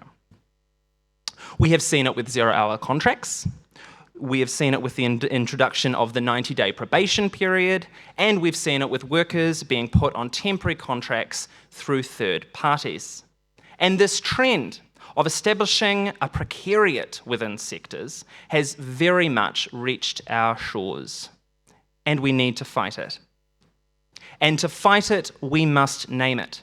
Name it to empower those affected to stand up, as we must stand with them in solidarity. A key resource in our research on this paper has been Guy Standing from London University's book, which I recommend, The Precariat, the New Dangerous Class. You might want a strong drink handy for this one. Standing defines the precariat as an emerging class in a situation of ongoing insecure work. Fixed-term workers fit within this category and can be seen as a hidden careerless class within a salaried profession. This vulnerable new class is different in nature to those in the old labour class system. For a growing number of workers, now 30% globally according to Standing, it's the same figure in New Zealand according to the CTU, and research shows that it could be as high as 30% in our profession as well. An insecure job with few benefits and terms at the whim of your employer are the most they can hope for. But for all that this is an issue of international concern, we must remember the impact being in the precariat has on individuals, and on too many individuals in our association. Standing details the effects of being in the precariat, and I'm convinced that boards of trustee and principals are not taking the psychological and material impacts enough into account. In just the most obvious, as you can see on the slide, to be on a fixed-term contract means potentially having no idea where your income may come from in just a few months' time. And principals have even been known to not inform fixed-term members until during the summer break if they will even be able to return to the school the next year. This leads to instability in a teacher's home life, which of course affects their work. And we've spoken with teachers who have been forced to be long distance with their partners for years on end, not knowing where in the country they'll be teaching next. There's a teacher in my very school who's hopefully soon to be made permanent, who worked in 3 centres in his first 2 years of teaching and having to move from Auckland to Gore. Nothing against Gore, of course. Some schools even limit professional development for fixed-term teachers, and the way these roles are offered can leave members shortchanged on holiday pay or other entitlements in the STCA, and unable to get a mortgage in some cases or make life decisions that are important about the future. The result, I have no doubt, is that great teachers are being left out of the profession. They become a second class of teachers in our schools, not fully invited into the career they are committed to and they want to commit to. Our staff rooms have become their waiting rooms. And consider the impact on students. Working from year to year and school after school prevents teachers from building on programs of learning within a department.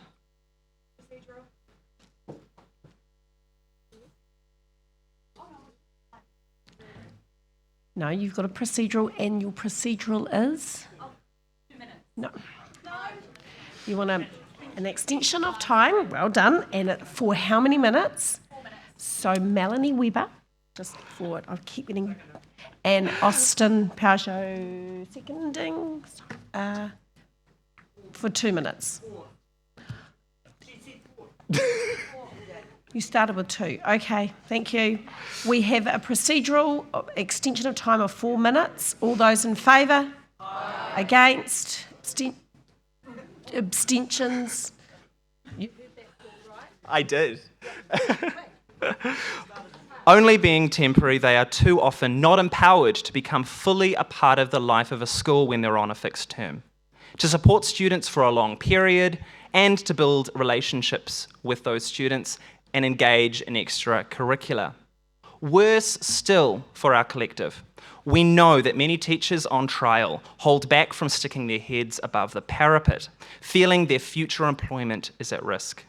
I say without hesitation that there will be potential activists who are not in this room today because they lack the employment protections required for their own representation. It is a sick catch-22. We must speak for them, as they too often cannot speak for themselves.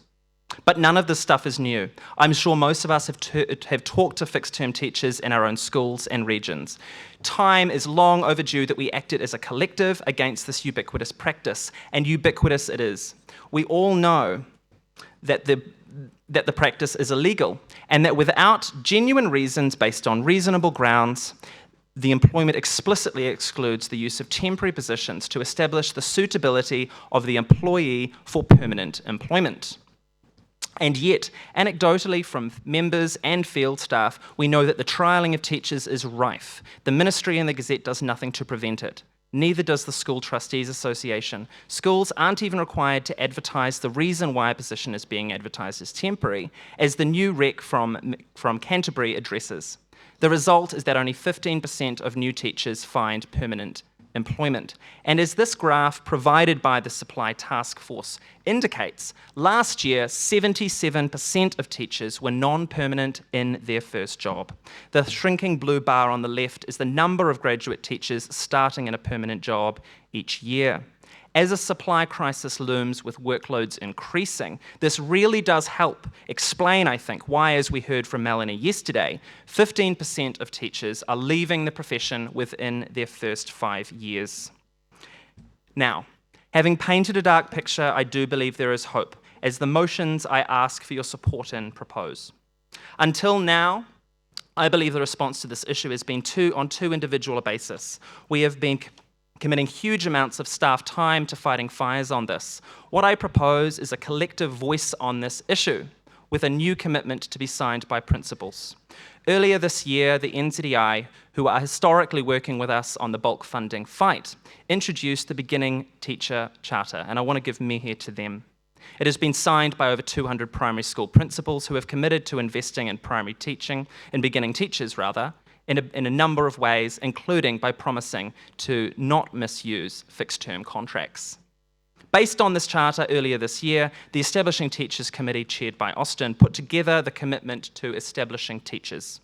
Today, we ask for you to support the Auckland region and the ETC in endorsing this document, and in requesting that the executive develop a plan to promulgate and promote this commitment to establishing teachers. By encouraging regions and branches to get their principals and boards to sign this pledge, the aim is to turn the tide on illegal fixed terms, to normalise again the appointment of establishing and re-establishing teachers to permanent jobs. To support this pledge to PCTs, the ETC, all these acronyms, we have to get used to them in PPTA, don't we, have also included commitments around mentoring and logistical support for new teachers. These are connected issues, and more work is needed, I think, to ensure consistency of induction programs as well as ITEs, so schools can grow in confidence in hiring new teachers. Nothing less than the future of our profession is at stake here. If new teachers are not invested in, how can they invest in their own careers and become the experienced teachers and leaders of the future in our schools and in our union? And as we know, if we aren't committed to our teachers, we aren't committed to our tamariki. A strong public education system needs to start by nurturing those who teach. Kia ora koutou.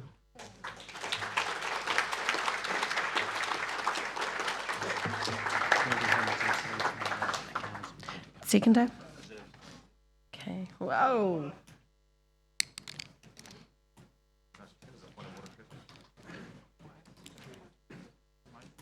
Here we go. Good question. The recommendation 4 on the board and recommendation 4 at the front of this paper is exactly the same.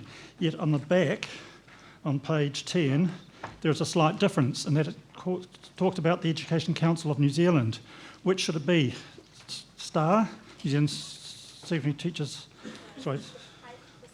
So if you look on the front page. Oh, the recs, okay. Right, the recommendations, New Zealand School Trustees Yep, Association. I understand the question. The question is which set of recommendations are the appropriate ones? It'll be the ones on the front. The ones on the front. Right, thank you. They are the 4 on the front.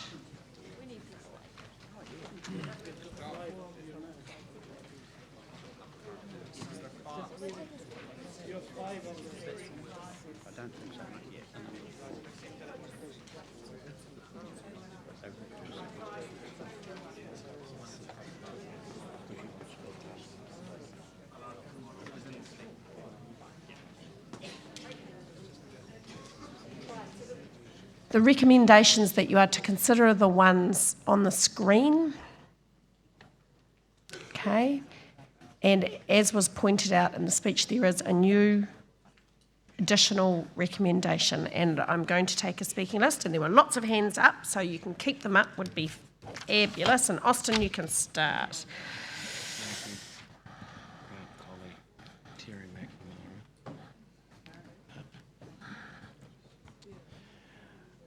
Who's next to Terry? Sorry. Right, Austin Pajot. I'm the executive member for Auckland Northern Ward. I just want to say I really absolutely support this paper. I've been on the Establishing Teachers Committee for 6 years now, chair of it for about 4, and this has been consistently the biggest concern that has come up just over and over again. We've all heard it, we know it's a major problem, and it's good to see something finally being done. I remember undertaking a survey when we were at Yance back in 2011 on exactly this issue, and it was a major concern across young teachers at that time. We've also heard now that the situation has just grown worse and worse with each passing year. It's not going to go away, and it's up to us to do something about it. I personally was put on a fixed-term contract when I was a first-year teacher. It was basically, I was talking about the precarious. I didn't have permanent residency at the time. I was on a work visa. And I was facing the possibility of being deported at the end of the year if I didn't get a permanent contract. I pretty much had to beg my principal with the threat that if I get deported in the middle of the exam preparations, that probably wouldn't be great for the students. So I ended up getting my permanent contract and my residency. But that was difficult. I unfortunately know of another situation, a teacher I worked with, who had been sort of verbally promised that her fixed-term agreement would become a permanent one at the end of a year. And unfortunately, she believed that verbal agreement. It turned out instead she was offered a fixed-term part-time contract the second year without her beginning teacher's allowance, and was told, yes, there would be less money for more time. And when she broke down in tears about that, she was told now the principal had concerns about her emotional well-being and he may be considering giving her that position. So that's the kind of thing that can happen. This situation poisons our profession, and it cannot be allowed to continue. The core business of this union, of any union, is to stand up for the most vulnerable members of our profession. Right now, too many of them are feeling alone and exposed. But together, we are strong. Together, we can stand up for our comrades in the precariat, and together, we are a force to be reckoned with.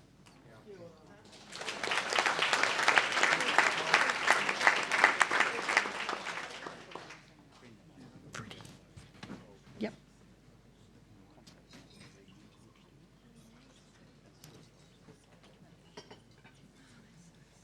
Kia ora, ko Freddie Simpson aho, no Tamaki Makaurau. I am a first-time speaker.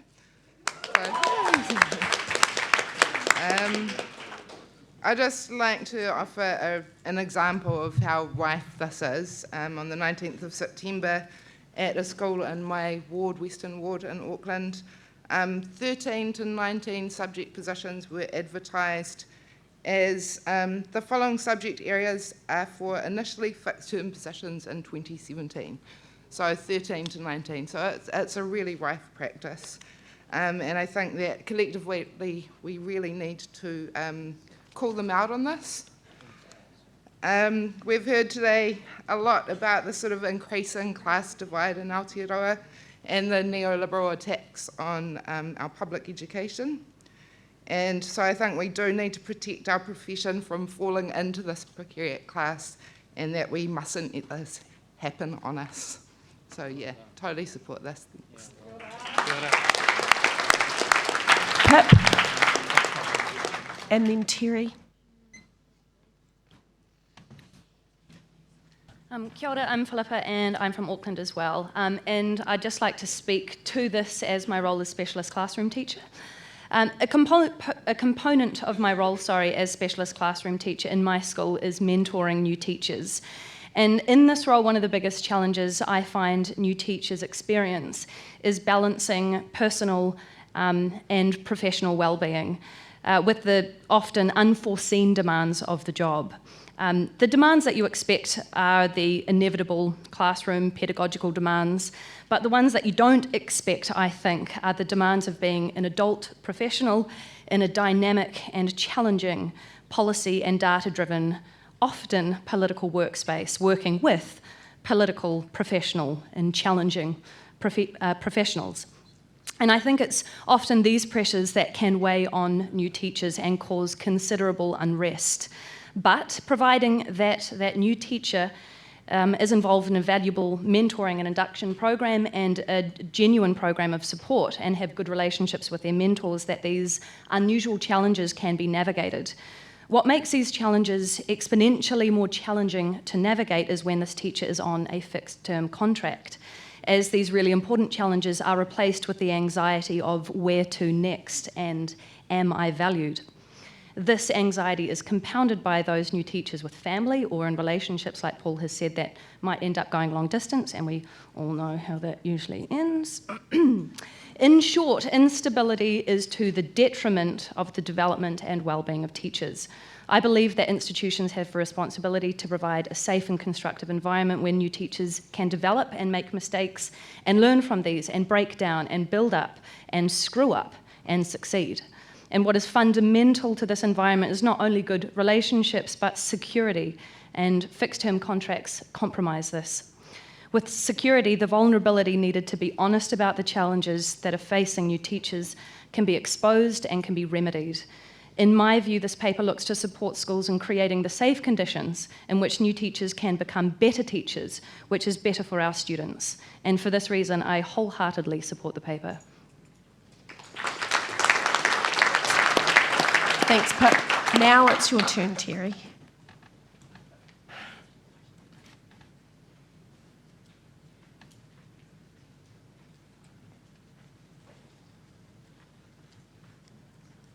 Terry McNamara, Southland. Right.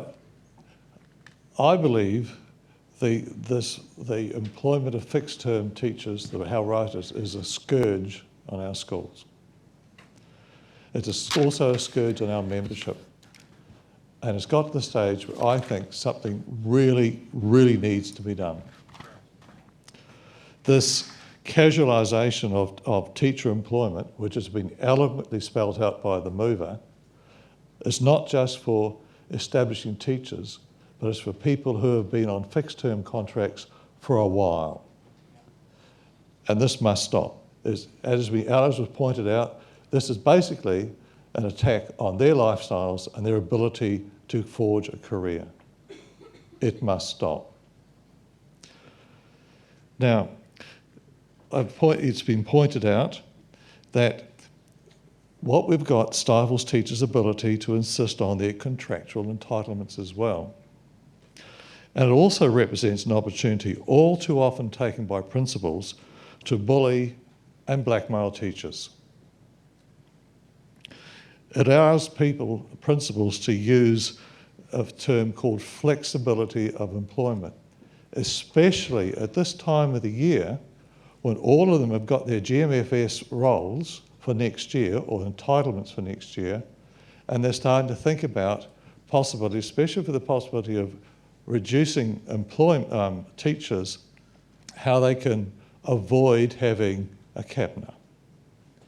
And they like having fixed-term teachers so they can, if you like, flick them off and so avoid going through the particular process.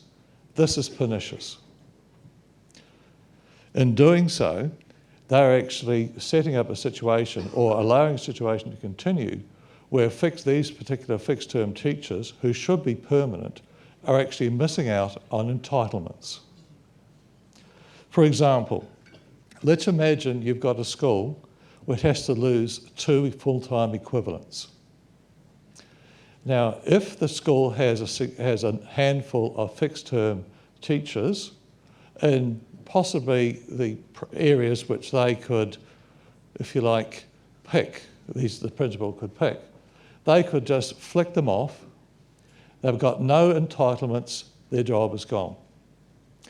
If we actually change this to a school which had the same school, which had no fixed-term teachers, the situation changes.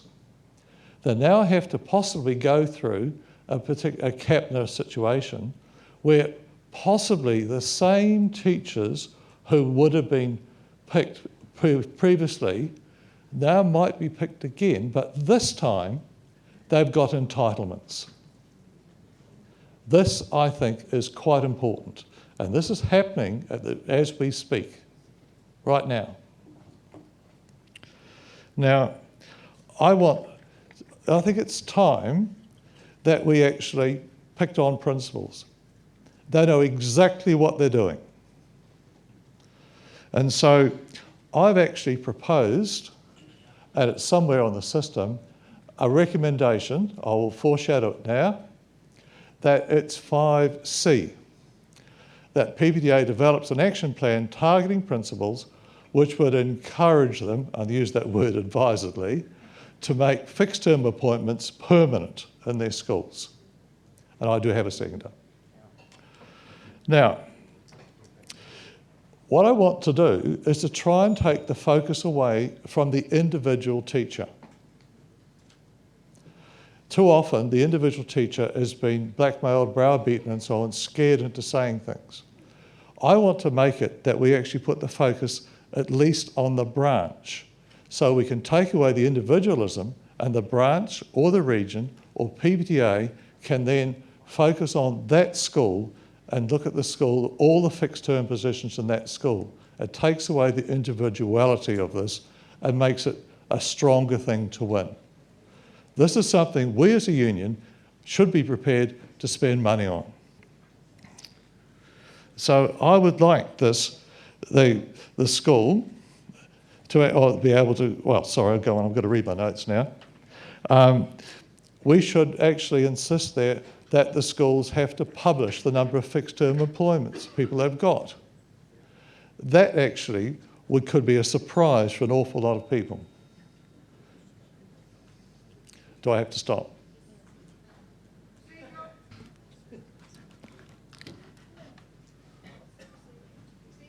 Penny, procedural, conscious of time. Yeah, cool. Conscious of time. We've got a procedural and a seconder. So Penny Dunkley and Joe Hunter as a seconder. For how long? Max 2. Right. There's been a procedural. There's an extension of time for 2 minutes. All those in favour? Aye. Against? Abstentions? Carry on. Thank you. Now, I also believe there's an awful lot of principals whose contracts is actually negotiated for by PPTA.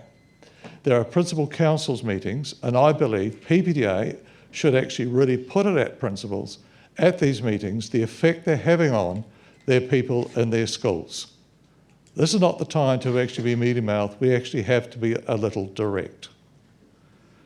I even have this dangerous thought that if principals, individually or as a species, won't go along with this, then I think we should wonder about the idea, well, should we bargain for them? But that's a dangerous thought, I know. Now, we need to recognise that PPTA's survival actually depends on stable membership. These new teachers and people who are on fixed-term contracts, most of whom have not been teaching for all that length of time, they're the future of us. They're your future activists. They're the people who we actually need. Therefore, I think it's time that the gloves come off. Thank you. Thank you, Terry. Just a reminder that just a procedural thing, that if you are signalling amendments or new recommendations, you do actually have an opportunity to speak to those amendments and new recommendations after the reception debate. So that's great. I know that now your speech is going to be really short next time, Terry, right? Penny. Was it? Somebody? No. Katie. Penny. No. Oh. Yeah, no, it was Penny, wasn't it? Yep. Yeah. So Penny, then Katie. Great. Sorry. Don't go too far, Katie. I hail from the Republic of Southland. I am a fifth-year teacher, and this year was my first year on a permanent contract. Before then, I was 4 years on a fixed-term contract. 3 of those were at the same school. And the reason for that was part of an enrolment scheme. Just want to clarify that not all fixed-term contracts are for those who are, young, straight out of university. I started when I was 25, and those years of being on a fixed-term contract were horrible. A lot of people on fixed-term contracts are actually wanting to start families, buy a house. Sometimes you just want to buy a car. But the reality is that you have to decide. You have to put things off. The thought of being a woman on a fixed-term contract, and if I was to get pregnant, the horrible reality of that. I know it sounds awful to say, but, I would have been really shit, basically. And also, if you're a father-to-be, it's the same thing. You have no guarantee that you'll be able to support your family the next year if your contract gets ended.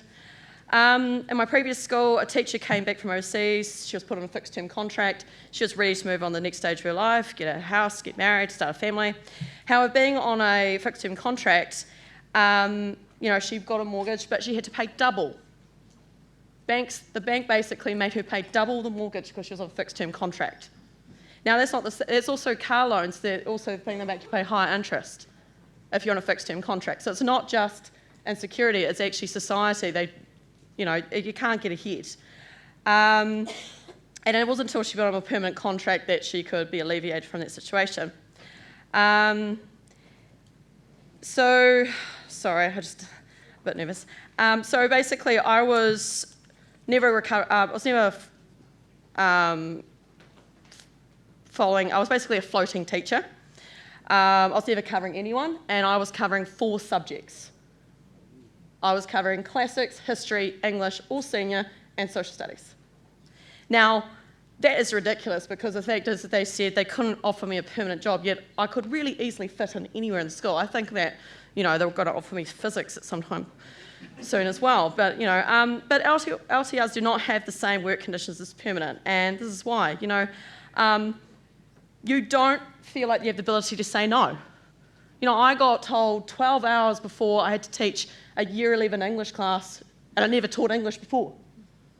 And I didn't have the power to say no because there's always this kind of overwhelming, oh, you should be grateful you've got a job in the first place. I couldn't apply for leadership opportunities. I couldn't apply for things in the school, like, we had amazing overseas trips. I couldn't apply because there's no guarantee I'll be there next year. And every time, around about September, I would get this dreaded email, come see me in my office. And you'd be just as nervous as I am now. You'd get a mixture of emotions. You'd be, oh God, I'm employed. Oh, but it's not permanent. Or the dreaded, what am I going to do? It's September, I've got kids to prepare for exams, I've got to look for a job at the same time. Many of you may have never been on a long-term contract, and you should be really grateful you've never been, a fixed-term contract. But you should be grateful you never have. But some people have been on it for years, and unjustifiably. And from my colleagues at my school, my previous school, I got a lot of sympathy, but I didn't get a lot of empathy. So, I feel really bad for you, but no one stood up for me and said, this is wrong. And I wasn't the only one affected. Sorry, I'll wrap it up. So I asked you today to support this paper. It might not affect you personally, but it affects people in your workplace. And those great teachers do leave because they need security, and quite frankly, if you keep putting people on fixed-term contracts, then you're saying that you don't have value. And I end up having to leave because I realised I didn't have value. So as the PPTA, we value all teachers and we need to support all teachers. Thank you.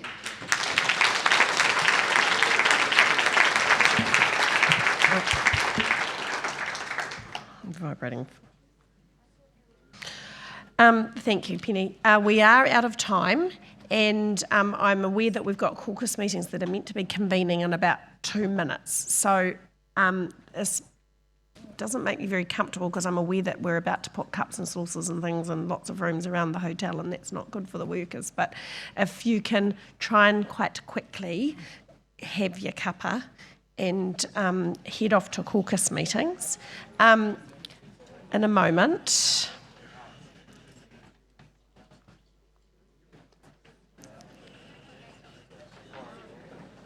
Can I finish?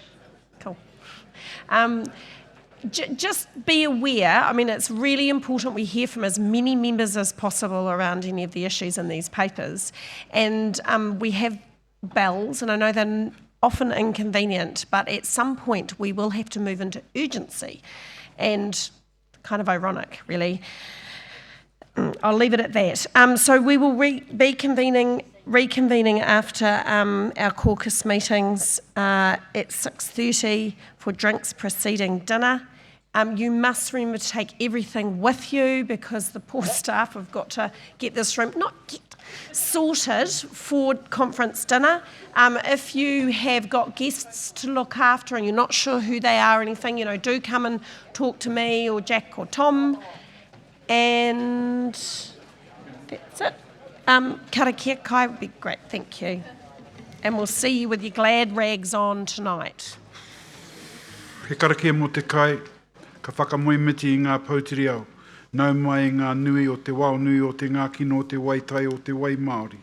nā tāne, nā rongo, nā tangaro, nā maru, ko rangi nui e tū nei, ko papa tūnuku i takoto nei, a tuturu whakamaua kia tīna. Haumi e hui e, tāki e.